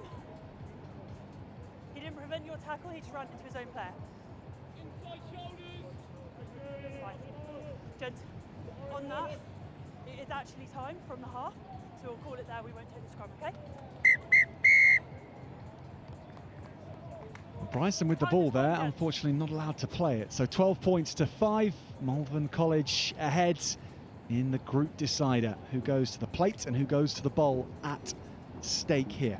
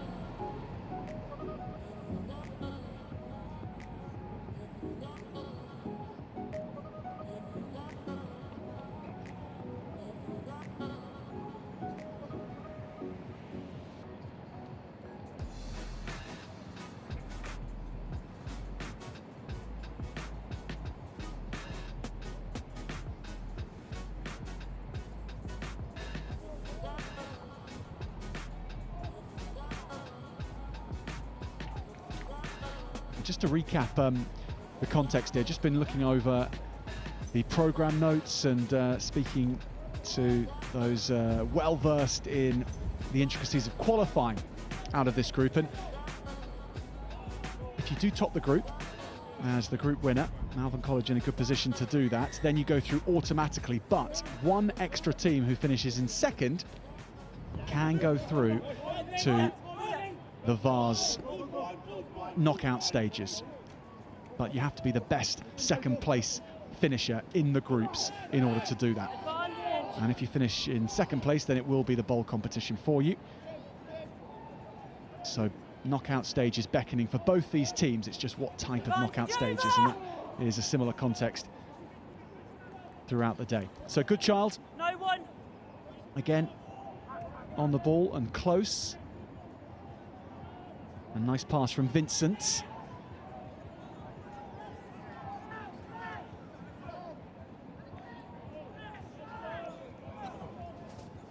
Vincent again. Good child. Looking to exploit the space. And Malvern College can't lay a finger on Bryanston there. And this will level up the match now.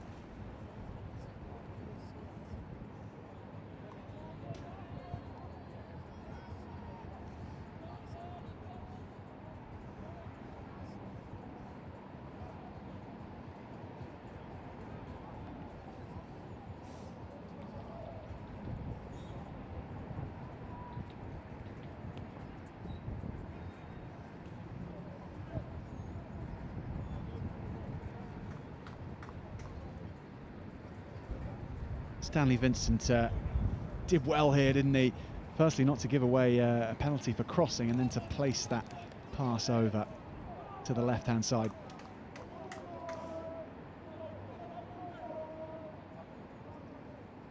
Nothing to separate these two teams after 2.5 matches this morning. This is why they've made it through to day number 2 in the Vase, because they can compete and have a hugely high level. And they'll keep coming. Malvern College now breaking out from their half, from the restart, and taking on the sweeper. Good support lines too, but can't take it cleanly. And Bryanston have done well to get back. Henry Ward again.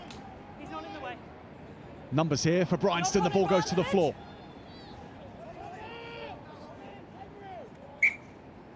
Knock first. What a break from Ollie Minter.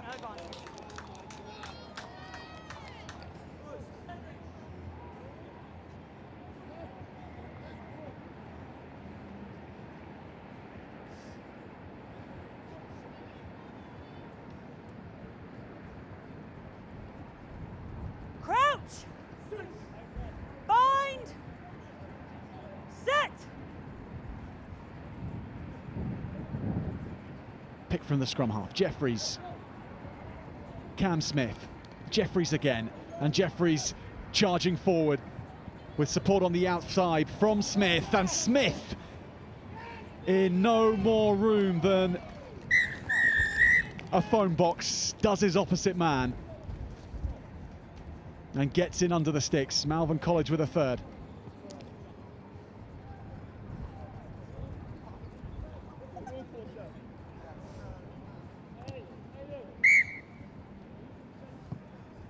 And they do crucially convert, so more than a score in front now.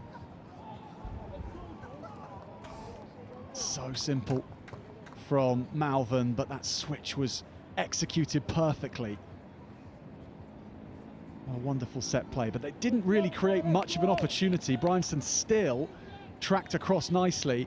Cam Smith needed to finish that in a one-on-one scenario.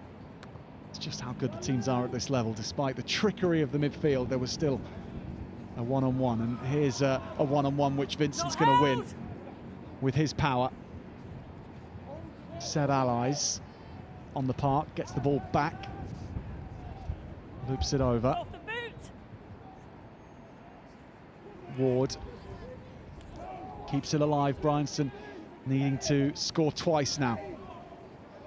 Kennedy.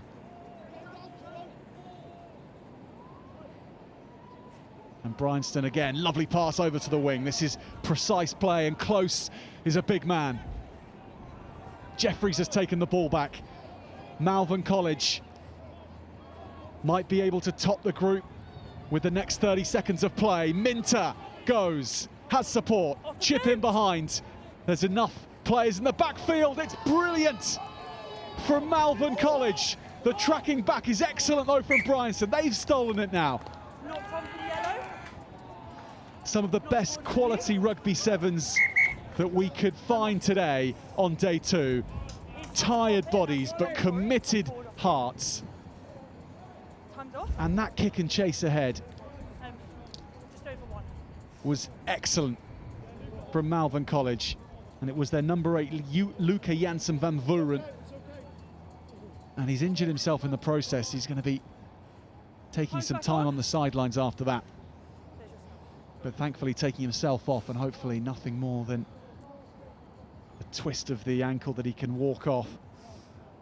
Crouch! On comes Butwell to replace him. Bind! Set! Stay. Jeffries takes it to the line, looks for the whitewash. Out now! Good counter from Bryanston.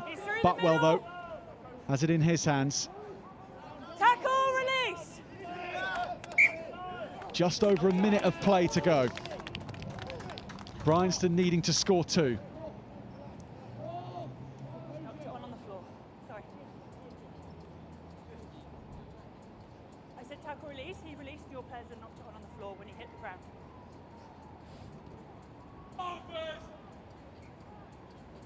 Crouch! Bind! Stand up, gents.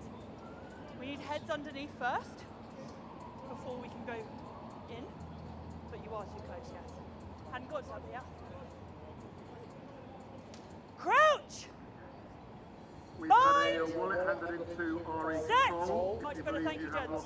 Will Courage feeds the scrum. It's under pressure from Malvern College. Courage does well. And from behind their lines, they clear downfield. Looking for a foot race, but the 2 closest are both wearing green and blue. And Finn and Cam Smith has got back there, and Smith breaks the first line and steps on the sweeper. And Swift could be in for a beautiful hat-trick, the winger. Good skills to keep that at the feet, but just knocked on. Bryanston, however, have run out of time.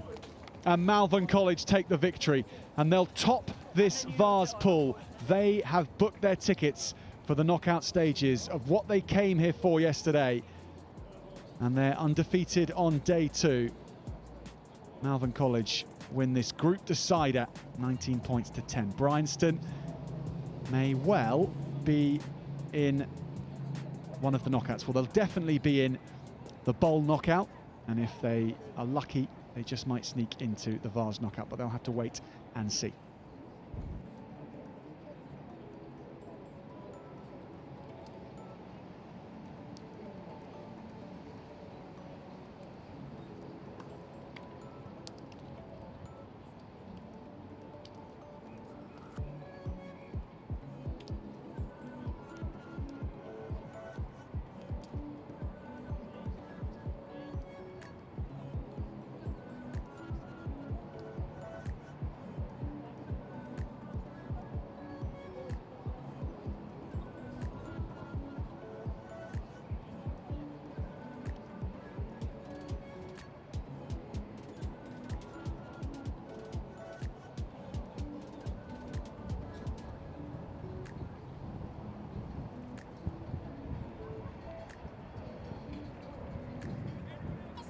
Next match coming up here on RE2, Bohunt Woking against the Kings of Wessex Academy.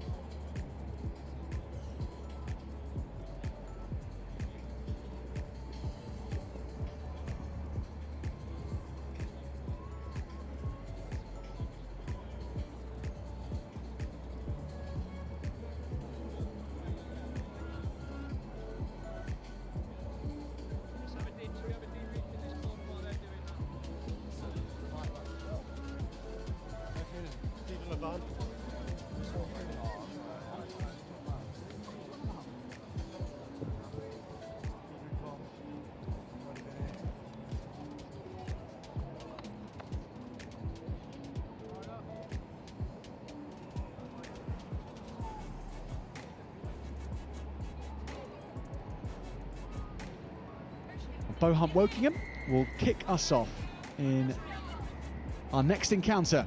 Kings of Wessex are the pool toppers, however. They've got 2 good wins under their belts already, and look, they're off and running right from kickoff, and good support and good skills after contact so far. Excellent interlinking play. The first try coming for Kings of Wessex, scored by number 19, Izzy Wood. And what a try that is.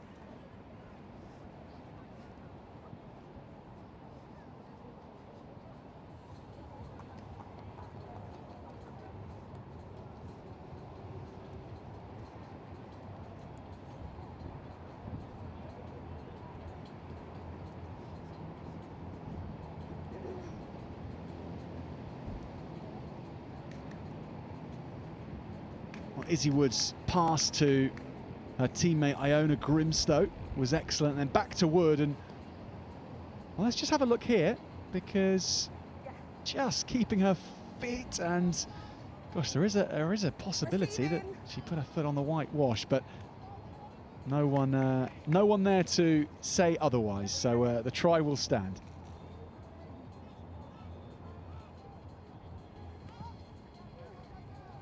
Lucy Taylor kicks us off. And Bohunt Wokingham hard into contact, but good tackling from Kings. And now they're on the charge again. Neve sparring. Sparring is striding. And she's going to reach the line. And diving over for a quick-fire second score. Neve Sparling.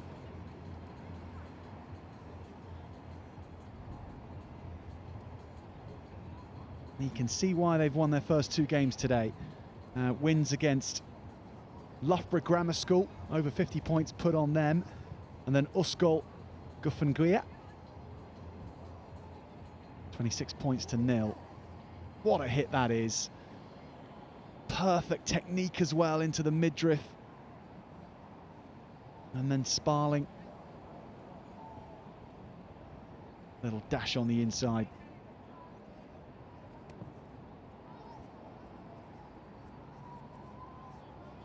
Picked up by Bohunt Wokingham. And still those heavy contacts coming in. Iona Grimstone. Here come Bohunt Wokingham. Good speed put on this. Nicely done by Molly Lindsay. And she'll try and work it back to her teammates. A couple of ruckers required to secure the ball. Back to those players waiting. Scarlett Chambers, one of them. But look at the turnover again. Sparling slips it along nicely into the hands of Macy Golding. Sparling can't take it, so a knock on awarded. Bohunt Wokingham now with a chance to just slow things down a bit, stop this rampaging purple and black machine at the moment. Try and get themselves into the game. You've got the ball. You feeding in that side or this side? This side. Crouch. Bind. Get back up. Your head needs to go in between those 2 shoulders. Crouch. Bind. Set.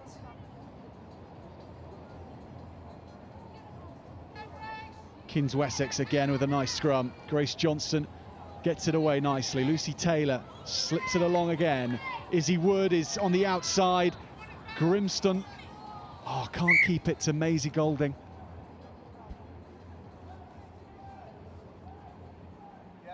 Scrum again.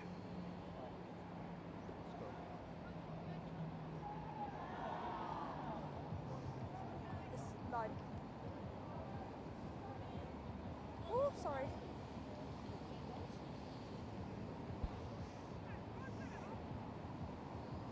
Take a step back.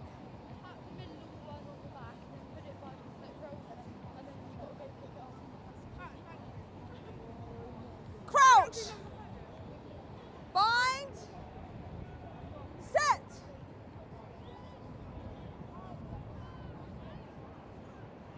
Wessex turning this ball over at the scrum. Fast feet, and there's such a purposeful intent to the way Izzy Wood runs with the ball. You came in from the side here. Right, penalty. Girls back on the 5 metre line. Bohunt Woking penalised. Girls, it's your penalty.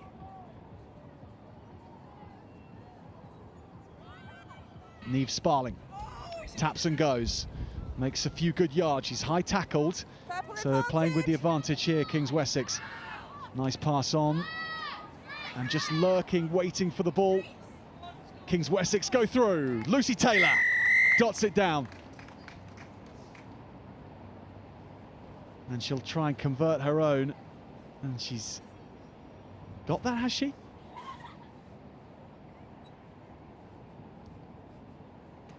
Three tries up as they try and secure victory in their third group game here, and that will qualify them for the quarterfinals. Grace Johnson with the charge here, and then Lucy Wood. Changes being made. Now Bohunt Woking, can they show what they're about here? Pop back inside. Jess Booth took that initial carry to the wing. That's unfortunate. Just gives Kings of Wessex Academy even more possession and field position, and that'll be half-time between these two schools. Great beginning for Kings of Wessex Academy, and they lead 3-0.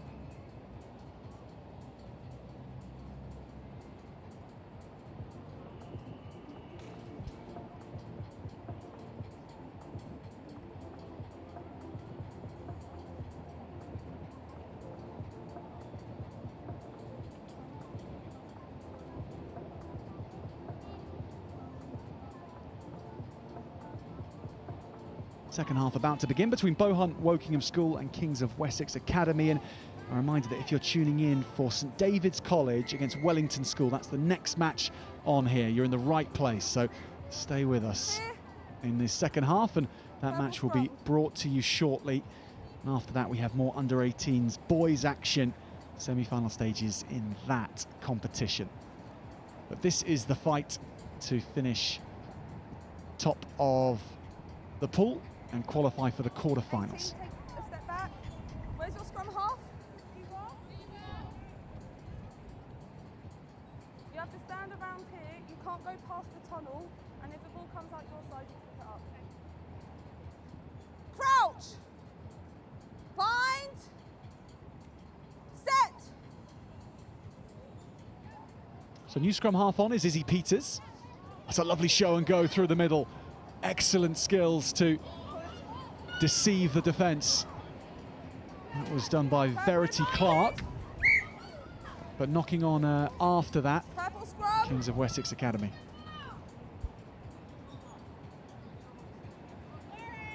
Seen some really good schools in action on this pitch today. And perhaps this performance by Kings of Wessex Academy the most complete, but we've seen the likes of Bryn Celynnog Comprehensive School. They were in excellent form earlier today. Salesian School as well from Chertsey. Will be an interesting one to see how the knockouts play out between the under-14 girls competition. On from Clark to Wood and back to Clark. Nice wraparounds from the winger. Keeps it alive and away. Kings of Wessex Academy in again. Super score. Evie Williams has got it.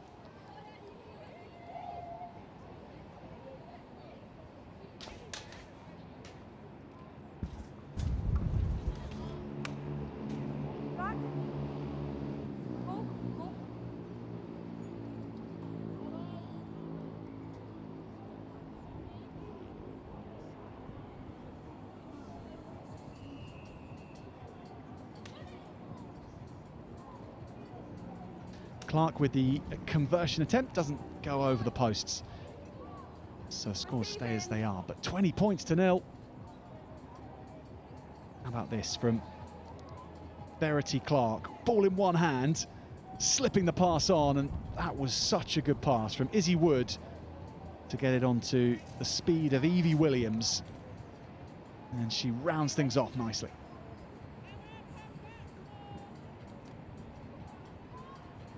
High hanging kickoff, but doesn't go 10 metres. Oh, excellent aerial ability to get that up high.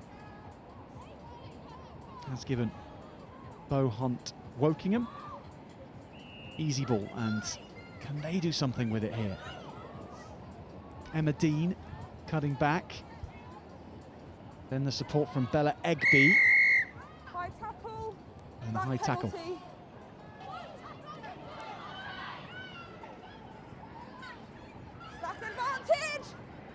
Good intent from Egby. Trying to get on the outside. Going back to the advantage, offside. Kings of Wessex Academy offside, so Mark's here. it's a take 3 for Bohunt Wokingham. Mark there. There we go. Emma Dean will tap and go this. Yeah. And she'll pass it on. But back in Kings of Wessex Academy hands.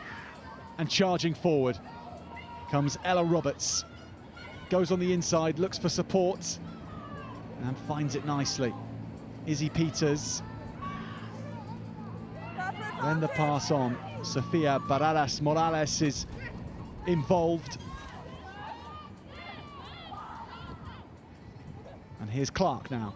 Verity Clark on the park at half-time and over the line, finding her way through a thicket of black shirts.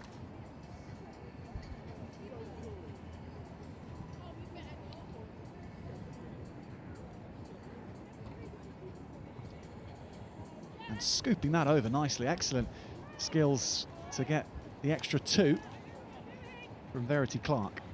27 points to 0 now.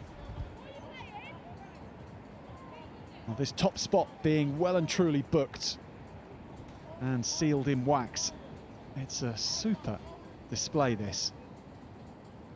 And speaking to some of the Kings of Wessex Academy boys who are supporting their teammates here, they're saying they reckon that their girls have got it in the bag to go all the way.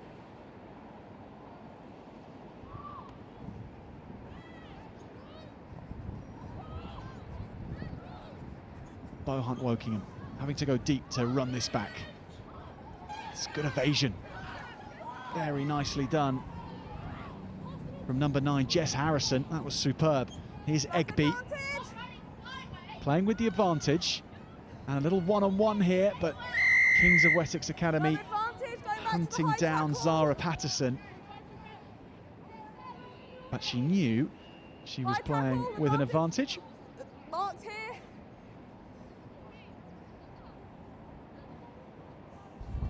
Yeah. Tackle, kick to touch. Bohunt Wokingham drifting on Kings of Wessex. Eva Kania in contact there in the 7 jersey. And here again is Harrison. Ripped off her by Clark, but good run from Harrison. Kings of Wessex Academy work it quickly to the edge. Look at the transition to the speedsters, and Izzy Wood looks to get support on the outside again from Barades Morales. And inside, Izzy Wood is there. Big fend just to say, stay away. I'm going in under the sticks. It's a total performance from Kings of Wessex Academy. They have been excellent today. And they're going to see more of them in quarterfinals action. And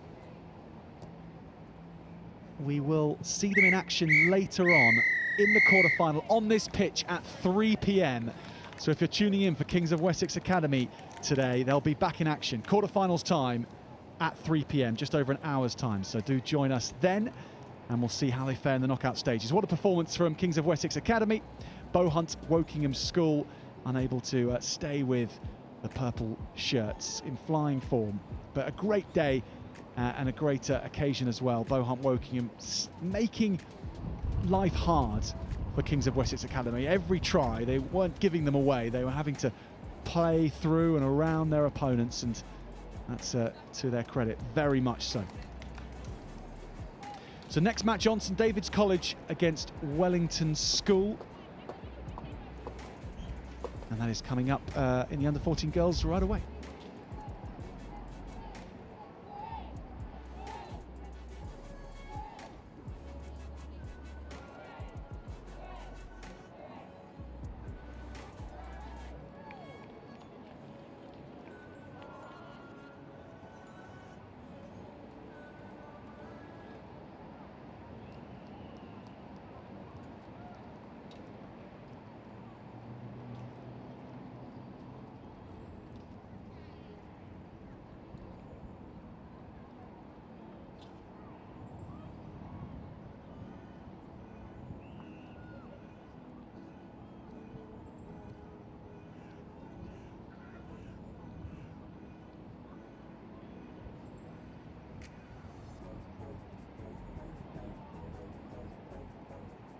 Well, the rugby never stops, does it, on RE2?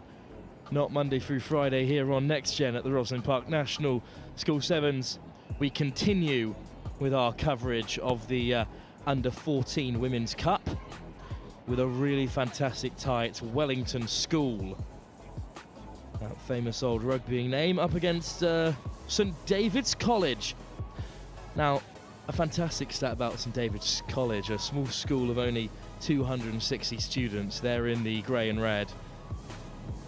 They're a school of 260 playing Wellington, a school with 1,200, something they were excited to point out beforehand. They've had a lovely tournament so far. They've beaten Oakham following a very tough 12-10 loss to Seaford, just the conversion putting them down. So they're well within chance of qualifying for the next round of this cup competition. So this has all the chances of being a wonderful fixture. Wellington in their light blue and white.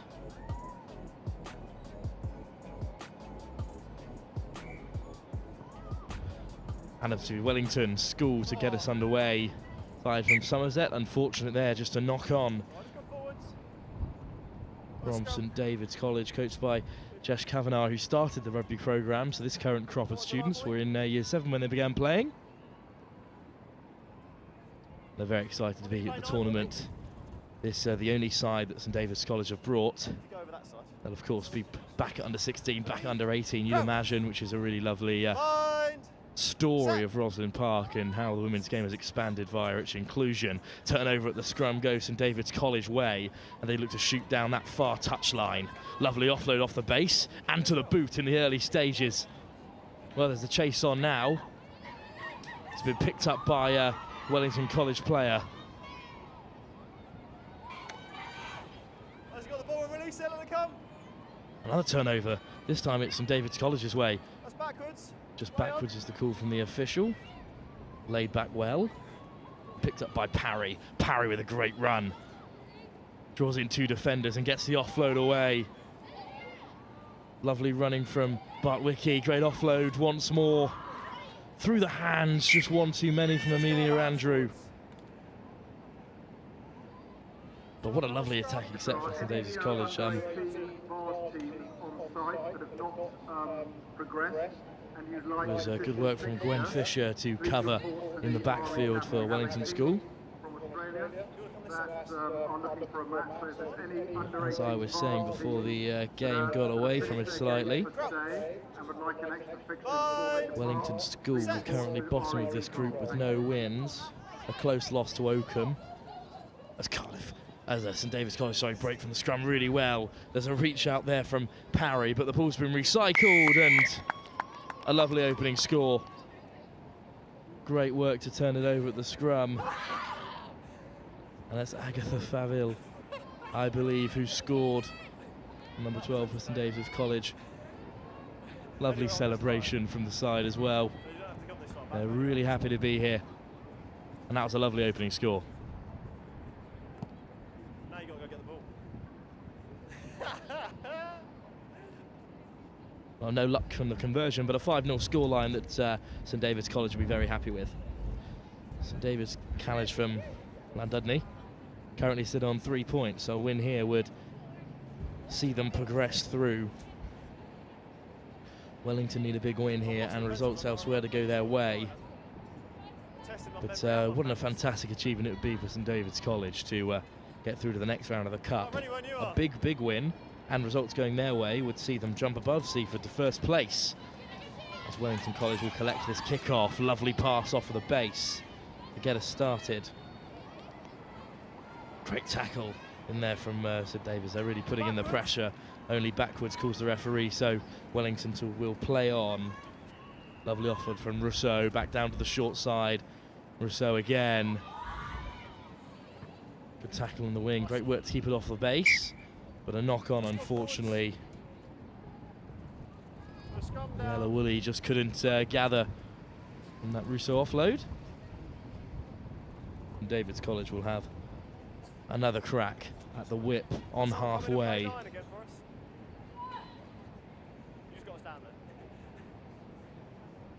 Seaford, of course, playing elsewhere in this group. They're playing Oakham. They themselves have the solitary win. Scrum, though, for St David's, collected well by them. Just backwards in the midfield, and this winding run from Bartwicki. There's a great tackle in there from Wellington, so they'll turn it over themselves. Woolley. Williams taking it laterally. Rousseau. All backwards calls the referee, so Ava Rousseau can play on, although she's been wrapped up by the St David's players. And what a break this is. A lovely run once again by Agatha Faville. Could go all the way here. No last-ditch defending. And that's Faville's second score for the side from North Wales. What a wonderful finish. Wellington College built really well in attack, but then David's just got the wrap in, that 2-player tackle that's so important in the game of sevens to shut down the attack, the rip and the turn, and a lovely finish. A very talented St David's College side. Just strips the ball right from under the nose of Wellington College, breaks the first tackle. Great effort from Miela Woolley, but she just can't make it back to stop Faville. And a great finish. No luck with the conversion once more. But with a minute and a half to go, St David's College lead by 10, a deserved lead in these opening stages. Wellington School yet really to break out of their own half. A testing kickoff, eventually well gathered by Jemima Mason. But the ball is out at the scrum, a great counter ruck before it was unfortunately knocked on. Parry was keen to pounce on the loose ball. Knock on was the call, but St David's College have been so strong in this scrum. Go! Mind! Set! Parry takes it to the short side. Lovely looping pass, and it one fend through the contact. Froggatt could be in here. Just pulled up short, back to parry, and the try is given. A wonderful score as the sunlight creeps its way behind these dark clouds in ROSSLYN Park Sevens. A really fantastic score. Right out of the playbook from the set piece. St David's College, they'll be very happy with that. Parry's been involved all over the park. She did fantastically well. Great support running as well from everyone involved, but a deserved score. That's half time. No luck once more from the conversion, but David's College will be tremendously happy going in at half-time with this 15-0 advantage, which is looking like it will see them progress onwards in the Under-16 Cup. That was a great run. Grace Froggatt got involved, and then a lovely pass back inside to keep the play alive, despite all of the best efforts of Wellington College. And Gwen Fisher, who did well to get back. A great start, a flying start for the self-proclaimed underdogs from St David's College, who've shown plenty of quality throughout the day so far. We'll be back very shortly for the second half of this thrilling pool encounter in the Under-14 Girls' Cup here at ROSSLYN Park National School Sevens.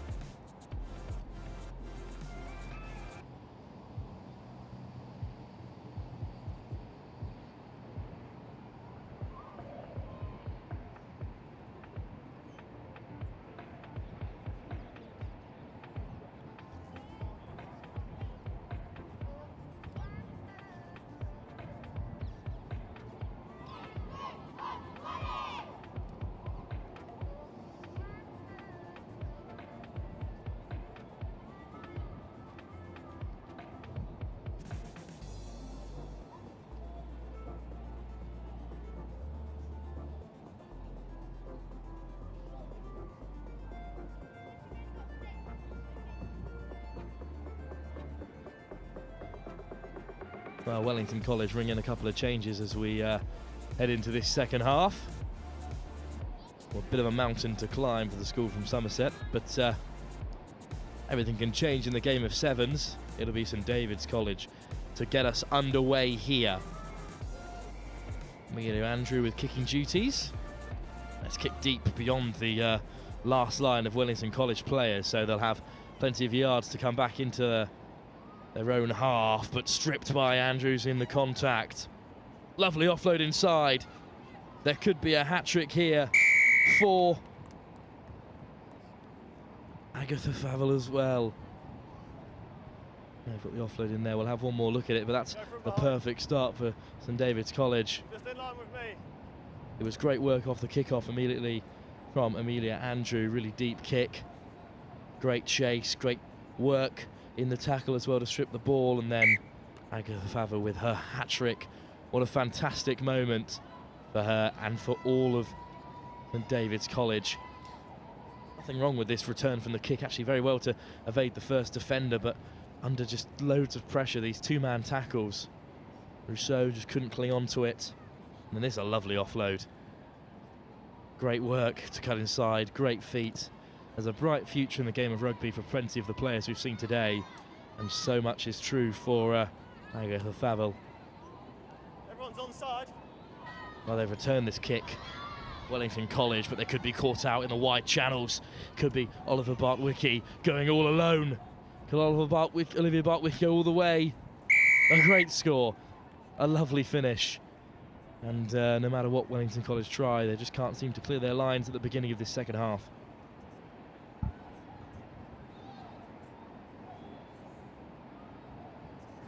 Well, the kick was a good option, but Bartwicki's return was fantastic, taking it all the way down to this near hand, right-hand side. Anywhere in line with me. And a great finish. Beating two defenders off on the way. Conversion short, but 27-0 is a commanding lead. Yeah, nothing wrong with the kick return, but the chase was just a little short in that far side. But Wiki just got beyond Maisie Eadie, beyond Izzy Williams. Quite her best efforts to. Andrew to get us underway once more. This time the kickoff might be collected right on the half from Roberts. It's a bit loose now on the floor, but Bill from the ruck. Here's Howson running a bit laterally, but skipping past 2. Howson past 3, finally brought down. Backwards, everyone's on the side, so. And then picked up by Wellington School. A lovely offload in there by Olivia Villis. And it comes back St David's way. A little bit scrappy in these closing stages. A lovely lofted pass by Andrew. Favo was looking to go again. Could be Howson this time.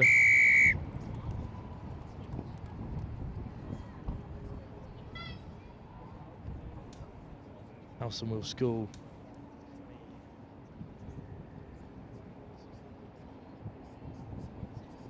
Well, Wellington School have just struggled to clear their lines in the second half, as discussed. And once again, St David's have done really well.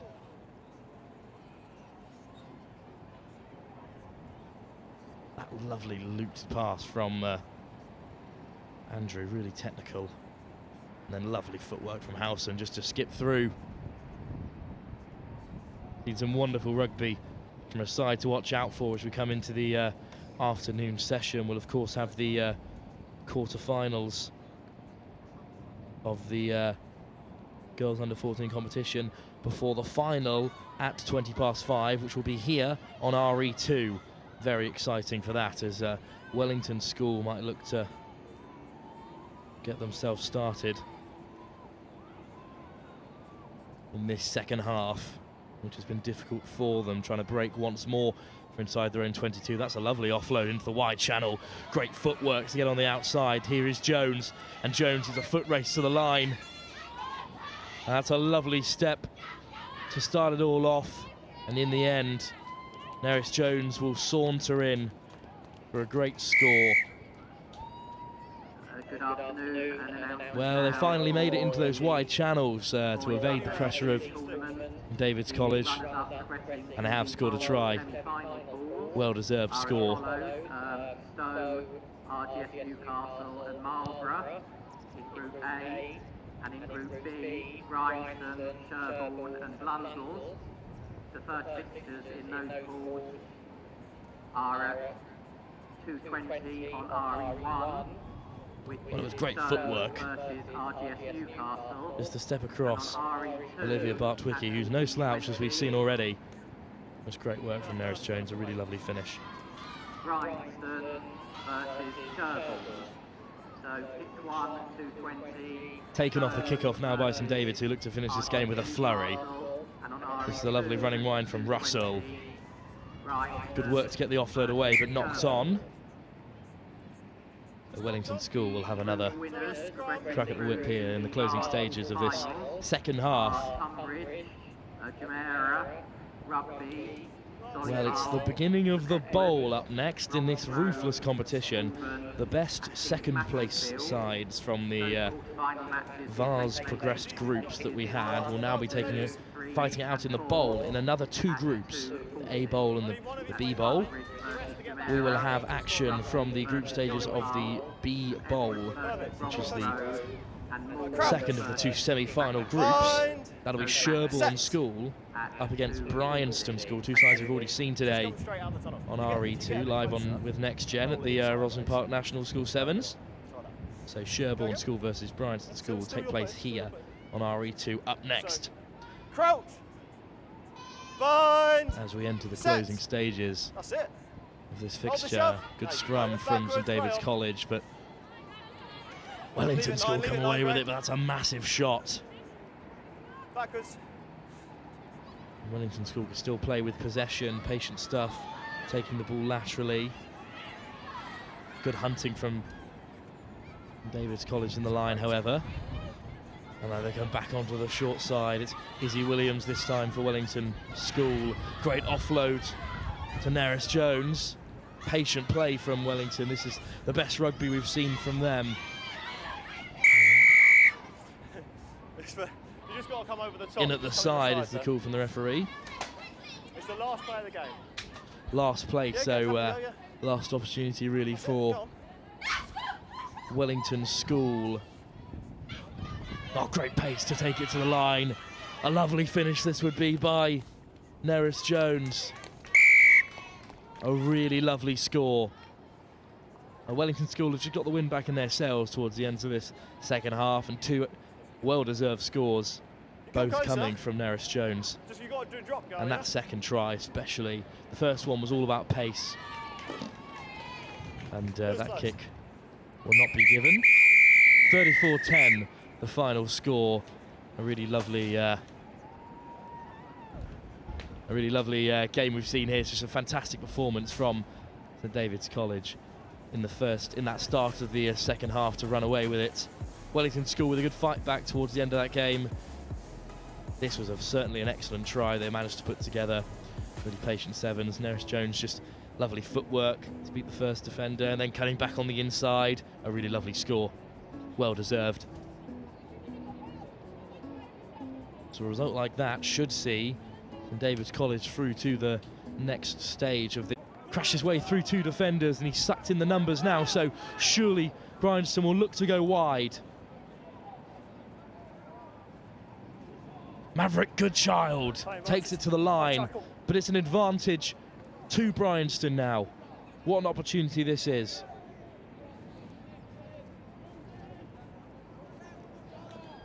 Looking for that out the back, but there was a hand in there from Sherborne, who'll come back for the first offence.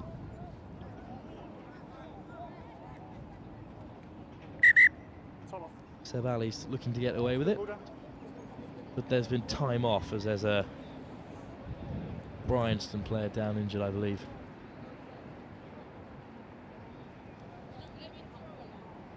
Well, these players could certainly do a breather following that lightning fast start to the game. Sherborne were absolutely off their feet. They worked so hard to fashion out that first scoring opportunity. But Bryanston have looked very dangerous. They're a very physical side. International pedigree amongst them, of course, with the Kennedy brothers representing Canada, and the towering Ollie Close at number 5.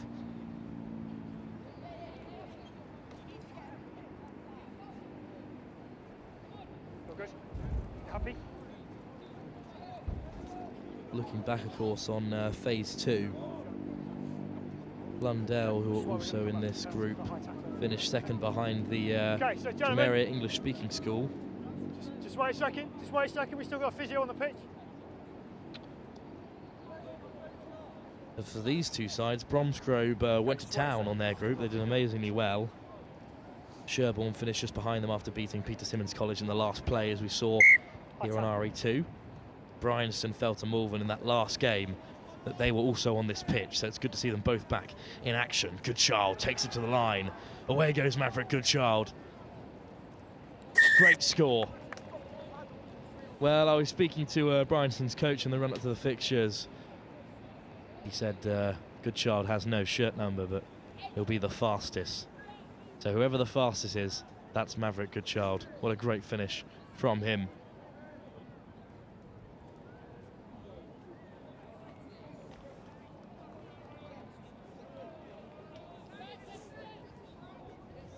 Well, it's Harry Ward who got us started for Bryanston. They were patient, took their time, assessed their options, and then when the gap was spotted, they went straight through. Finley Kennedy with a bit of sevens now, just to get in the way of the opposition player. A great score, no conversion, so they still trail by 2 points, but how quickly things can change when a bit of momentum on your side. A bit of miscomms in theirs, whose ball it was, eventually swept up. Lovely footwork in there, and a big collision once more, and that's a huge contact that's led to a turnover. And away come Bryanston now. Is over. They're going to the short side once more.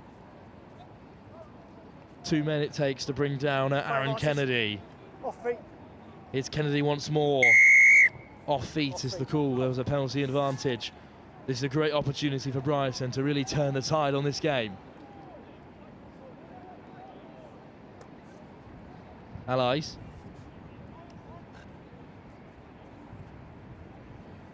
They come back to the short side. Kennedy. To Kennedy once more. Allies just shrugging off his opposite man. Hey. Walk away. Try scored after the little bit of afters. Walk away. Walk away. But 16.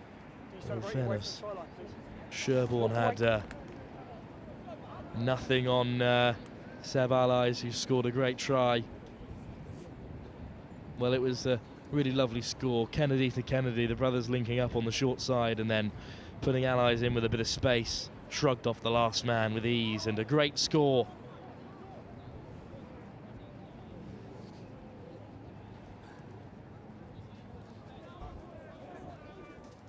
Back to the short side. Good decision with numbers up.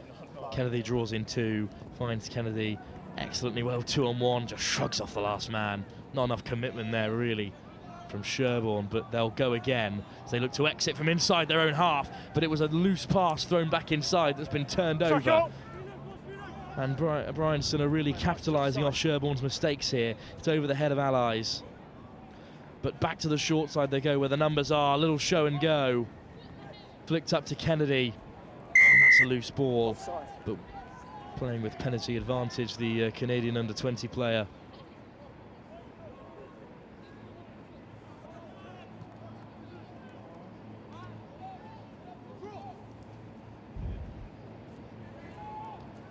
Well, Bryanston are quick to get us underway once more. Allies, good child. Looks to take them all on. Shrugs off 2. Great offload. Ollie close. Frees up the ball once more. Allies again. And it's Henry Ward who started the move, who will finally get to finish it. And what a turnaround we've seen from Bryanston.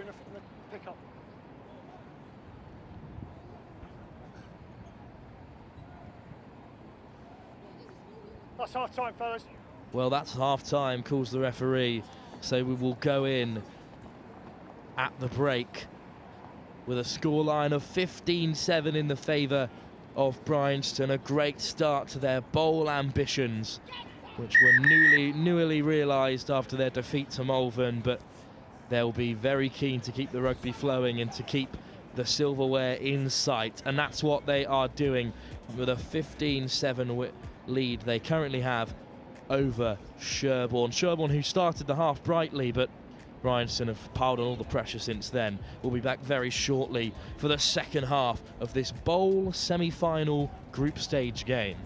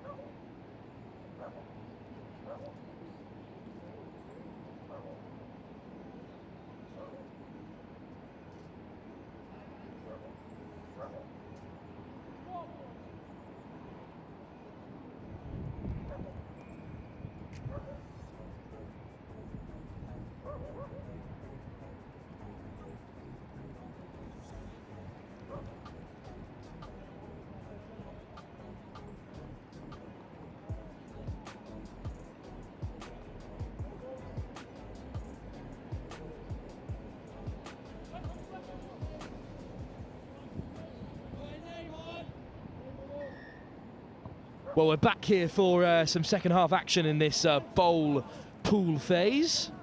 Only the top side from these two groups of 3 will go through to the final And at the moment, Bryanston are holding a commanding 15-7 lead over Sherborne, but perhaps not for long as Sherborne look to build from inside their own half, something they struggled to do in that second half in the latter stages. They look to go to an edge now. That's a difficult ball to take, and knock on from the try scorer, Harry Bedford.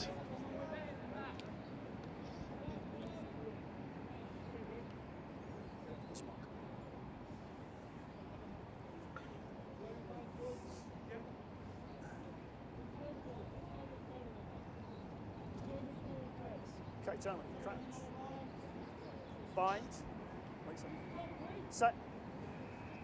Well, this is a great opportunity for Bryanston. They're all wrapped up there, is Henry Ward in that scrum, but Kennedy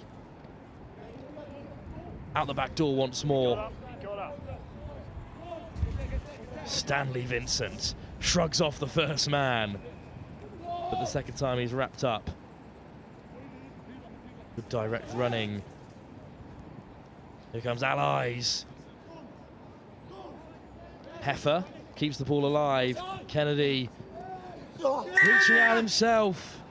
And Finlay Kennedy has scored. He was searching for Seb Allies on that support line, but drove his way to the white line himself. And Bryanston are stamping their authority on this second half in its early stages. Sherborne ring in the changes, looking to make a difference in this match.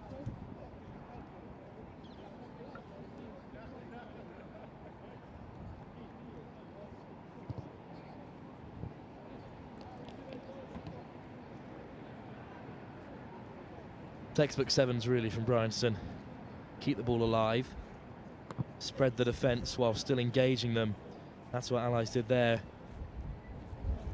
Kennedy took another 2 out of the game and then just went all himself in the end. Great power from the Canadian under-20 international. Taken cleanly off the kickoff by Sherborne. Aggressive running from their try scorer, Harry Bedford, and now a bit more patience from them. Wrapped up by Bryanston, however.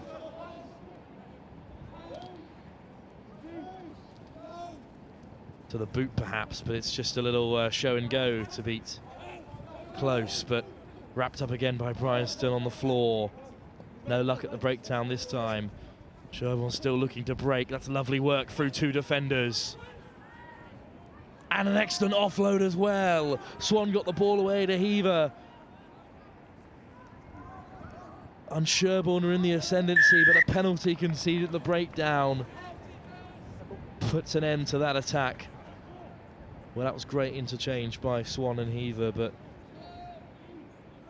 Bryanston have put an end to it. Interesting choice to go to the boot. But you see, it's very easy to look good defensively when you are not being asked to defend at regular intervals, and that's the case for Bryanston. They've looked really solid as Sherborne look to break from their half, but very passive defending. And then as soon as they need to snuff out an attack, that's what they can do. And now they have set piece to play from. Henry Ward will throw it in once more. They've got the towering Ollie Close in there. Good afternoon. A reminder of the Vase quarter-final matches due to get Claimed underway well. at 2:40. Ward looks to play away. On pitch RE1. Stanley Vincent back to the short side, shrugs off the first man and the second. A huge tackle by Swan, but still Close comes away with it again. Running laterally now, but who can bring down Ollie Close? It's gone backwards, Backwards is the call.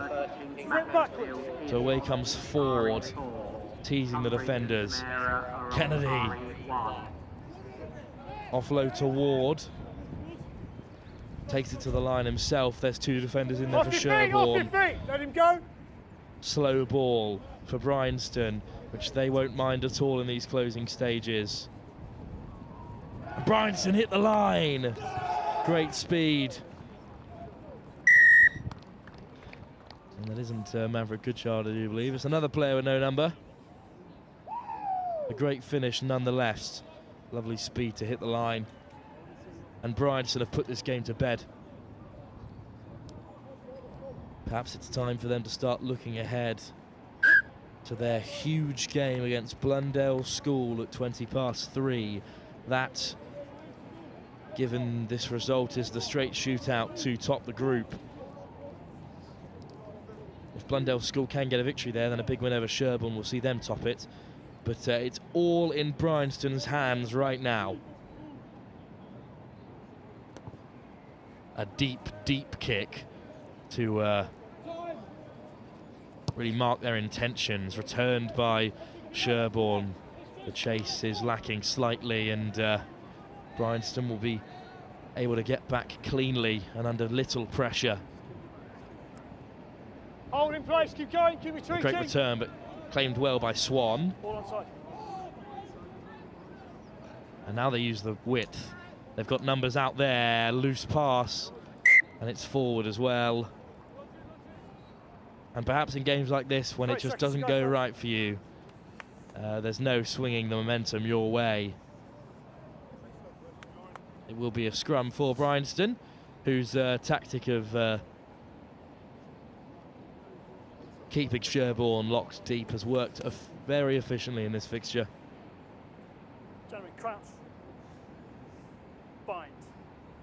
So we look ahead, perhaps, where we will return to the Vase. The Vase, no more group stages finally, as Bryanston looked to kick ahead and put some real pressure on. There was perhaps a hand in there, but it's actually been claimed by Vincent Stanley, who kicked it off field. Perhaps thinking it was the end of the game, which it most certainly is not. One more phase to play. But yes, we look ahead. No more pool stages, no more groups, just straight out knockout rugby. We start at the quarter final stages of the Vase. They all take place at the same time. Malvern College take on the King's School Macclesfield. St Edward's College of Oxford take on Bromsgrove. Tonbridge School have the Jamira English Speaking School, Chess of Arabian Ranches. And up next we've got Rugby School against Solihull, School for Boys. A huge game up next on RE2. But here in the bowl, it's finished 27-7 in favour of Bryanston, who have started their bowl ambitions excellently well. They've really laid a marker for Blundell's, who they'll play later on as they go striving towards silverware. Sherborne have a lot to do in their final game against Blundell's and will rely on results elsewhere. But up next on RE2 Live with Next Gen at the ROSSLYN Park National School Sevens. It's perhaps the biggest game we've had so far in the tournament. It's Rugby School up against Solihull.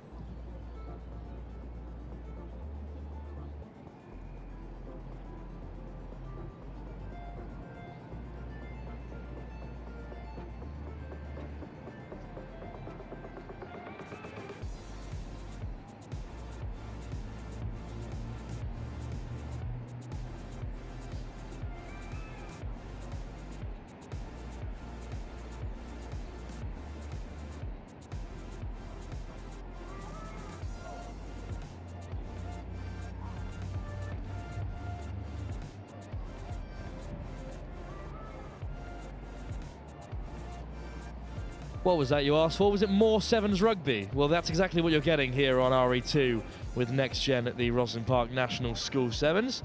We're into the Vase quarter-finals, which is the biggest men's competition on offer at this age group so far. And it's Rugby School up against Solihull School.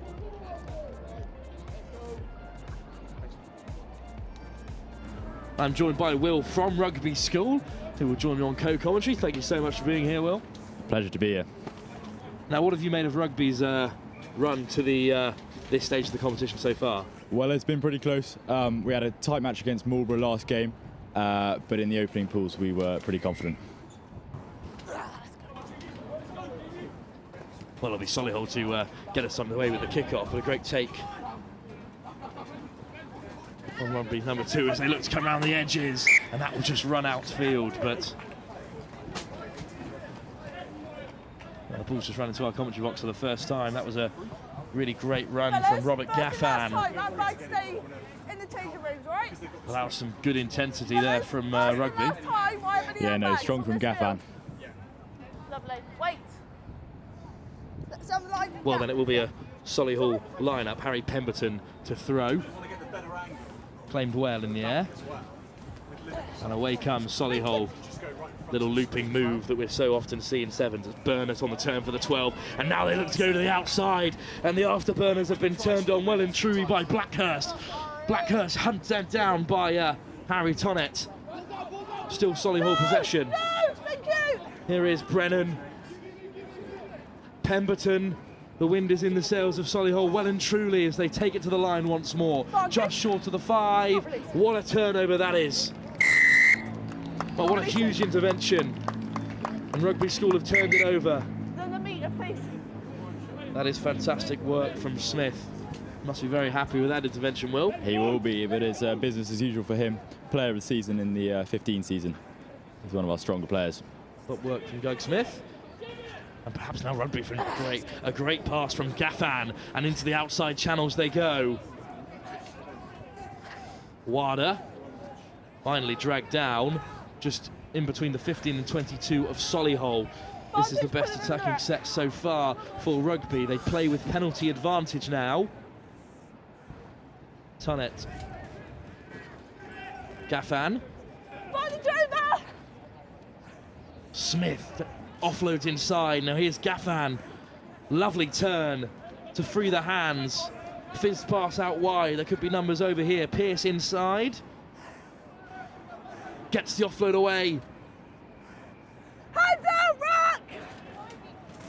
Patience from Rugby now as they once again look to spread the Solihull defence. Lovely fend on the inside. A great run. One offload and a lovely score. Ryan Sweeting. Great work from Sweeting in the end. Nathaniel Kayada did all the hard work and then put Sweeting in at the last. Great work to begin with from Dahira Wada, and then just patient play. Spotted the overcommitment. Big friend from Kayada. And Sweeting with the easy finish in the end. A good start for Rugby so far. Yeah, we'll be pleased with that. After going down pretty early in the last 2 games, it's good to get a good start. And Rugby will get us underway once more, Sweeting the try scorer with the kickoff. Solihull will look to return from inside their own 22. Switch play on the outside channels, dragged down. Once again, it's Kayada looking to turn it over. Well taken in the first receiver position for Solihull. Lovely offload out the back as they look to build this attacking set. They're up to the 15, huge contact. Still here come Solihull for Brennan with a long lofted pass into the wide channels. There's a race on there between Kayada and Burnett. Burnett dragged down, but Brennan keeps the game alive. Lovely pass, really well taken. Penalty advantage now. New advantage, high tackle. They'll play with high tackle is the call. Brennan picks it from the base. Jock Brennan trying to go all himself, unheld. Still Brennan looking for options inside him. Gaffan's over the ball. Nothing given from the referee. Just a knock on there. Good disruption from Robert Gaffan. Forward. Nervous moments there for Rugby. Indeed. We've talked a lot about linking up in defence, and I think that's a great example of when we really need to be doing that. So it's very rare in ROSSLYN Park that anyone actually reaches the straight knockout phase of the tournament, because you have to play so much rugby to get there. You must be happy with the progression so far. Yeah, no, definitely really pleased. I think the boys will say they're getting a bit tired, but lots of rehab in between games, and we're looking forward. Smith will feed the scrum.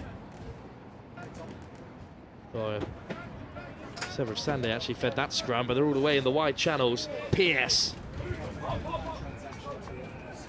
Lovely tackle by Burnett. Kayada under pressure from Burnett once more. Pemberton could have turned it. Away goes Pemberton. Solihull look to take it to the line. That last pass just goes behind its intended target of Ryan McCourt. Interception! Kayada's come all the way, storming out of the line to take it, spotted that no ruck had been formed. And despite the pressure of Brennan, Nathaniel Kayada is really leaving a marker on this game. Well, Kayada has been involved with everything that Rugby have done well so far in terms of scoring.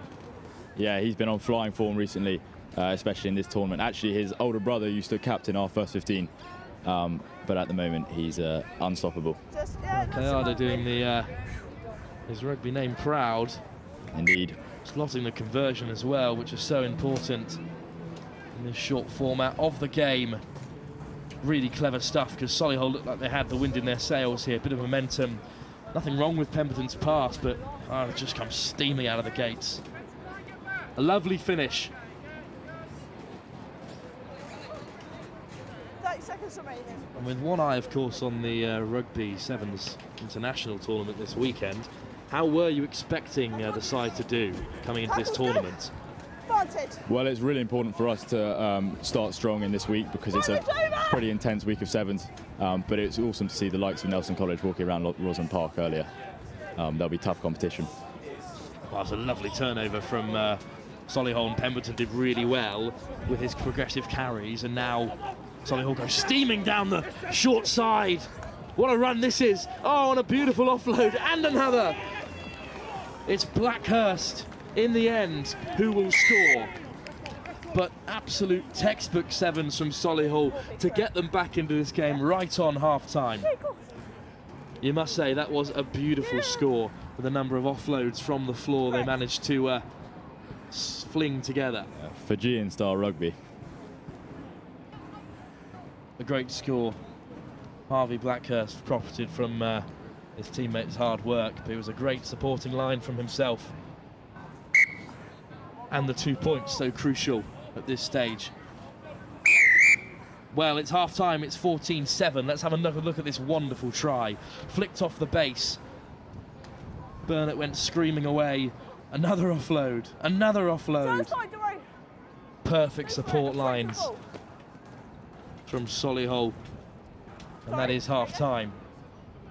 So at half-time, while you're here, we'll have an opportunity to talk about what is coming ahead, not just with this fantastic Sevens tournament that Next Gen will, of course, be live reporting, also everything to do with rugby that you want to celebrate coming into the new season, Sevens season.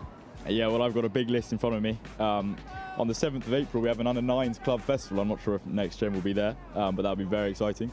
On the 16th of April, the House of Lords v House of Commons Rugby. And also on the same day, the England v Wales Deaf Rugby Union men's and women's games. But also, I'm seeing here we have the world's largest scrum. I think we're trying to get 3,000 people involved in that, so if you're around, please turn up. Well, that's great to see all of the things that Rugby School are hosting as we look ahead to a lovely summer of sport, which is what we certainly hope to see here at Next Gen as well. Returning to the on-field activities of Rugby School, they currently lead Solihull by just the solitary 7 points. A single try, so not at all an insurmountable total for Solihull School. And following that excellent score, they'll certainly feel the momentum flowing through them. Kick-off in just a moment.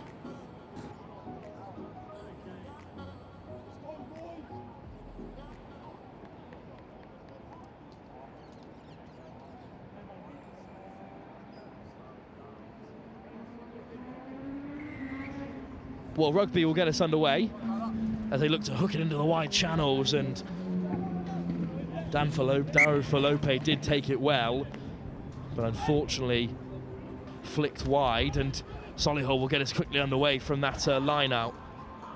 All the way into the wide channels they go. Blackhurst taken down one-on-one. Burnett, lovely ball into midfield. And there's a man over, excellent take by Solihull. Rugby go fishing in the scrum. Back to the short side they go once more. Solihull cut back inside here. They spotted the hole. And now once again they look for width.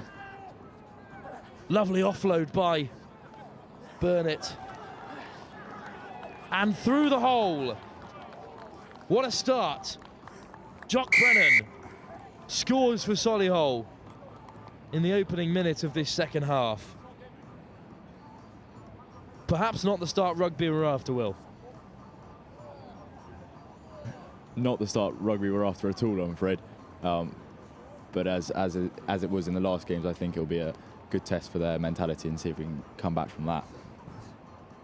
Well, it's knockout rugby here at ROSSLYN Park in the under-18 Vase. And we said that this might be one of the best games of rugby we've seen. It's certainly been fantastic attacking rugby. This is a great offload to King. Steps inside well. That's a lovely pass. Jock Brennan picks a great line and scores a wonderful try. And Solihull are in the ascendancy with 14 unanswered points. Right at the tail of the first half and at the beginning of the second. And King looks to get under it. Penalty advantage though. Great take by Darrow Falope. So Rugby will play with penalty advantage from inside their own half. Great line speed from Solihull. Falope gets the ball away. Juggled but eventually held by Wada. Taking the man out in the air. And Solihull go fishing in the scrum, but King's been penalised for taking the man out in the air. Big opportunity now for Rugby to build an attacking set. Yeah, huge, especially with our pace men on the outside. Dara and Wada. They're seriously great boys, so we can see what they can do. Here's that man, Wada. Falope. Back inside. There we go. And away goes Darrow Falope. So unfortunate just to knock the ball on there, though, under pressure from Solihull.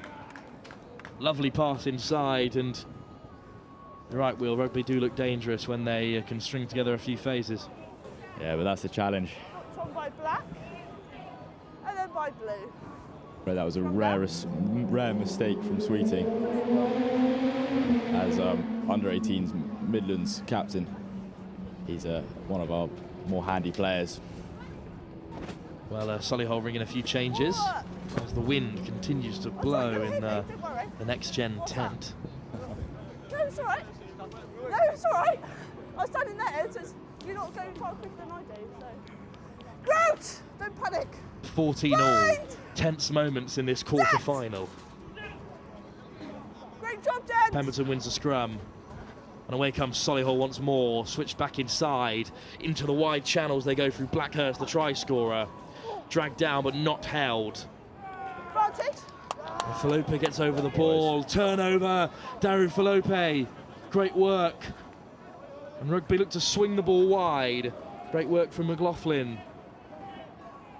Back comes Sweeting. Can't free the offload. Solihull go fishing once more.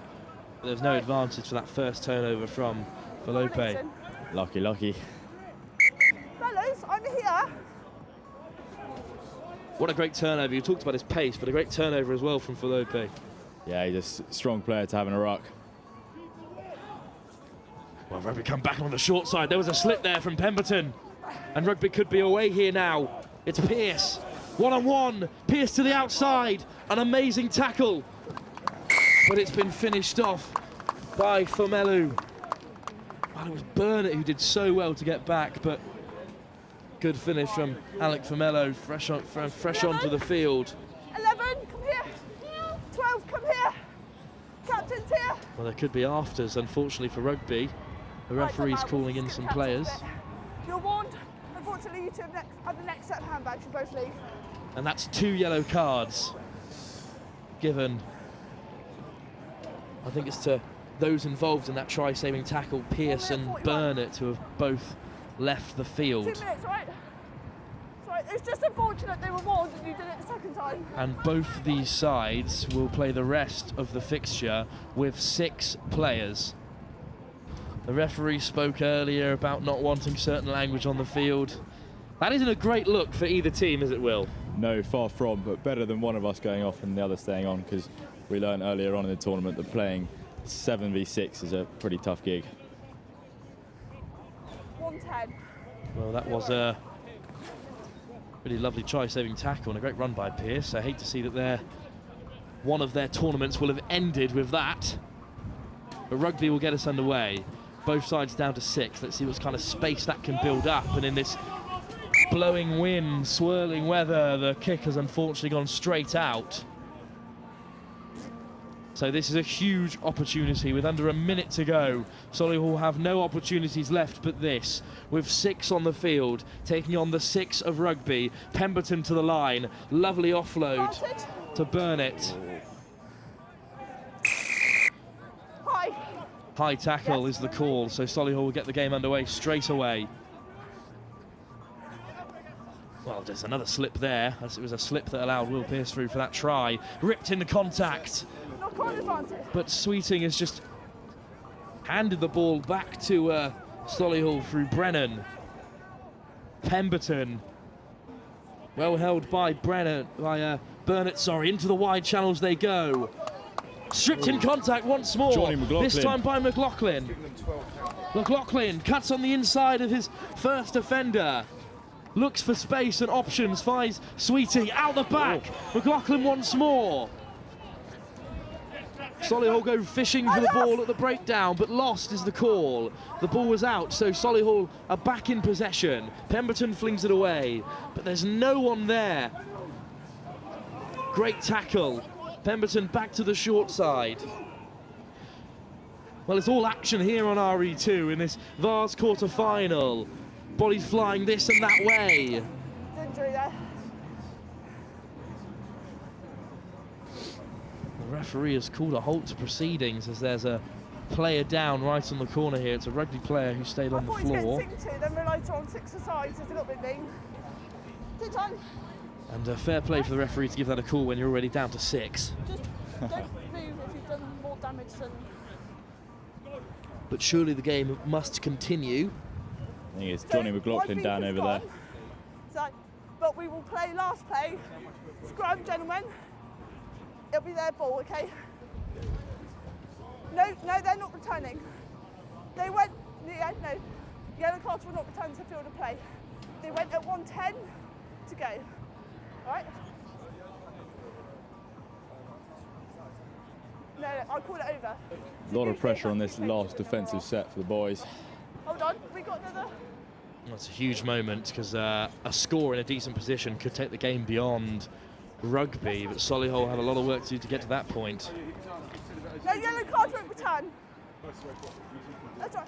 We got some. Right. Yellow cards are finished. They're not returning. Well, we know full well the yellow cards aren't coming onto the field, as much as rugby are protesting, but... we thought the yellow card was coming back on. I just want to make sure you both had 6 players. There's 6 on 6, final play. What a tense moment, Will. Yeah, indeed. I'm sure the boys will be feeling out there. But I have complete faith.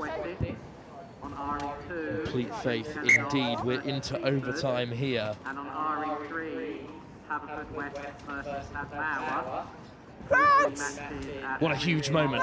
Pemberton defeat. Last play. Rugby lead by 5. Pemberton has possession from the scrum. And Solihull look to inject some pace into the attack. There's the switch inside. Blackhurst beats the first man. Could do without that. Great line from McCourt. McCourt's got under pressure at the breakdown. And it's been turned over by Felipe. And that could be game over. And rugby could be flying through to the semi-finals. Kick it, game is done.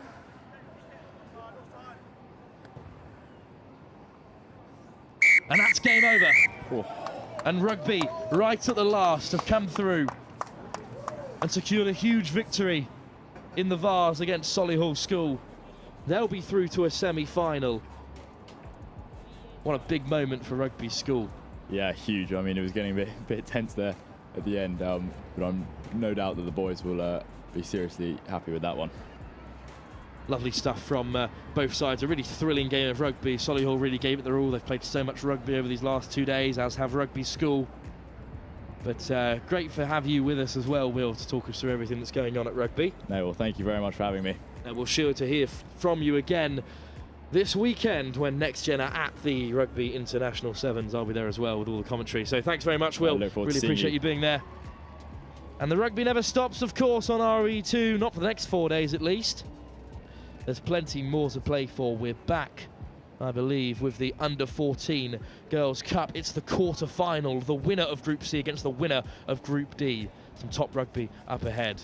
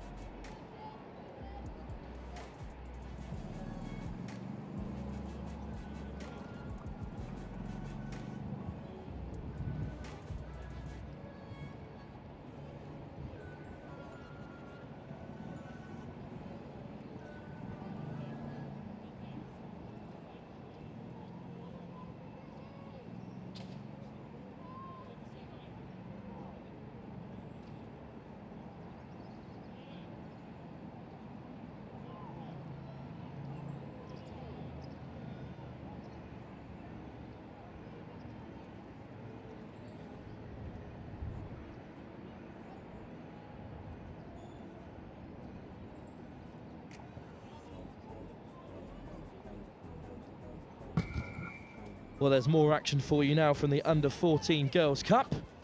It's Bryn Celynnog up against the Kings of Wessex Academy. Nice pick up, well done. Bryn Celynnog playing right from the start in the light blue and trim. Well, it was a lovely run to start from Bryn Celynnogg's number 15, Thank you for that. Livy Kurupatawa. Mark is here.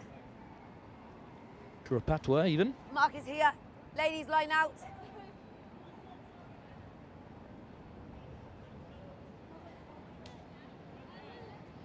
Line out, ladies, line out. 3 in. Ladies, you need to go to the left of the mark. Stay where you are, that's the mark. The mark is there, the mark is this lady here.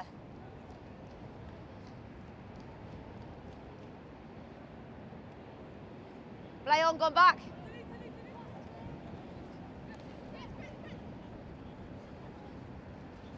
So correction there, it is Bryn Celynnog against Seaford.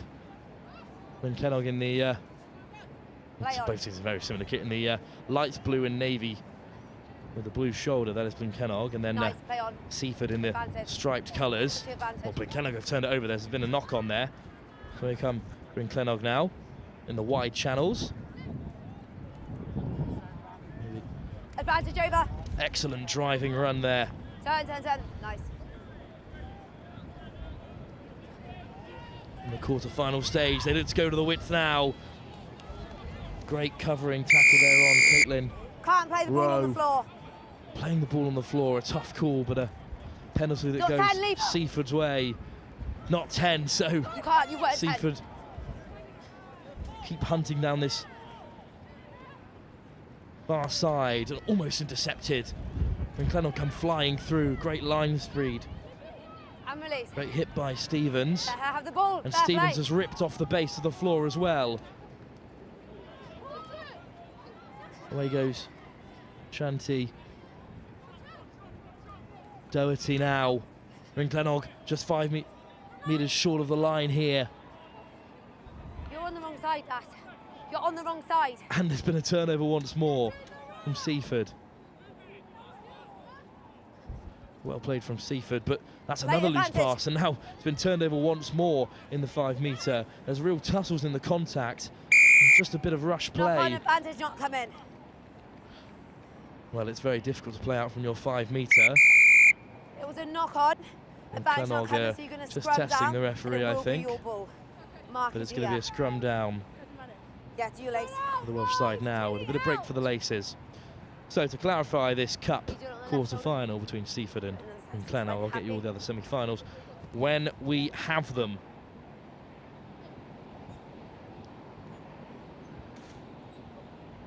Crouch! Scrum down. Bind! For the Welsh side. Set! Just 5 metres out. Hold it, girls, that's it, nice. Hold that, nice, well done. Spread wide to McCormack. McCormack, unopposed, saunters in. Simple enough off the set piece. If you kick it in front, you have to go and retrieve it. Well, it was good play from McCormack, that's fine, but you must highlighted by my commentator, Clack Sabo, before the game as being one of their key players. She's proven herself worthy of that title with the opening score for Celynnog, who have put loads of pressure onto this Seaford side. They've really piled it on. Seaford unable just to break out of their own half in the opening stages of this quarter-final.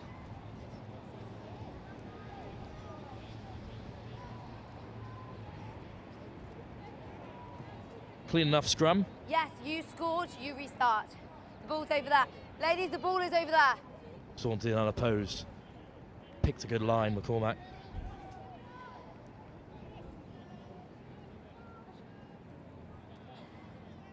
Well, in this quarter-final stage, Liscol, Giffen, Classenware girls are playing against Haverford West High School, and the Jess Arabian Marcher School are playing Kings of Wessex Academy. Well, once again, Bryn Celynnog comes storming forward off the kickoff. Just shrugging off players is Kurapatwa, and Kurapatwa could go all the way here. A great run by Livy Kurapatwa. A great score for Bryn Celynnog. Give her the ball. Thank you. Well, a great finish. Yeah, it's fine. I don't know why she was walking off with it.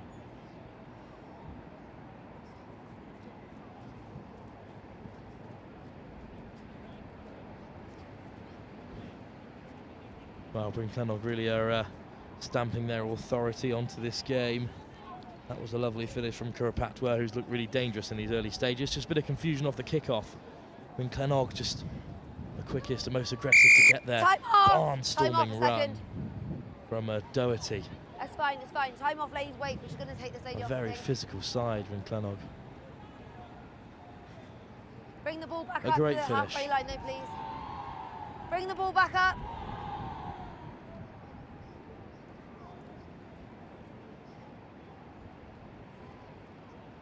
Well, the Bryn Celynnog Comprehensive School topped a group including Clifton College, Orleans Park School and Robert Clack, so impressive group there. Yeah. 3 victories for them. And Seaford came out of the group with St David's College, Llandudno, and as well as Oakham School and Wellington School. Ladies, come on. Again with 3 wins. Very impressive Come from on, sure, restart. Right, when you're back in, I'm just going to do time on, so I'll Seaford. blow the whistle for time on and kick, all right? just a bit of a Time break on in play first. there to deal with various injuries and changes. It's not half time yet. It was time off for an injury, so we're just going to restart. Bit of confusion amongst the It's all right, bear with- I just got a bit of time on a second. Celynnog though, ranks, but they maintain their 12-point advantage. They've looked very impressive so far. Looping kick once again by their key player, Sienna McCormack. Seaford have been pushed well back into their own 22, and that's a huge tackle as well to drive Seaford into touch. And Bryn Celynnog have carved out a massive opportunity for themselves here. Mark is here. Girls on the goal line, on the goal line. Ladies, on the goal line.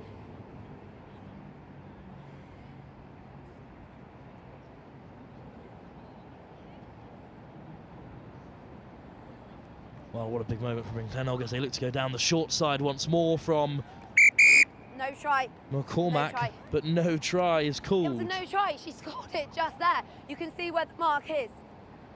Okay, so let's bring it back. We're going to scrum down. Well, knock on is unfortunately the call from that. No try was given it's from not on the line. It stops. McCormack as she's Please placed the not ball argue. down short of the try line.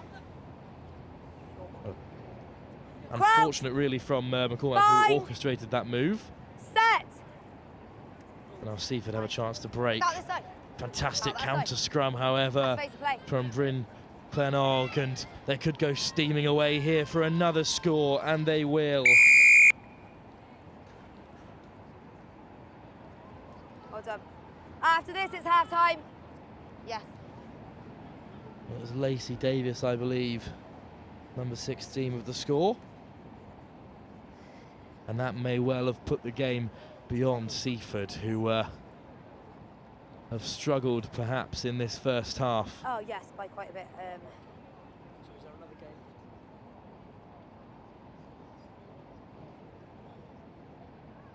What a great counter drive here. And Celynnog just have the size and the power on this Seaford side. Unfortunately, easy enough finish. Great footwork by Lacey Davis. Touchdown to score. Simple enough in the end. 17-0. Celynnog Comprehensive School currently leads Seaford College. We know how quickly things can change in the game of sevens, but Seaford have got a bit of a mountain to climb if they want to make it through to a cup semi-final. But up next, here on RE2, live with Next Gen, we'll have the second half of this cup quarter-final between Celynnog Comprehensive School and Seaford College, which Celynnog lead 17-0.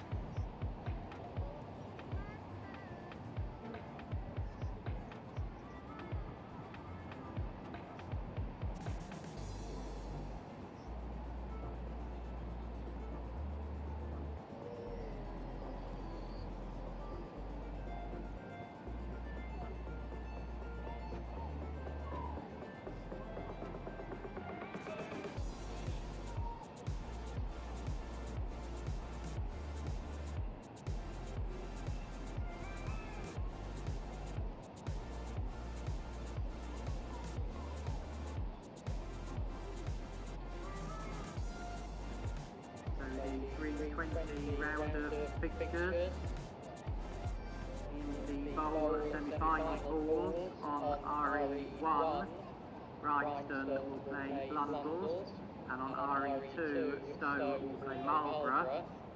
In the girls under 14 tournament on RE3, Hayes will play Ivybridge. Well, Celynnog will get us underway through Sienna McCormack once again. Another deep kickoff, which has unfortunately just been spilled by Seaford. You knocked it on. Here. And when things are going against you slightly in the game of sevens, it can be quite difficult to get things back on track. That seems to be the case for Seaford, who unfortunately just spilled that kickoff. This is a great attacking platform for Celynnog right from the start of the second half. Bind! Set! Hold it until ball's in. Nice. Lacey Davis with the feed. Ball's out. Takes it down the short side and beats the first defender. Lacey Davis might go unopposed here with options inside and out. Just goes herself. Scores a great try. And Celynnog are starting off this second half as they ended the first. You're going to have to kick it from behind the post back onto the pitch, because if you kick it over, it's like to go over things, okay? A great individual score, beating the first tackler with ease and then looking for options left and right to deceive the defence. And going in unopposed in the end. Good effort from the conversion, not given, however, from the referee. Another standard scrum. It's theirs. They kick off, that's it. And then goes to the short side. Skips past the first defender. It's yours. And It's yours, you scored. looking for options left and right, but a good finish in the end. Half line, halfway's here, ladies. Celynnog will be putting the boot to ball, and having someone like Sienna McCormack who has such a great boot on her under 14 level is so useful. Another clean connection, sending Seaford back. A lovely take off the kickoff, and forward comes Seaford, skipping away. A lovely run by the number 4, Amber Woods. A really wonderful run. Scrappy at the breakdown, but still Seaford come away with it. Penalty, unfortunately, though, for offside. Yeah, we're going to scrum down. We're just given us a scrum. Ball, you okay? So it's a knock on. Mark is here. Knock on was the first call. So best attacking set of the game so far for Seaford. They've just lacked possession, perhaps. That seems to be the difference between the two sides. Celynnog, though, are so dominating in their contact. They look very impressive going into the latter stages of this competition. Crouch! Bind! Set! Hold it until ball's in.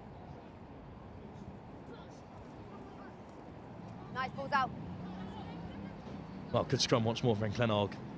Davis to the boots goes McCormack, as she so often does. And it's very loose in there. Eventually picked up by Celynnog. You're on the wrong side again. It will be a penalty for being offside. Offside at the breakdown. Celynnog tapped early, but off the mark. 5 offside, penalty here, 5 offside. Now make sure you're back 10. Nice, go. Well, now it's been tapped by Davis once more. Kubo skipping away for another try. Lacey Davis has gone all the way and scored once again for Celynnog. Well done. A lovely score. And they've really finished off this game in the early stage of this second half, just with very impressive, retentive attacking play. And their ability to break tackles is remarkable against a talented Seaford side that have been undefeated so far today. Set a little bit too wide from this tap and go. And they've got talented runners, as Celynnog do, just a change of direction inside and out. Just a bit disconnected in the line, and a good score.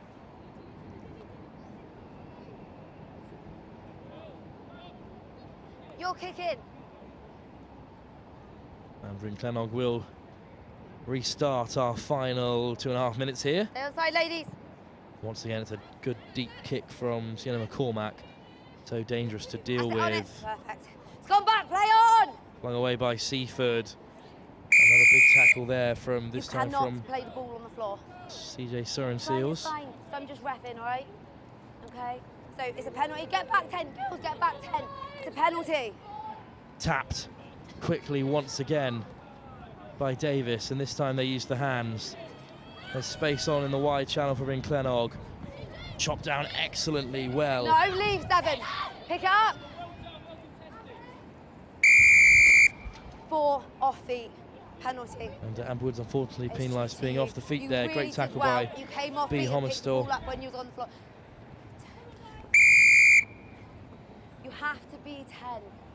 So offside penalty here. Offside for not being 10 this time. Now. The discipline just slipping a bit from Seaford in the latter stages. Andrew and Davis. Knock on. And just knocked on there. Scrum down. It is your ball. There will be a scrum for Seaford as we come into the final minutes of this game that is surely really beyond well. them. Keep going, okay? They've got a great Mark opportunity here, now ladies. to break. I'm here. Got to stop walking off with the ball. Okay. Inside their own 22. Plenty of fatigue visible from the conversations between referee and player.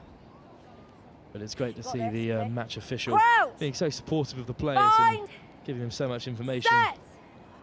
Yeah, another aspect of Roslyn Park that perhaps goes unreported is just how hard these referees are working.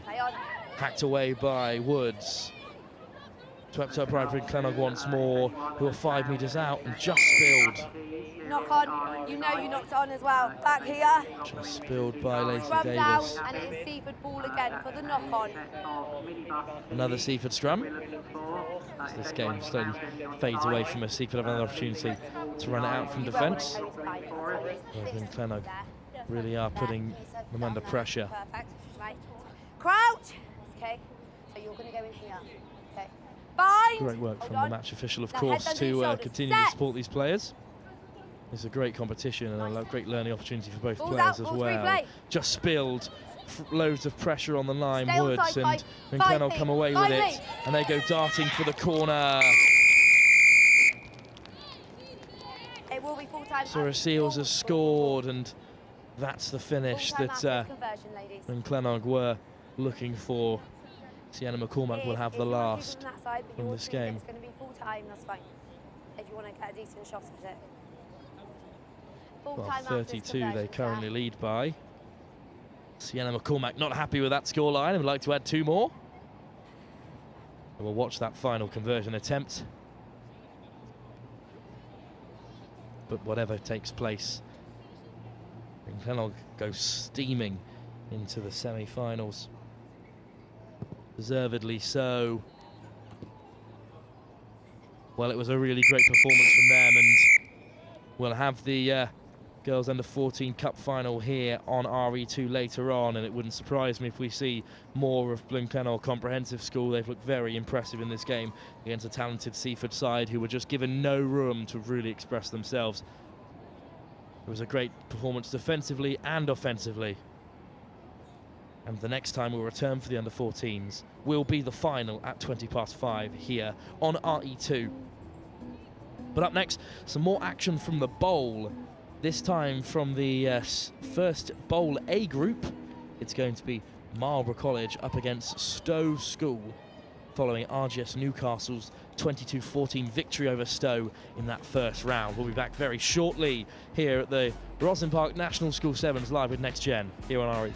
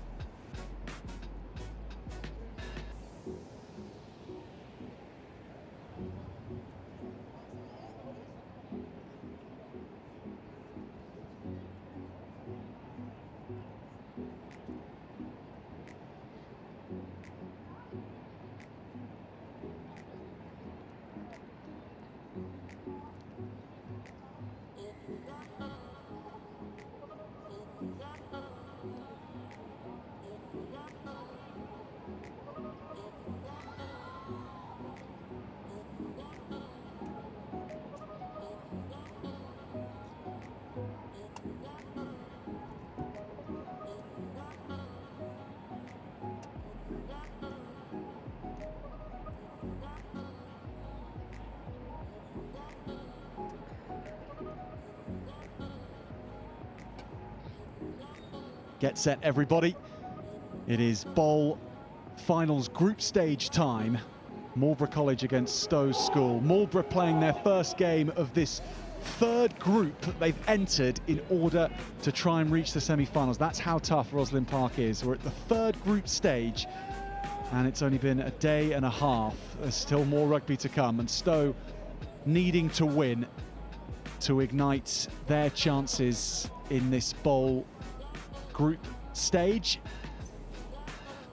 because they lost their first game against RGS Newcastle about an hour or so ago, and Stowe having to win and then keep their fingers crossed that Marlborough do them a favour against RGS. Marlborough with their first game in this new group and with a match against RGS to come. Here come Stowe, and little hitch kick and dancing feet is nice from Joe Atkinson. And this is Ollie Hartingen. Lovely shape on the arcing run from Hartingen. Thomas Mayo now fights off the first defender and adds a few extra metres to that carry. Hartingen, big shape, and then loops it back, and Stowe spinning this down the line nicely. Press on the defence from Marlborough, that's why it's put in behind. Well read indeed from Marlborough's Jamie Cook. And that represents an excellent first set of defence. for Marlborough, and off and running is Brooke. Well kept alive. Pass to Ed Betts was a nice one. Stowe looking to grab the ball on the floor. And they'll turn it over. And this meeting of two heavyweights in this competition, living up to expectation early on, they're equaling each other at the moment. Watch your feet, okay, young man. Watch your feet. Deep behind the line, and that's why, because there's speed that can be put on things by Hartigan. Slips it on, not carried. Just the awareness between teams at this level now. They know exactly where each other are running. Carrying it under the arm. Excellent from Marlborough. And the race for the line with Jamie Cook. And he'll win it. Stowe jerseys just eating dust as Marlborough go in for the first.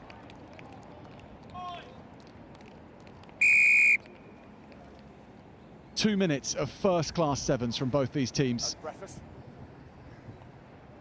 Good rugby. Good rugby, dude. Could you do me a favour, whoever kicks, come back onto the pitch, will that be okay? Cheers, dude. Just kick back on, love. Well, so often we see players who score just converting happily from the other side. Instead, with the stakes as high as they are, Marlborough making sure that their first choice kicker on the field is going to take this one. Max Robinson has to jump over a blue rope, negotiate a sign saying this is RE2. That's what he's looking at right now. And that has been cut up, that pitch out there, with teams training on it, and it's no surprise that you're not going to hit it as sweetly as you'd hope, but that is a miss which will keep Stowe alive, because a converted try will put them in the lead. Lovely over the top pass. No look, over the back shoulder. Okay, buddy, Desperate attempt, and a really good one from Hartigan. But still the try for Cook. Big kick-off. It's going to bounce back for Marlborough. Cook was lurking, but here comes Stowe, cutting up through Marlborough defences. They were left ragged from the restart, and the speed from Mayo, Thomas Mayo, right from kick-off, replies.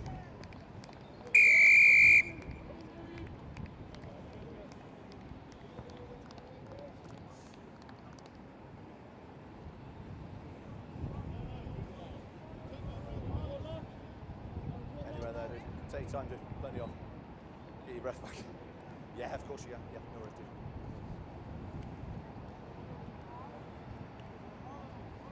Hartigan with a chance to put Stowe in the lead. Has he judged the winds? No, just curved away. Curved away. Not quite.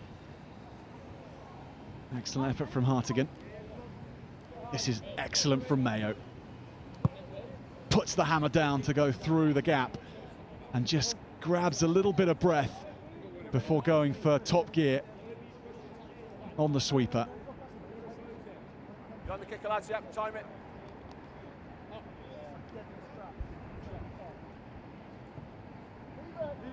The wind is going to control this one, whipping it back on the side of Stowe.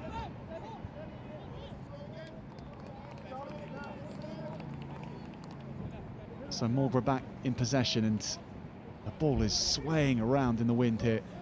So difficult to rely on long passes in these conditions. Ed Betts with that ball. It's going to work out on this right wing for Cook Priest. Tackle release! Good lad. Picking and going and spotting the gap is Charlie Brooke. Stowe bodies get in front of him. Keeps it alive. Little juggle on the skills, but just about that's going to stay for Cook, who spots the gap and tackle release is now needing support. Release. Good lad. No, there it is. Good lads. Well done. Brooke. Betts out to the wing, and just a juggle there. That is forward. No advantage there, lads. It might not be coming across on screen, but the wind with which Marlborough are having to contend with in that last set is gusty.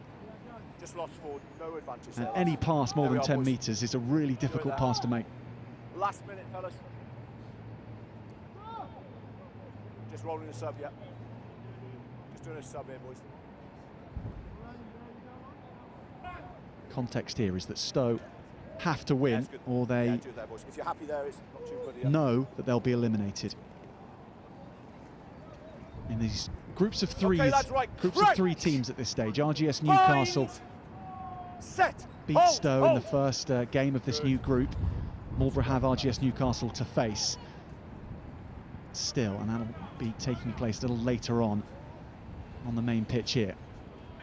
Stowe's hopes rely on the outcome of this game, and then they rely on what happens against RGS Newcastle, piling into contact, but Marlborough whipping it away, keeping it from Stowe players. Hebblethwaite. Let it go, Blue, let him go! Good lad.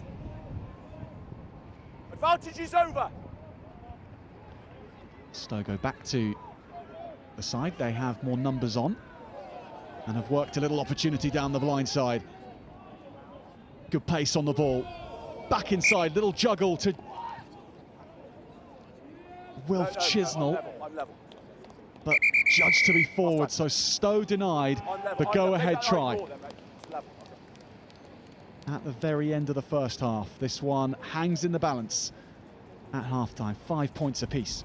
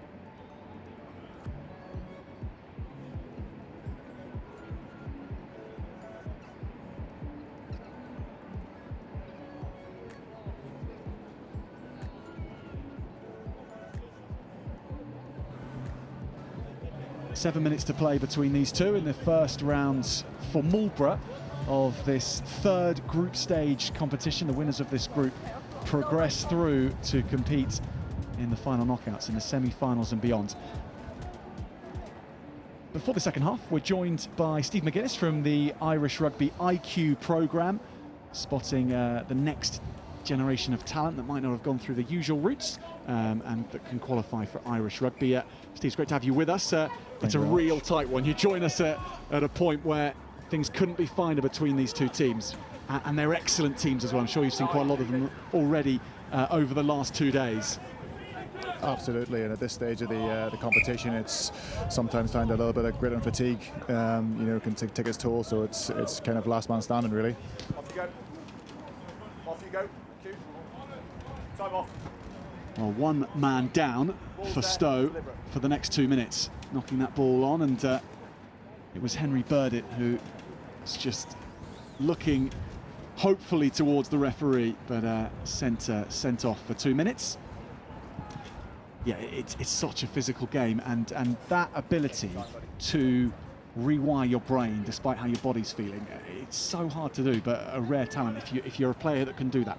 Absolutely. Sometimes the gap between the games is significant, where boys are fired up, full of adrenaline, and then have to sit down for an hour and then suddenly get themselves back up for it. It's a real skill in itself, and for some of these players who've maybe had 4 or 5 tournaments ahead of them into this competition, it's they have a real advantage for some of the guys who maybe only in for one tournament before this.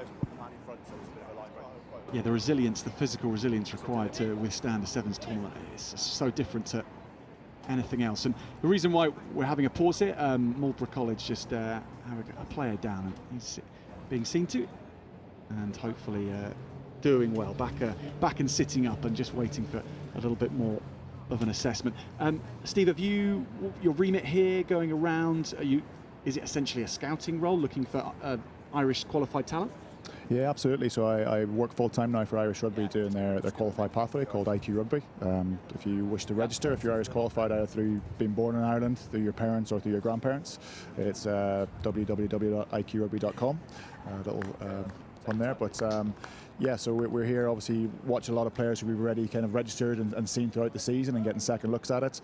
And then yeah, finding anyone who's late to the programme. We track players 16 to 20 simply because, you know, rugby is a late development sport and some guys will make it at 18, 19, but suddenly so guys need a little bit more time.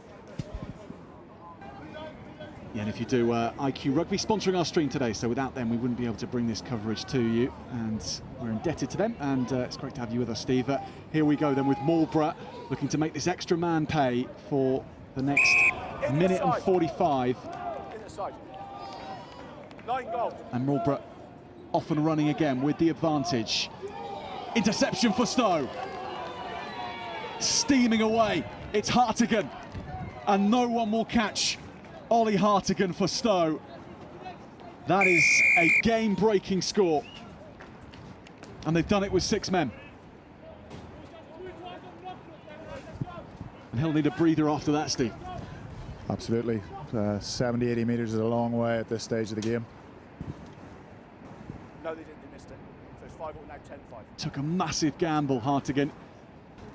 And he made it pay. It's the kind of calculation that can be the difference at the very top level, making this count. Let's have a look again at how it played out.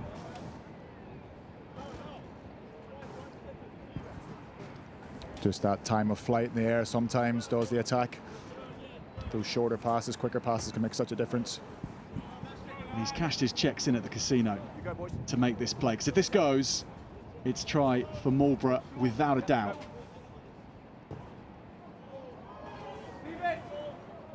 So Stowe leading 12 points to 5. Their hopes of qualifying 20 seconds on the card from this group, and then being in with a real shout of taking the title, are now much more alive, but they've got to survive the next phase of play. Still down to 6. Marlborough coming. And that goes out into touch. On, please. And they've managed to survive. Last 2 minutes of pure excellence from Stowe. Okay, fair enough. Thanks, boys. Thanks. Put yours there. A lot of time in this one to run.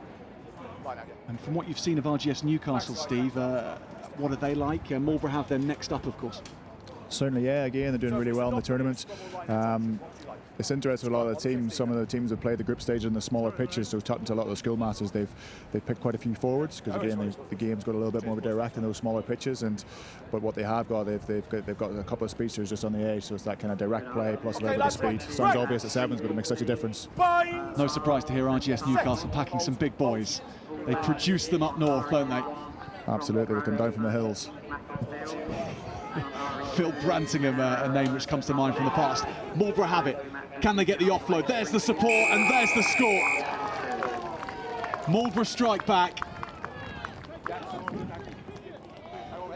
Under the post as well, so a significant score there. And Jamie Cook with a double. Go on then, if you get another ball then, take the time off. To level up the match with under 4 minutes to go.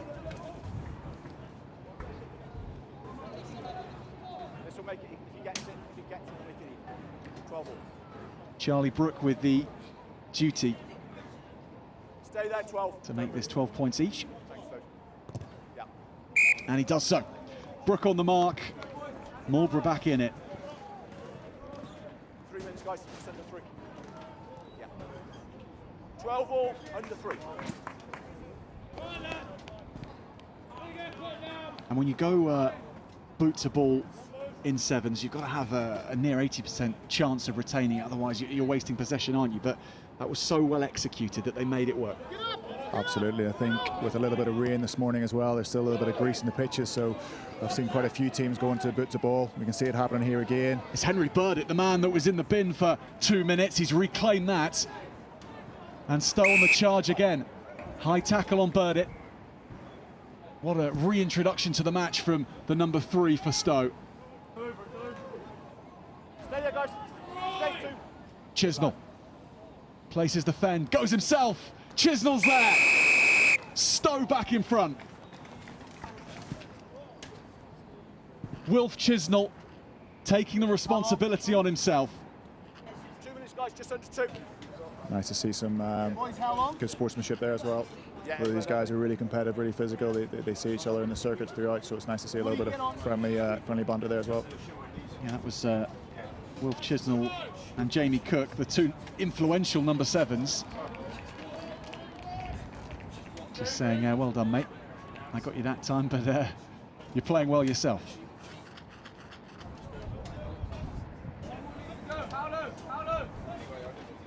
Can't let it go out. Actually, correction. Sorry to say the numbers on Stowe's back have fooled us here in the commentary box. It was Will Plessis with that try. Knock on their goal. What a try it was. Stowe, though, okay, there's no advantage coming there, lads. on the charge. It's not forward by goal, scrum, blue. So you've changed it. 90 seconds to play. Stowe are going to throw themselves back into contention here. If they can get this win. And then they will be watching with bated breath what happens between Marlborough and RGS Newcastle in the next game. Lads, right. Great. Just one team of 3 goes through from this latter group stage. Good scrum, boys. Marlborough with the ball. Tackle release. In the hands of Harlan Hines, but he has had a penalty muscled off him. And Stowe on the ball again, just where they need to be. 45 seconds to play. Little chip in behind, nicely done from Haley. 22. Playing for time on a 7s field, it's not so easy, is it? Absolutely not. I'd probably have to say they probably would have been better keeping ball in hand there for 45 seconds, just playing out the clock, but sometimes that schoolboy rugby mentality just to kind of play everything you see really just takes over those instincts, but we'll see if Marlborough can have one last play here to get back in the game. They'll need to convert it as well if they want to get the victory. A draw would be ideal for RGS Newcastle. And there we go, Stowe throw themselves a lifeline, beating Marlborough 17 points to 12. And if Marlborough can get the right kind of results against RGS Newcastle, then anyone is in with a shout in this group now. It is going to be finely poised, and RGS Newcastle against Marlborough College is the next match on, and I think that match will be on RE1, so you may have to follow a different stream to ours in order to get it. It'll be on the main pitch, we think, but just keep your eyes across all ROSSLYN Park social media to find out exactly where that link is. But what a game that we've seen, Steve. Yeah, again, really, really physical teams, a physical group actually when you look at RGS Newcastle as well. And, you know, Stowe having a really good season and without their academy boys at this point in time as well, off in England duty. Really good to see them still performing even at this level. Well, we'll just take a short break and we'll be back with the next match on RE2.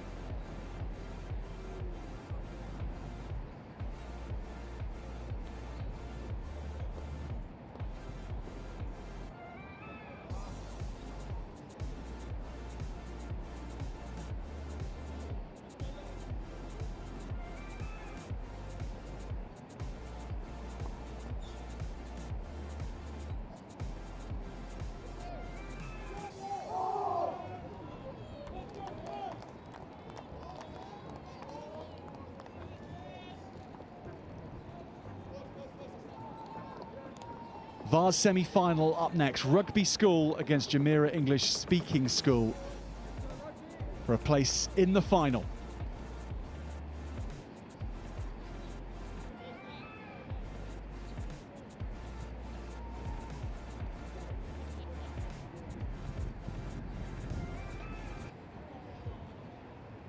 Jess, as they are commonly known, from Dubai. They will get us underway looking for a final place, playing in the blue and white against the club with the most storied history in the entire game, Rugby School.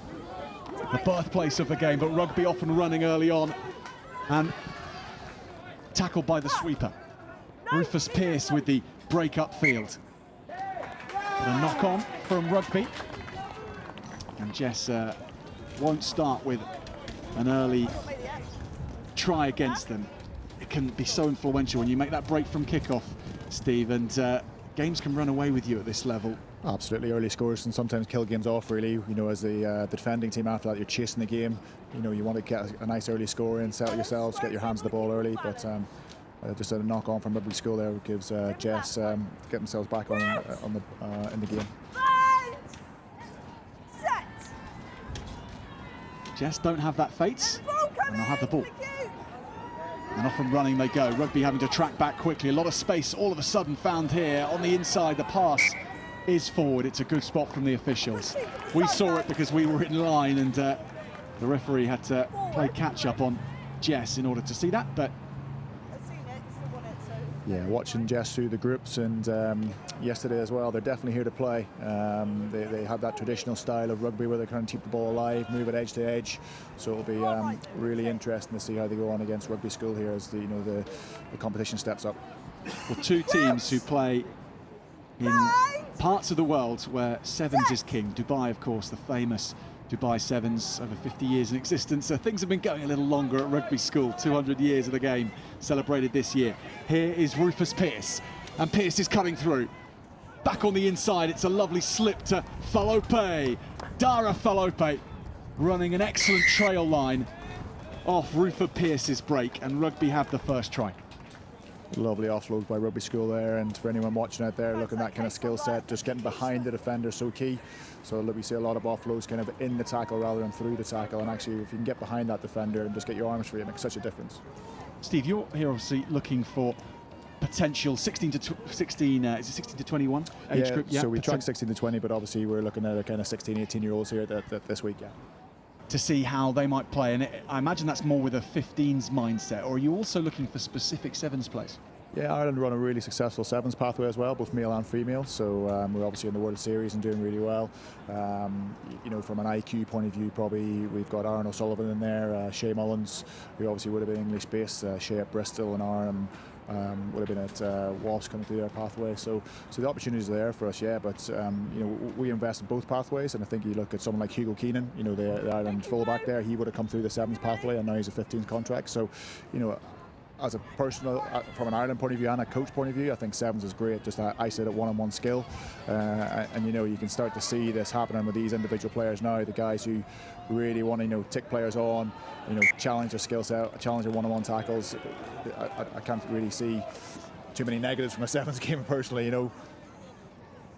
Yeah, and sevens in Ireland in recent seasons, it has been so exciting seeing them on the World Series and what they've been able to achieve. And if you do think you have any Irish qualifications and ability to play for Ireland, then the website again, Steve, give us that. www.iqrugby.com, and if you find the registration tab, put your details in there, and we will get in touch. And we thank you very much for your support today, because sponsoring our stream allows us to bring these pictures to you wherever you're watching on from, and you may be watching from Dubai, and cheering this team on who've had such a good day, and they are looking for a place in the final of the Vase competition. Leave your foot on the floor beforehand. Crouch! Bind! So Jess lining up really deep, their back line are attacking, and it's come out from Turner. Back into the centre, and that's Ross Parsons, who's found a nice pass, and the players kept alive. Battison switching lovely from Nash, who powers into the 22, takes contact, and it takes a lot to bring him down. Rufus Pearce involved. Now they work it back along the line into the hands of Williams Parry. He's hit hard, Williams Parry, and knock on the call. So Rugby with a strong defensive set. Defending in sevens, Steve, how does it differ to 15s?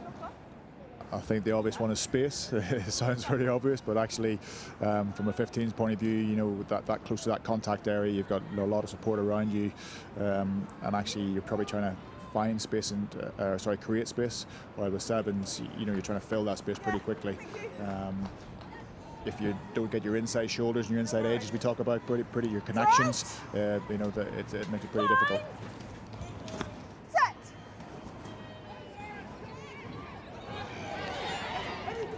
Turn of the ball, Jess. Flick it up and go for the line. And squeeze in at the corner.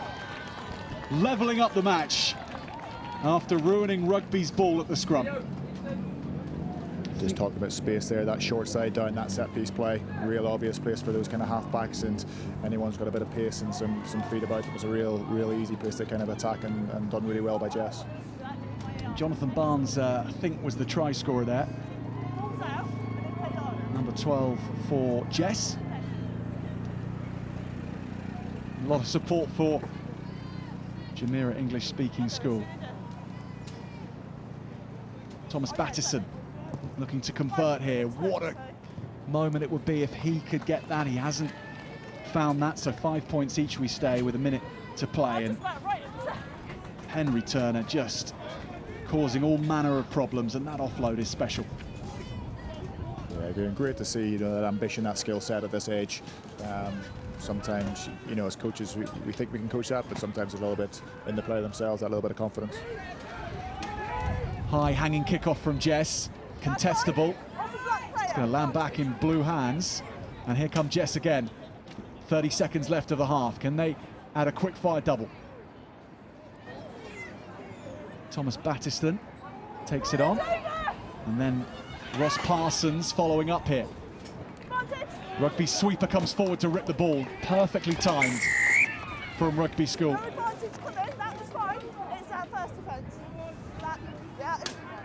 It may have been Ryan Sweeting who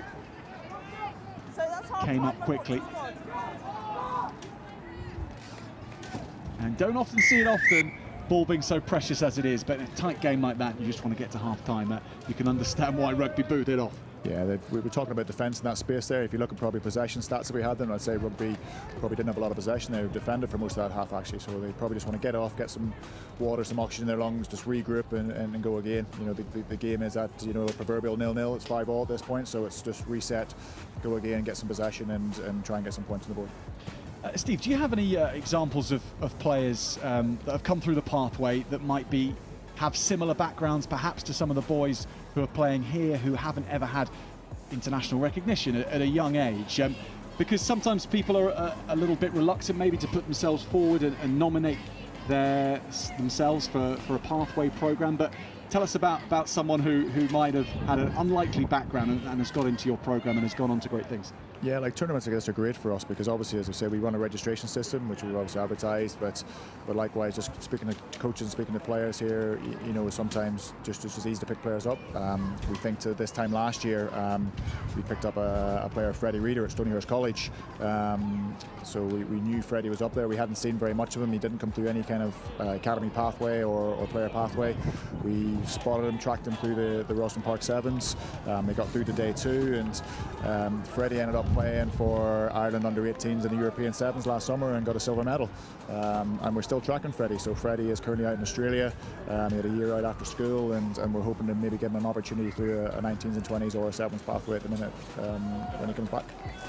For players perhaps a little older, maybe they're 18 or something, still worth getting in touch. It's not over, is it? Even if you're that age? Absolutely not, no. Yeah, so we obviously, most of our kind of activity is around that 18s group, but as we said at the start, we track players 16 to 20. And look, we only can track you if we know where you are, but because, and if you can register, you know, we'll come and find you. It's not always about you coming to us, and yeah, like everything, if you aren't in it, then you don't know. So. Steve McGuinness from Irish Rugby's IQ programme, and it's great to discuss these matters with you, Steve. On the pitch, these boys over the next 7 minutes engaged in a tussle for a final at ROSSLYN Park. The winner goes through to that. And this has gone all the way. Jess having kicked that over the dead ball line. Thank you. Option, you've got 22 or scrum back. Come back. Just inches too long, that one. A little bit less, and it would have been obviously kind of worked out for them. You can see they're going to try and make Rugby play from deep now. But unfortunately, have to come all the way back now for the scrum. Puts Rugby in a really strong attacking position.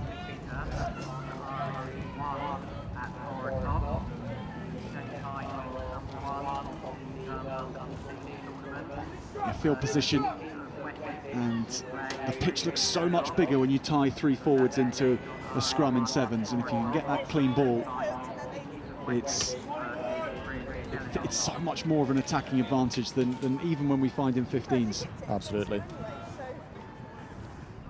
There's a hefty blindside as well, should Rugby want to exploit that. Almost the perfect position. Luke Shravasande.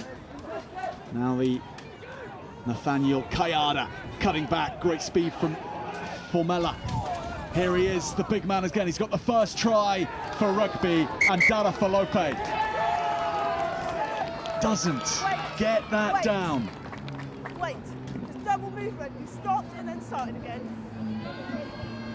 Well, the referee's microphone, I'm sure, coming through for you clearly on the stream. Double movement that call it. So Jess survive. Falope has to get back into the defensive line. Jess work it well to the edge here.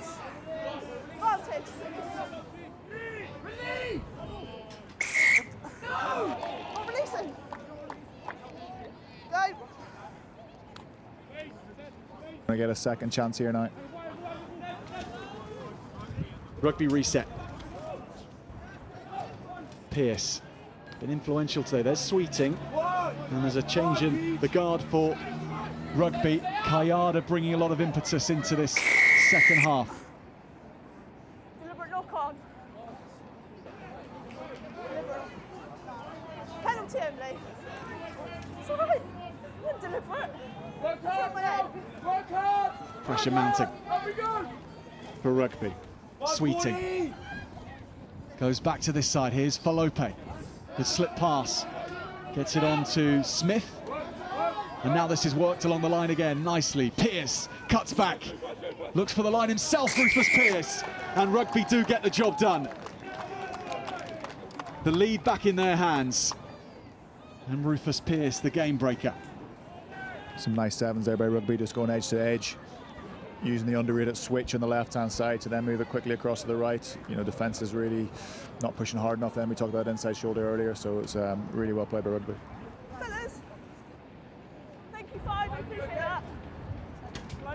Steve, do you have an insight into how much preparation these schools will be doing for sevens? They come out of a 15 season and that's the focus for so long, but how much time do they actually get in terms of weeks, do you think, to prepare for the ROSSLYN Park School sevens? Yeah, from a school's point of view, everything builds up to that kind of mad March we used to talk about. There's that March window kind of from the last weekend of February to this weekend really is sevens. For some of the schools that we talked about, they might maybe get 4 or 5 tournaments in before they reach the ROSSLYN Park Sevens, which is obviously the pinnacle of schoolboy sevens, isn't it? Others, unfortunately, might only have one tournament, you know, so it sometimes just depends on where you are in the country and the weather at times. We've had a lot of games cancelled this year, but yeah, if they've had 3 or 4 tournaments, then they're certainly going to be in good fitness state, but also kind of that skill set and mindset state as well. And even the weather starting to feel a little bit more like spring out here on RE2, and Rugby on the ball again. Smith, Pearce, Jess managed to contain him. Falope revs his engine again. Tackle and release is on the floor, thank you. Shravasande, Sweeting, spins on the edge nicely, keeps the play alive. Shravasande, Formella. Real power after contact that Alec Formella brings to this Rugby school side. And now there's good numbers here and a gap opening up through the middle for Kayada. Falope supporting, needs support himself. Shravasandé's there, slips. Rufus Pearce backing things up. Tackle, roll. And then they'll bring it to the left, surely here. Nathaniel Kayada. The top marksman for Rugby School gets another. Rugby just building that pressure with that possession now. We can just start to see Jesco just slipping off a few tackles.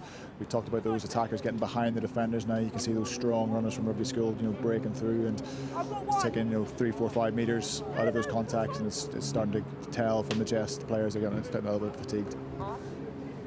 1 minute remaining, points added on, 17-5. If Jess are to get back into this, they need to move quickly. This was really patient play. Rugby's patience has marked out their performance in this match. They haven't worried when they've missed an opportunity. Absolutely.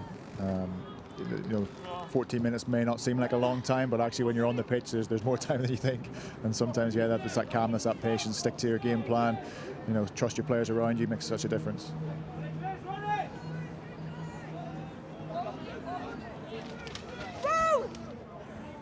Jonathan Barnes again for Jess. Ball spilled forward. Parsons looking to force Jess back into this. No advantage. 20 seconds or so remaining. Knock on. Rugby School heading for the final. Scrum down. Huh? That's it, unless there's a penalty infringement. So it's all over bar the screaming at this point. Last play of the game. Can Rugby add a few more points, or are their minds on the final already? I think that's our answer. Nathaniel Kayada boots it off. Rugby School through to the final with this victory, 17 points to 5 over Jamira English-speaking school. And Steve, such a great display of sevens rugby from Rugby. Absolutely, we talked about that patience. Really, it's definitely a game of two halves, and that one where, you know, Rugby really struggled possession-wise, and it told in that first half. But just being patient, keeping the ball, working through those phases, and eventually teams do get tired down.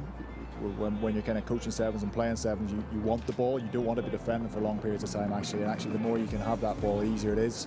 And that definitely told in the second half. You know, fair play to the Jess guys. They played their hearts out, but by the end of it, a lot of hands on heads, a lot of guys breathing really, really heavy. But they should be really proud of what they did today. You know, it was a really good semi-final. Yeah, absolutely. Well said, Steve. It's so good to see schools from across the globe competing here at the ROSSLYN Park School 7. Steve, thank you so much for your time with us, and just remind us one more time, if anyone has got an Irish qualification that they think familiarly they have in their ancestry, in their parentage, then where should they go? Yeah, absolutely. So you're qualified through either being born in Ireland, your parents have been born, or your grandparents. And if you go to www.iqrugby.com, the registration tab, put in your player details in there. As we said, we'll be able to get in touch with you, or if you have an upcoming event for your age group next year as an under 18, we'll be in touch with you.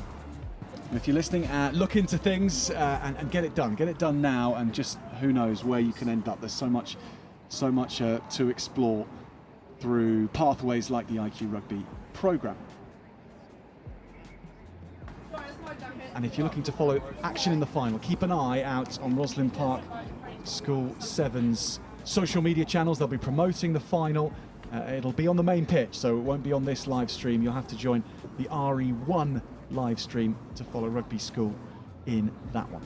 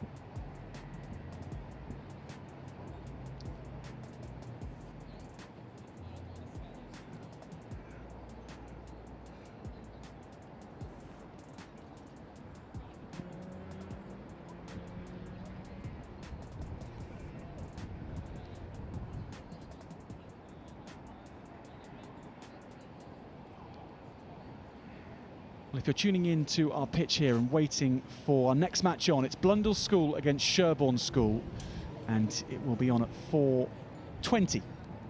And that is a match to decide who goes through to the final of the bowl competition. Blundell's having won one already, and Sherborne having lost their first game. So Blundell's in the driving seat in this group, but the way these groups of 3 work out, anything can happen depending on this final result. So Blundell School against Sherborne coming up at 4:20.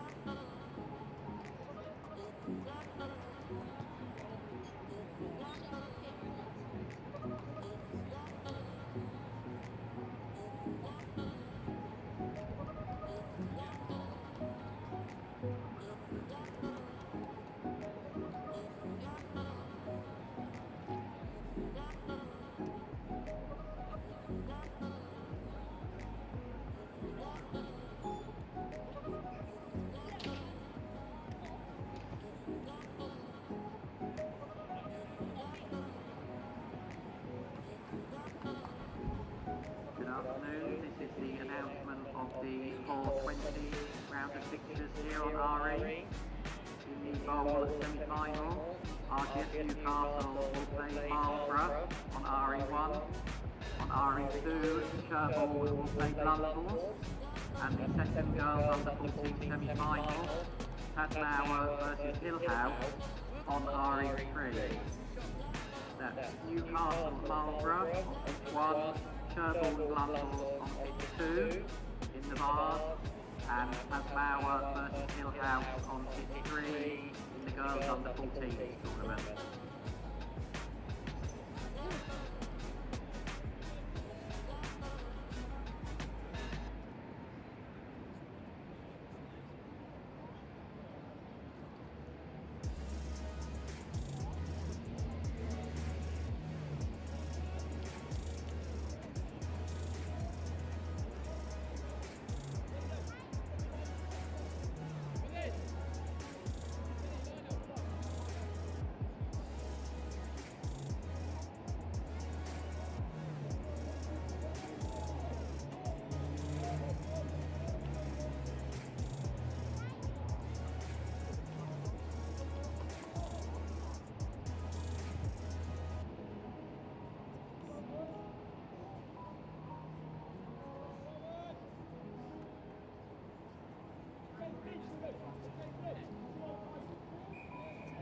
Right, well, welcome back, ladies and gentlemen, to a very decisive fixture in the final events of the bowl competition. So it's a second-day competition here at ROSSLYN, so of course it means an awful much to Sherborne, who are off and away. Well, what a start this could be for Sherborne, who are desperate, in need of a win.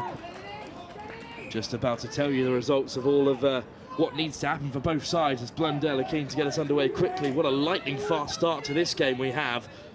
Already flung wide, and Blundell having a go right from the off. It's the number 14, Rocky Prowse, who could be in at the corner. It's a great try from Rocky there. Well, what a perfect start. I've not even had the chance to introduce you to our co-commentator, Ben Cohen, the 15th captain, unfortunately out of the Blundell side at the moment through injury. What a great start. Yeah, awesome though. Rocky's year 12 who joined in year 11. Actually, no, year 10, sorry, but he's really played well this season, and yeah, as you can see, he's got pace to burn. Plenty of pace from Rocky Prowse, a great finish, and the extras converted as well. Yeah, it's Ben Cornford there, head boy, upper 6, so yeah, it's a conversion from him. Well, it was quick from the line out as well, really smart. A great covering tackle as well, because Sherborne were in and away on that far side. So Blundell School in need of a win here to secure them a final against Stowe School, who have already won both their fixtures in these 3-team pools. Blundell will get us underway. A big win for Sherborne here. Could see the tides turn. That's a wonderful nudge through, but there's cover in the backfield for Blundell's, and it's put to the toe of Noah Fenton. And Fenton wraps up his opposite man. Great clear out on that ruck, and goes to the short side and back in. Lovely play. Soft hands from Sherborne. A little show and go. Finally, Bedford is brought down as it's Bedford now in possession, cleaning up the loose ball, and just spilled by Bedford. He's been very impressive so far for Sherborne. And that scrappy phase of play is brought to an end by the referee's whistle. Scrum time for Blundell's. So it's been a good 2 days overall for Blundell School. Yeah, we had a pretty difficult group yesterday. We beat Durham and King's Worcester only by 2 points, and then beat Exeter, and then in the final group game, and then Merchiston in the elimination game, which is probably our best game. And then today we put in a pretty difficult group, but came second, so into the bowl and doing pretty well in this. It's always difficult at ROSSLYN Park with the amount of quality teams that come down, and a very exciting tournament to be a part of. Always great that there's silverware on offer for all your hard work. Yeah, definitely. I mean, we thought after we lost our third game we're out, but got the bowl, and that's such a good thing about competition. It's just so many games, so many opportunities, and yeah, looking to see out this one and get through to the final. Hands in the ruck, so penalty goes Blundell's way. Ben Cornford keen to get us underway quickly. They come down to this near side, but a penalty for not releasing. And immediately, Sherborne will get us underway once more. The pace of the game is electrifying in these early stages. 3.5 minutes in. A lovely little show and go. Sherborne could be through the hole here. It's great running. One ball try. inside. And what a great score for Sherborne. Yeah, great work there. You could see they got pretty good hands and got the ball to the edge, and then once they're through, there was no stopping it. That was a great try. A really lovely finish. Great play overall from Sherborne. Lovely direct running. Little show and go. And the mud on the shirt makes these numbers quite hard to identify in this weather, but a lovely pass inside. I believe the Sky scored by Toby Bearmond with the finish, number 9. Great play from Bearmond there.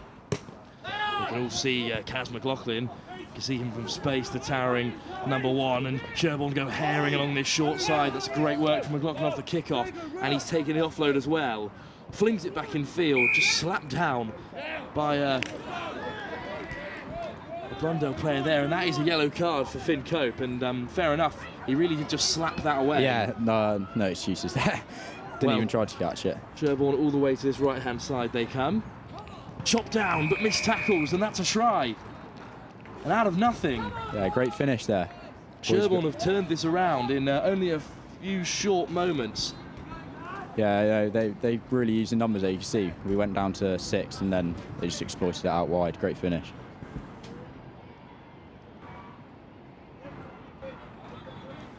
Well, it will be Ollie Gorringe to look to add the extras.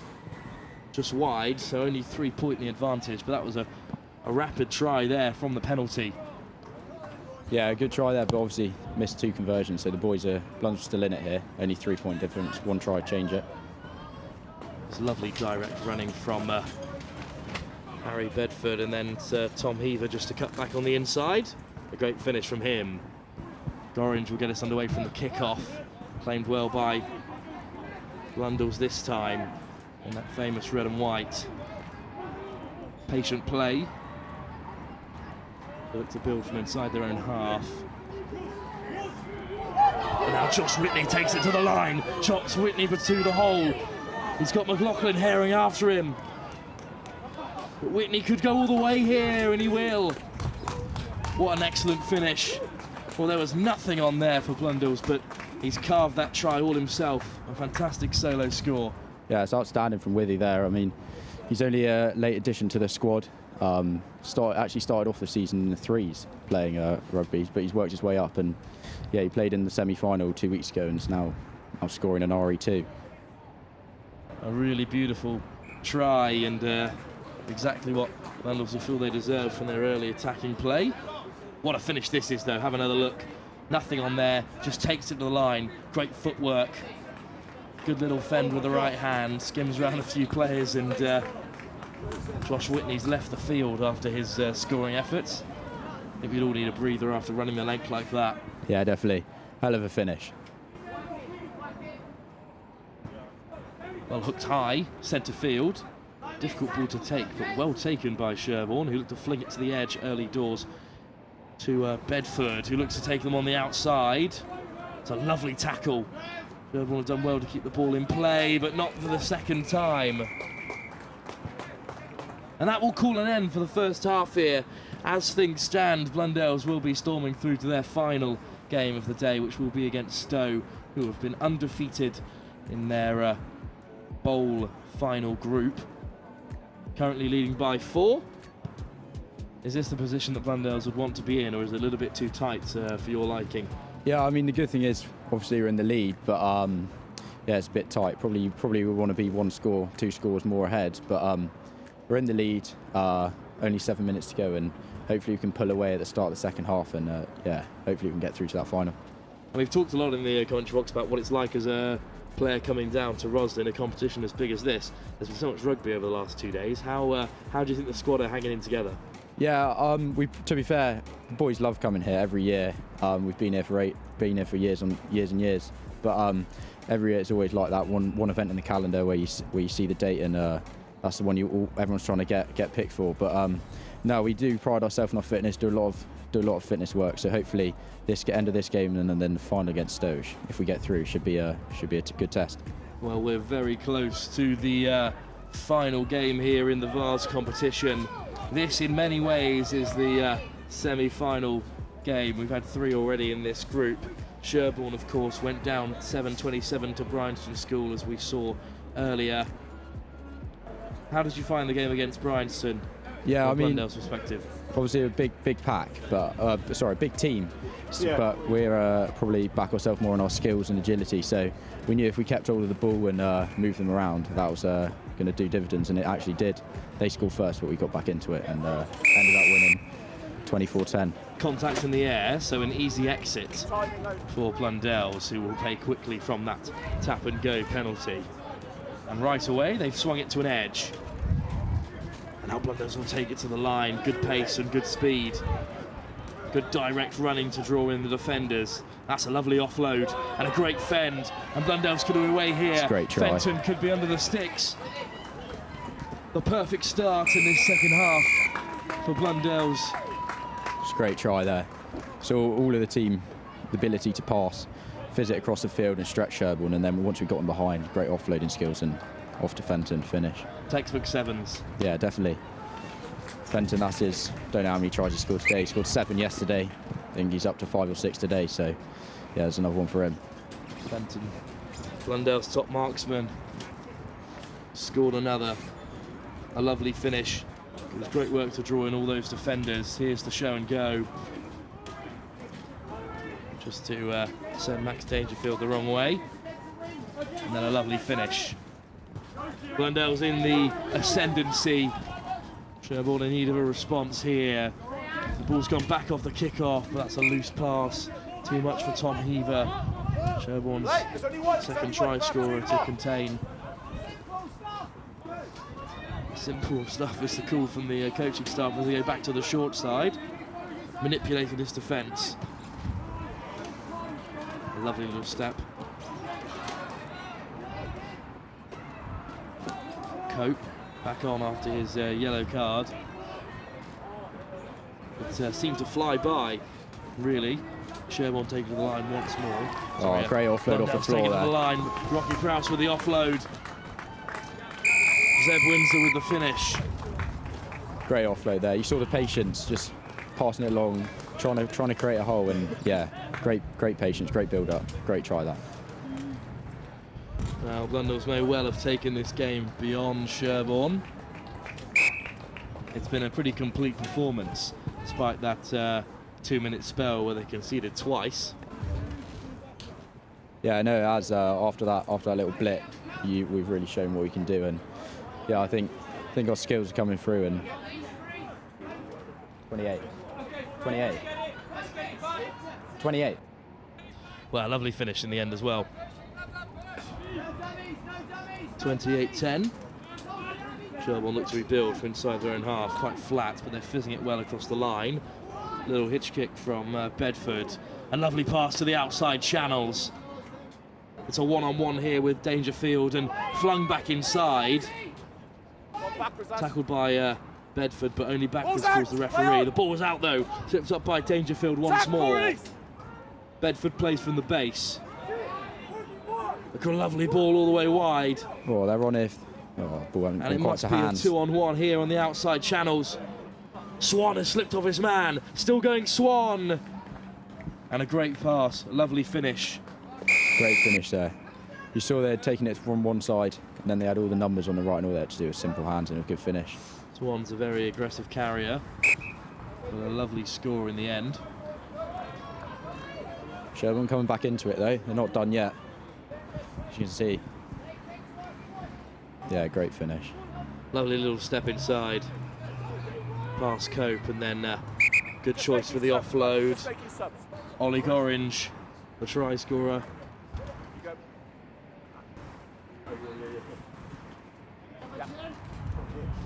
Sherborne's still in this though, 3 minutes left.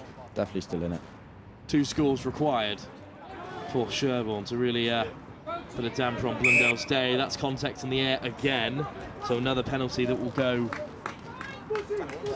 against Sherborne.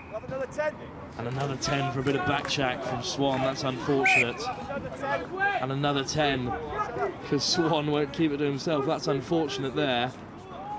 And good meters made for Blundell from very little effort, which is the most you can ask for in the game of sevens.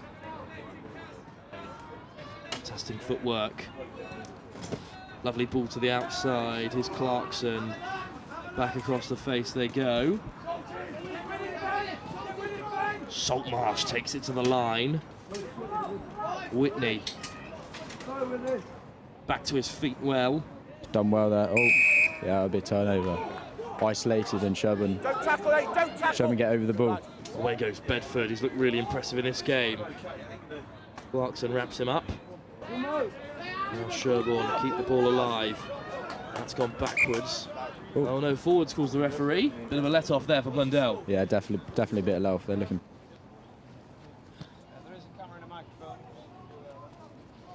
Last 90 seconds there, boys. 90 seconds to go. Blundell's edging ever closer to this bowl final where they will face Stowe, regardless of results elsewhere. Stowe, of course, have had an extra rest because they've played both their 2 games already. Think that will factor into the final, or do you think Blundell have got enough in the tank? Yeah, I mean, obviously they've had a bit of extra rest, but you know, it's as I say, it's finals rugby. I mean, anything can happen. So hopefully the boys will just go out there and express themselves, and then anything can happen. So looking forward to it. Well, Blundells are looking ahead to their cup final, which will take place on RE1 on the RFU's live stream. But we've still got a minute to play as Blundells will look to finish with a flurry and carry some momentum into that final game.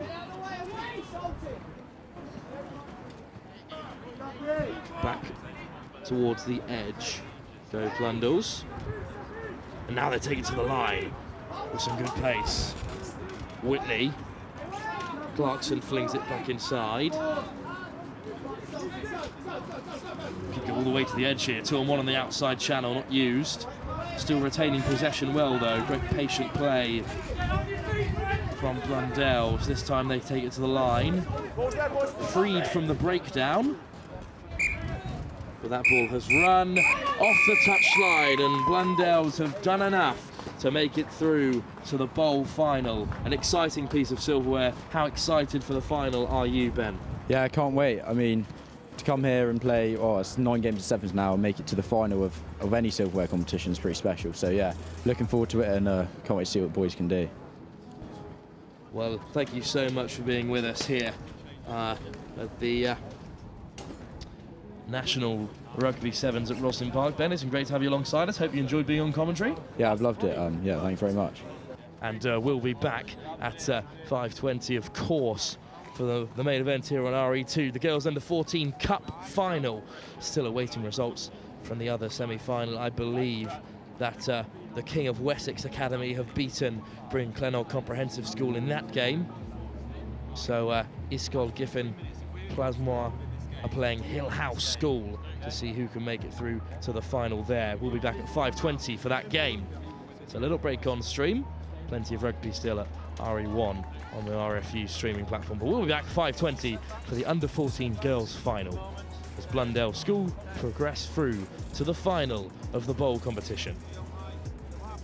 Good afternoon. The next match scheduled for RE1 at 4:40 is the final of the Vase tournament. That match is Rugby versus Kings Macclesfield. That's the final of the Vase 4:40 due on pitch RE1.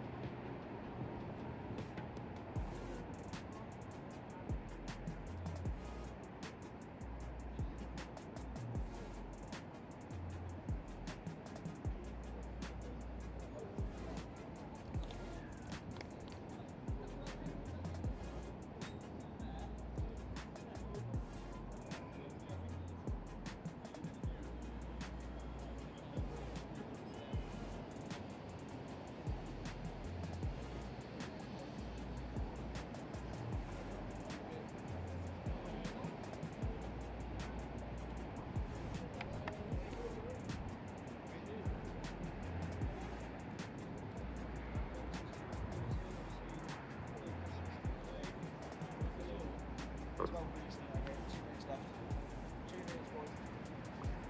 out.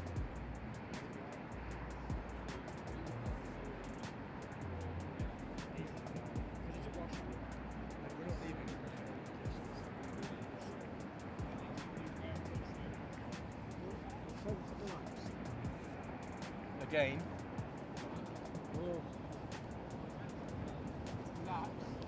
Chris, do you want me to just send those to you? Yeah. Sort of stunned. Oh, yeah, or not. Just tell me what's happening.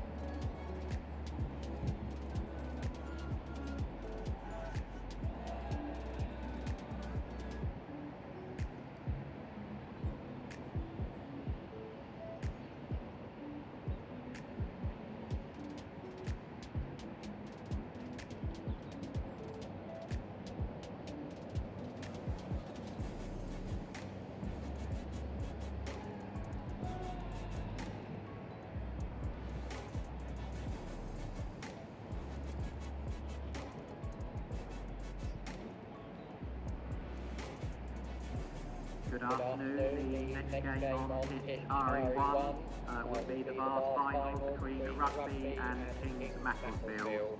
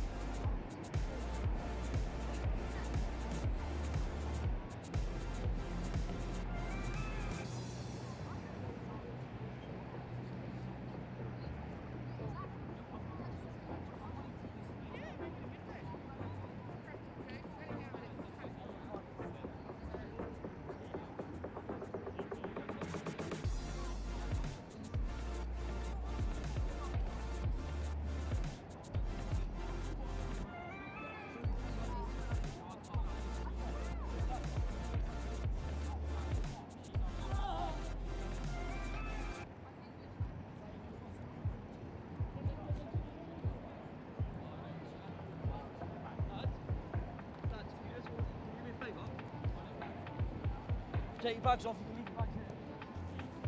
You just go and fill these water bottles up, so you need to go back to the end of the pitch.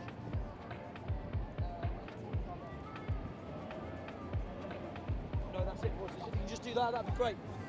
Maybe take your phone with you, George. Or if you're not all going, that's fine.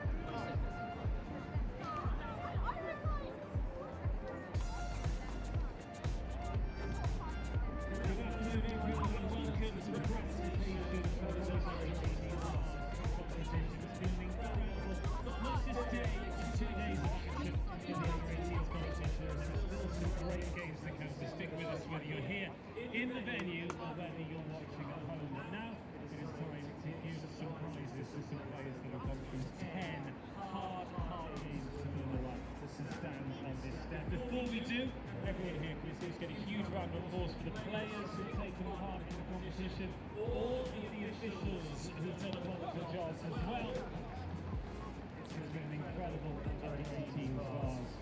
First of all, we must talk about the runners-up. I've said it once, I'll say it again. 10 games over 2 days. Variable conditions. They've had sun, rain, a bit of snow, but they've pushed throughout. It's not been easy. They've got over defeats. This is what might take a little while to get over.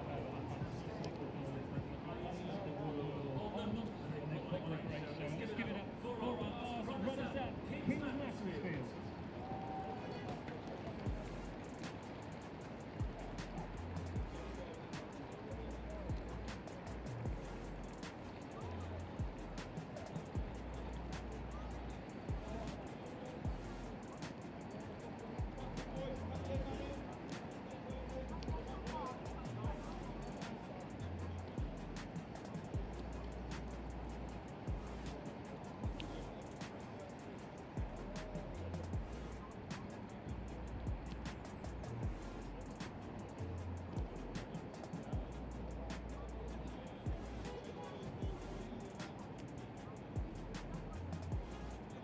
Once again for the under-18 Vase finalists, Kings Macclesfield.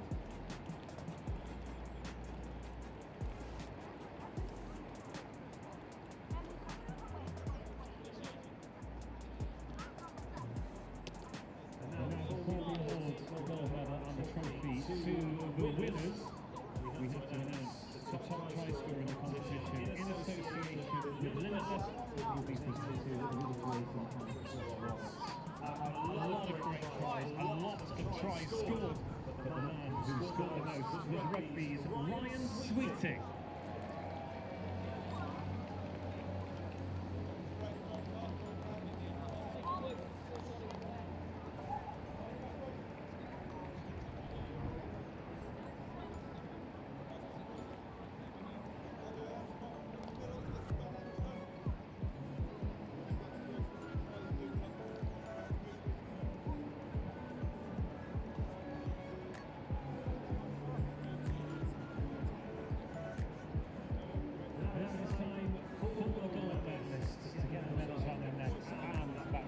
Simple bars that they will take back to rugby.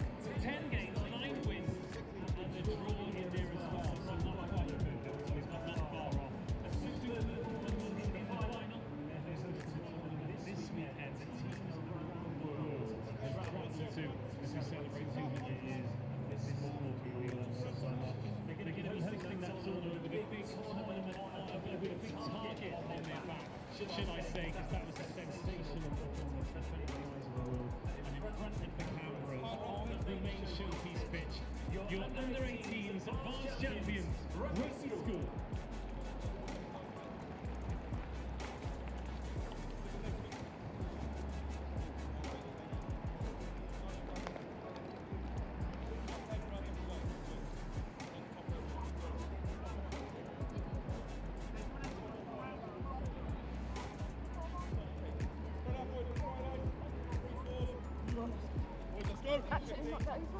working up the Sun is dropping low. Sun is dropping low. Are you aware of that? I said that Next one. Feet.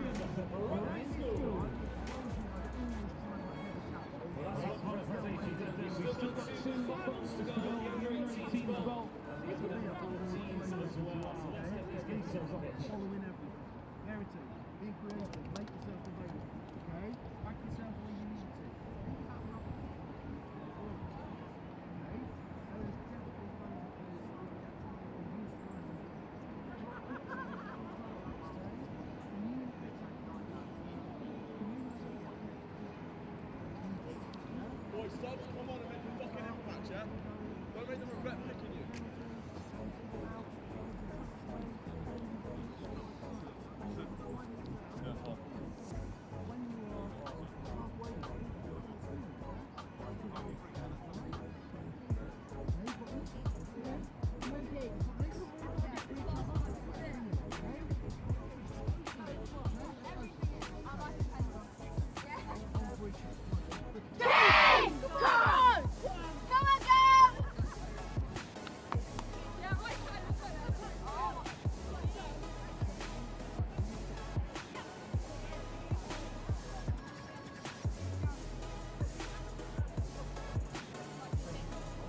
Stay with me.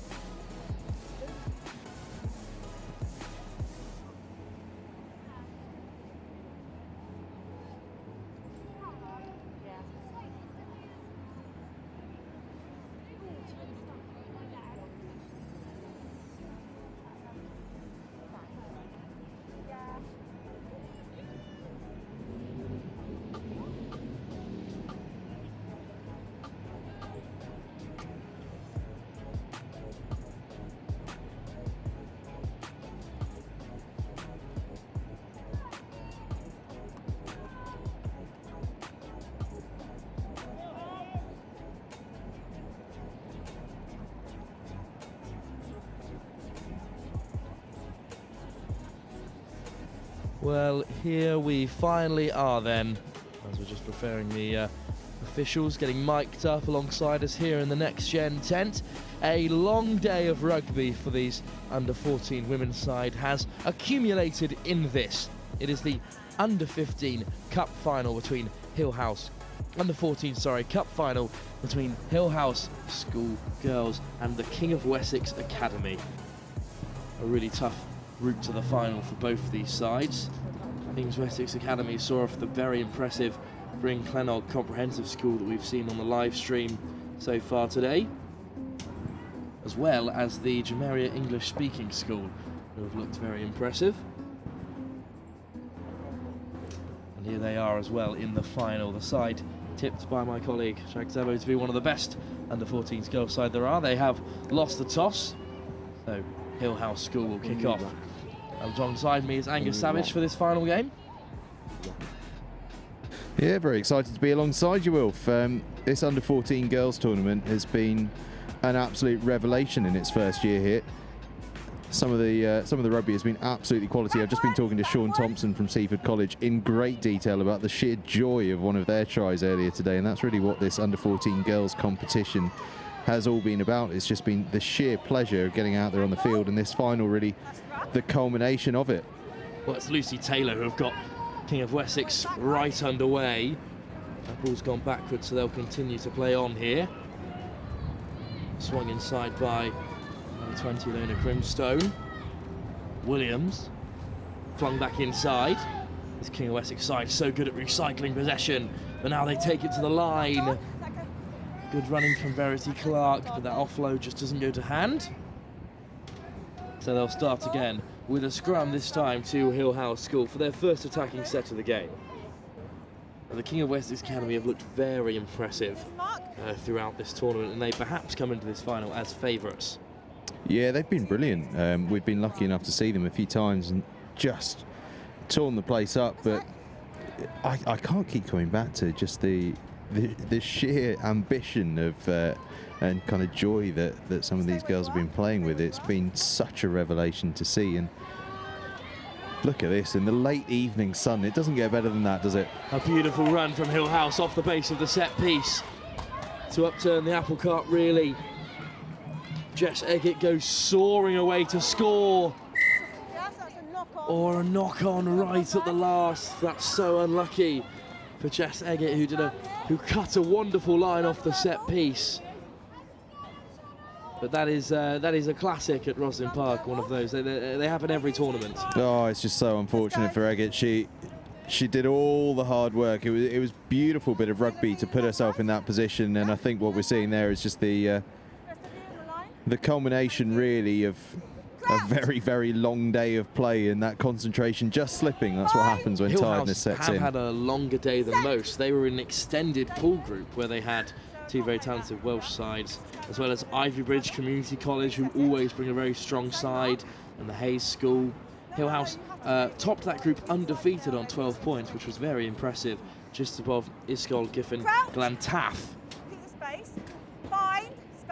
So they've had an awful lot of rugby to play. The King of Wessex Academy topped a group with Iscol, Giffen, Gur, and Bohunt School Wokingham, who we've seen on the stream, looking very impressive.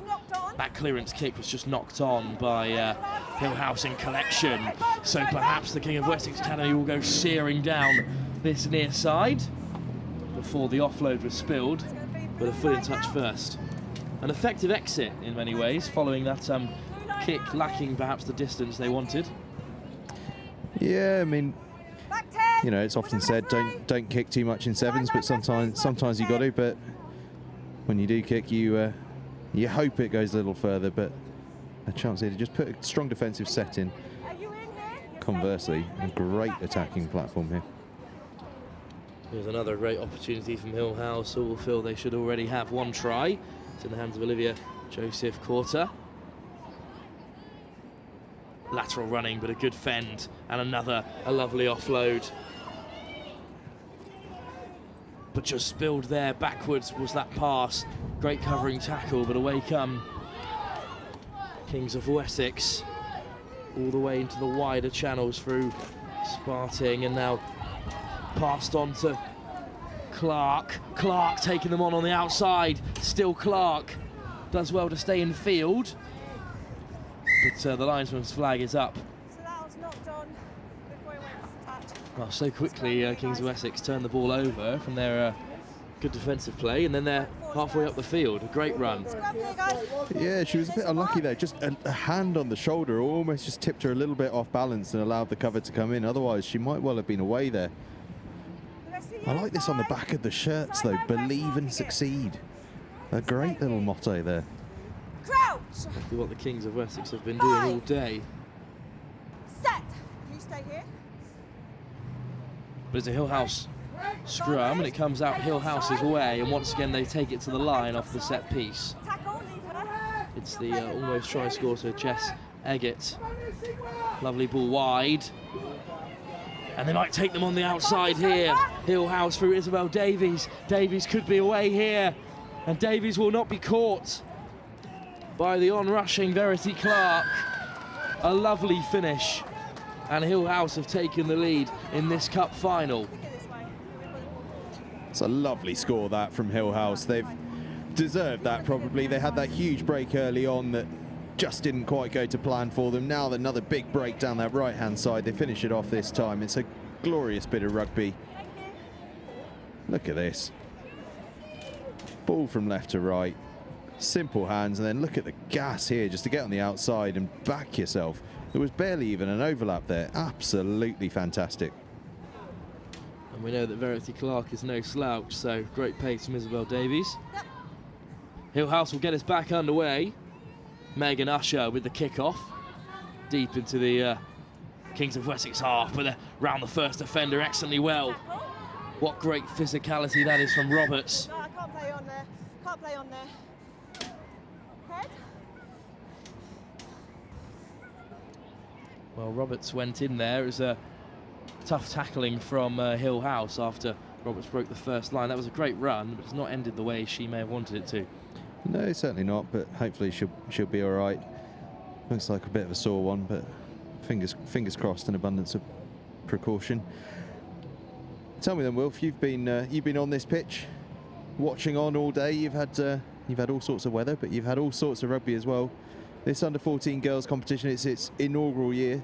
What have you made of it? Well, I think it's fantastic. So they talked about earlier in the week, we focused a lot, obviously, yesterday on the under-16 tournament. And that under-16 tournament only existed because they brought down the under-15 tournament into under-14s. And it massively increases the amount of involvement that you have across the age groups. So between 18, 16 and 14s, you have every rugby playing age group involved. And that's the best thing about ROSSLYN Park, is the amount of people that take part in it. And when we were chatting yesterday on the stream to some girls from Cardiff High School who were just talking about how great it is, this was like their first year of rugby. But then when I was chatting to the St David's College head coach, the school from North Wales, they were saying, well, these girls started in year 7 and they've been playing for 3 years, and now this is it. This is their first big tournament where they're here to play. And it's the same with Hill House. This is the first time they've been down to ROSSLYN Park, chatting to. It's been a real theme on the touchlines, actually. Exactly what you're touching on there. Looks as though we're almost ready to get back playing. That whether you're a team that's got lots of experience or this is your first time picking up a rugby ball, and some of these under-14 girls teams, this is literally the first time they picked up a rugby ball. It doesn't matter. It's all about getting out there on the field. And that's been the real standout for me, is that it is just about get out there, get playing. And here we're seeing the culmination of it with two fantastic teams. A great pickup from Izzy Wood, who was under loads of pressure at the back of that scrum. Now away comes Clark once more, still going Clark through 2 tackles. One ball just too many there, but it's always gone backwards. So recovered well by Kings of Wessex as they look to go to the edge. That's a lovely ball out wide once more to Wood. Wood taking them on at the edge. Lovely turn to get the offload in. They go back down the short side. Ball inside once again. Lovely offload through the contact. Taylor dragged down once more. Tough tackling. Megan Usher. But now there's a bit of space on wide, is there? Back against the grain. Lovely movement. And a great pass out wide, but Golding just couldn't hold it for Kings of Wessex. I'll tell you what, Verity Clark is some player. She's going to be one to keep an eye on in the future through these next few years at ROSSLYN Park Sevens. Her footwork is outstanding. We've already seen her pace, but actually just her ability to see where the space is a standing out as well for an under-14.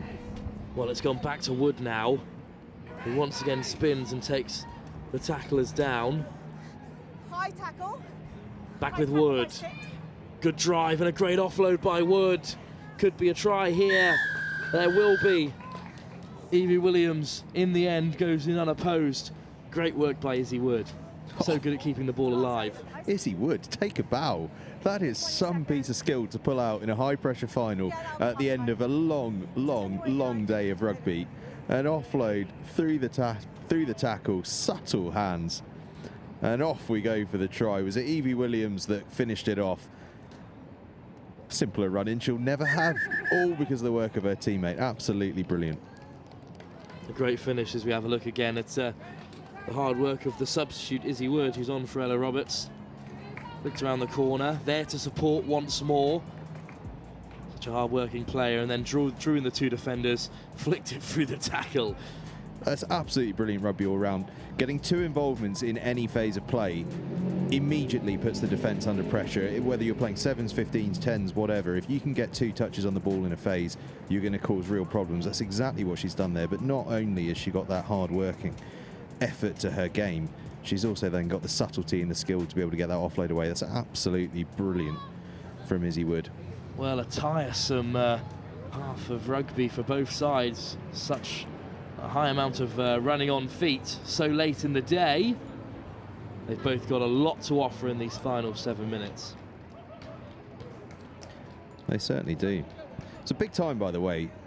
My first stint on the mic actually today, which is unusual. I've been patrolling the pitches all around. It's been incredible. Been over at Asda. I've been over at the Merton pitches. It's just seeing how much rugby's being played, how many people are just out there having fun. It's absolutely brilliant. Of course, the under-14 boys competition has also begun and will be continuing tomorrow. That's tomorrow morning's action as well. Yeah, we'll have plenty of that here on Pitch RE2 on the live stream. And I'll tell you what, I've seen some of that under-14 boys competition already today, and it is looking absolutely fierce. There are some very, very good teams there. Unfortunate off the kick-off, just a slight knock-on by Hill House, so scrum down for Kings of Wessex. The perfect start for them in this second half. Ladies, we need to come a little bit quicker to the scrums, okay? Crouch! Lucy Taylor to feed right at the beginning of this second half. Last thing you want to hear, isn't it, at the end of a long day of sevens, the referee trying to give you the hurry up to get to the scrum. Good feed though by Taylor. Once again, it's Clark just knocked on, unfortunately, there. So away come Hill House on the counter. Great physicality by Megan Asher, who's still going. Still going is Asher looking after the ball. Could be a maul. Maul is called. So Kings of Wessex will look to spoil it. And Hill House aren't really sure what to do, but the ball has come their way in the end. Lydia Joseph Corser gets the ball away to Izzy Davis once again. Izzy Davis, the speedster, could go all on her own. What a wonderful finish this will be. Woods herring after her, but no.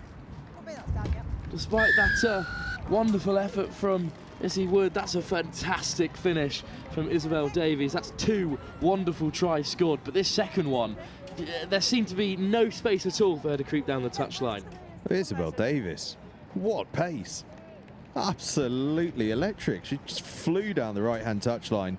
That's a score she is going to remember for a very, very long time. And I tell you what, if that earns her side the victory, that is a try that is more than worthy of winning any final. Absolutely fantastic from Isabel Davies. Great effort at the conversion from Megan Asher, but just wide. Just look at this. She rounds even her own teammate. She's going that fast.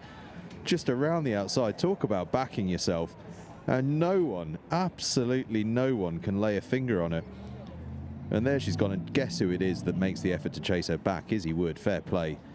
She stood out all day, but Isabel Davies, one to remember. Little tactical hand on the shoulder from her teammate as well, in the little NFL blocking role. But nothing that's too much for the referee, as Verity Clark will sweep it up for Kings of Wessex, takes it to the line with great pace. Lovely ball from Taylor. Unfortunately just spilled in the wide channels. What a big moment that could have been. They'll still have more opportunities in this second half, but Hill House have gotten away with one there. They have. It's right in the balance, this one, isn't it? You just feel one ball that sticks or one ball that bounces free the other way. Anything can happen. Crouch. Bind. Set. Yeah, so purple, you're Well, pushing early. Back 10. early shove from Kings of Wessex, so rare you see a foul like that given at this level, but away goes Isabel Davies once more. Why wouldn't you just put the ball in her hand and watch her run? She's on the outside of Wood. Oh, huge contact by Verity Clark, but it's been called as high. Well, that was a bit of anything you can do. Letting her know that she's there. Huge contact once again, this side by Leah Unwin. Knocked on. So away come Kings of Wessex for this knock-on advantage. Lovely turn inside by Taylor. That's perfect. An excellent turnover. What an intervention that was by Annie Green. That's good. Okay, right. And another steal. Okay, that's fine. Play on, play There's just a bit of tiredness creeping in. Players are finding it hard to stay in support when someone makes a break. Got to keep working hard to stay up in support. And Molly Pinchin looks from space on the outside. A huge tackle by her. Opposite player is there. Golding, back to the far side they go. Looking to inject a bit of pace into the line is Megan Usher once more.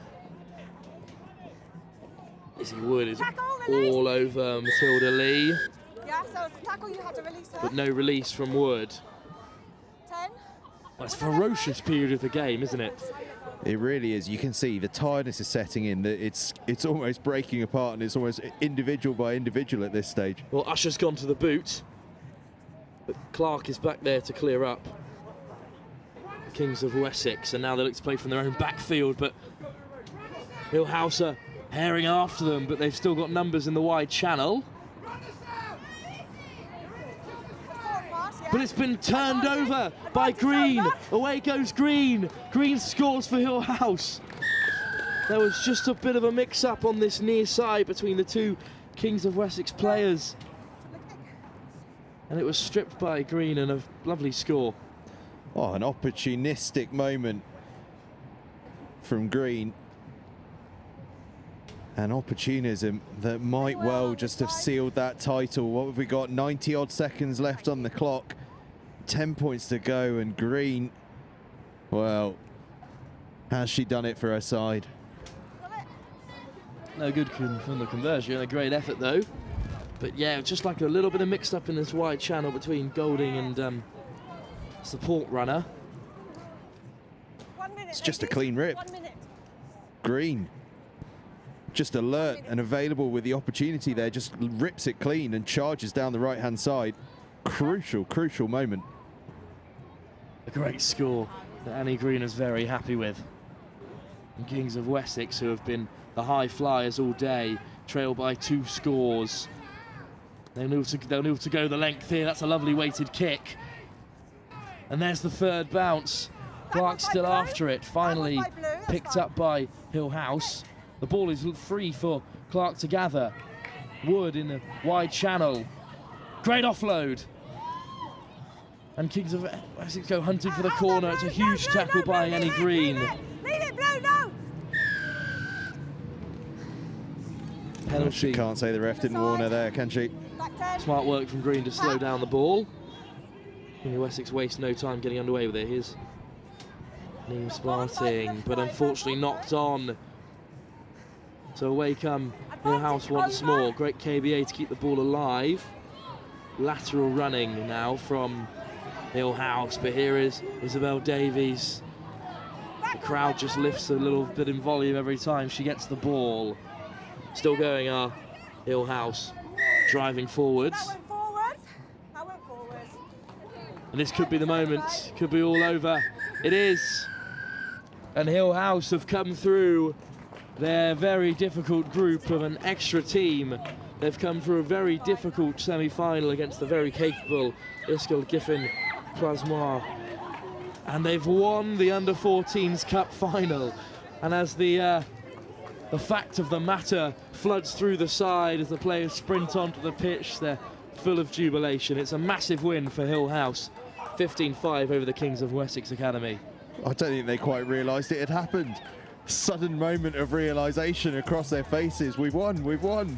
Yes, you have, ladies. You've won the first ever ROSSLYN Park National School Sevens Under-14 Cup. That is going to be a moment that goes down in history. They are forever going to have that title.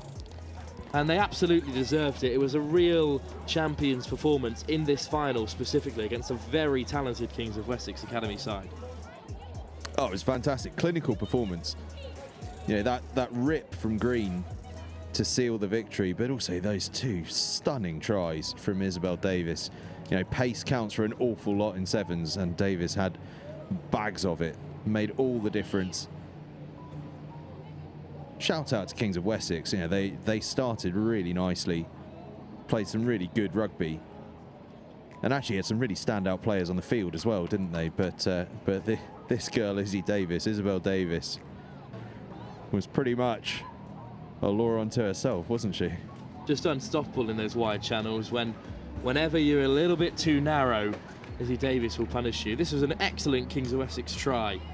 This is exactly what they were about as a side. Really great offload play, great support play, powerful running. a great score.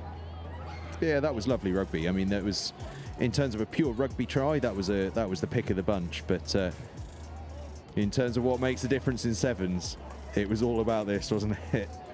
Isabel Davis just with gas to burn. These fine margins, how close is Izzy Wood to disrupting this placement? Yeah, I mean, just almost a soft shoulder might have just nudged her foot into the touchline, but such are the fine margins at this level of tournament rugby. But do you know what? Big hats off to Hill House, because, as you mentioned, going through that group that had the extra team in it, you know, some really difficult knockout games. They've had to do this the hard way. They've had to work really, really hard all day to get here. But look at that. All worth it, isn't it? All worth it. The first ever ROSSLYN Park under-14 Women's Cup champions are Hill House School, well-deserved winners in a thrilling final.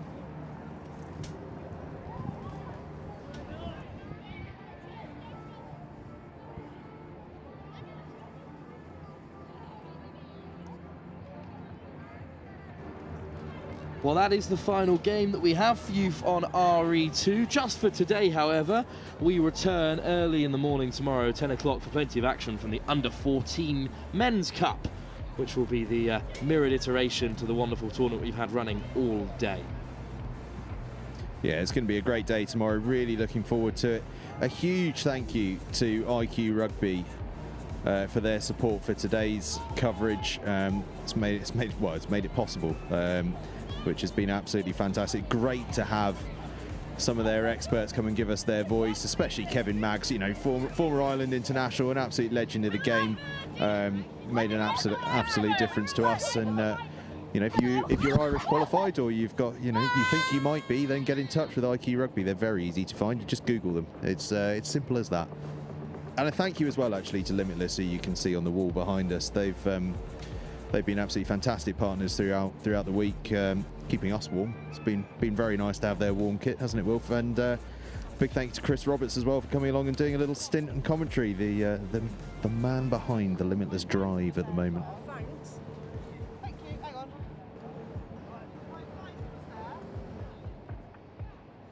Well, we will leave you with the scenes of Hill House, their photos and them lifting the cup itself. Thank you very much for joining us for our coverage of the ROSSLYN Park National School Sevens here on RE2. From Next Gen 15, we'll be back tomorrow morning for plenty more rugby for the rest of the week.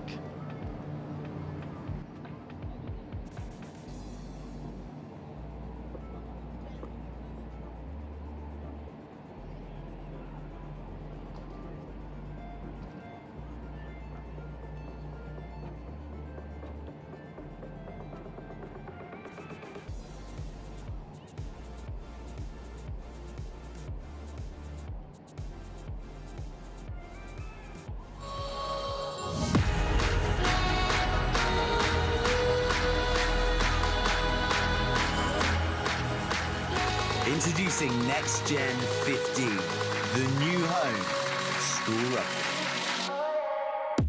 Well, where does this come from?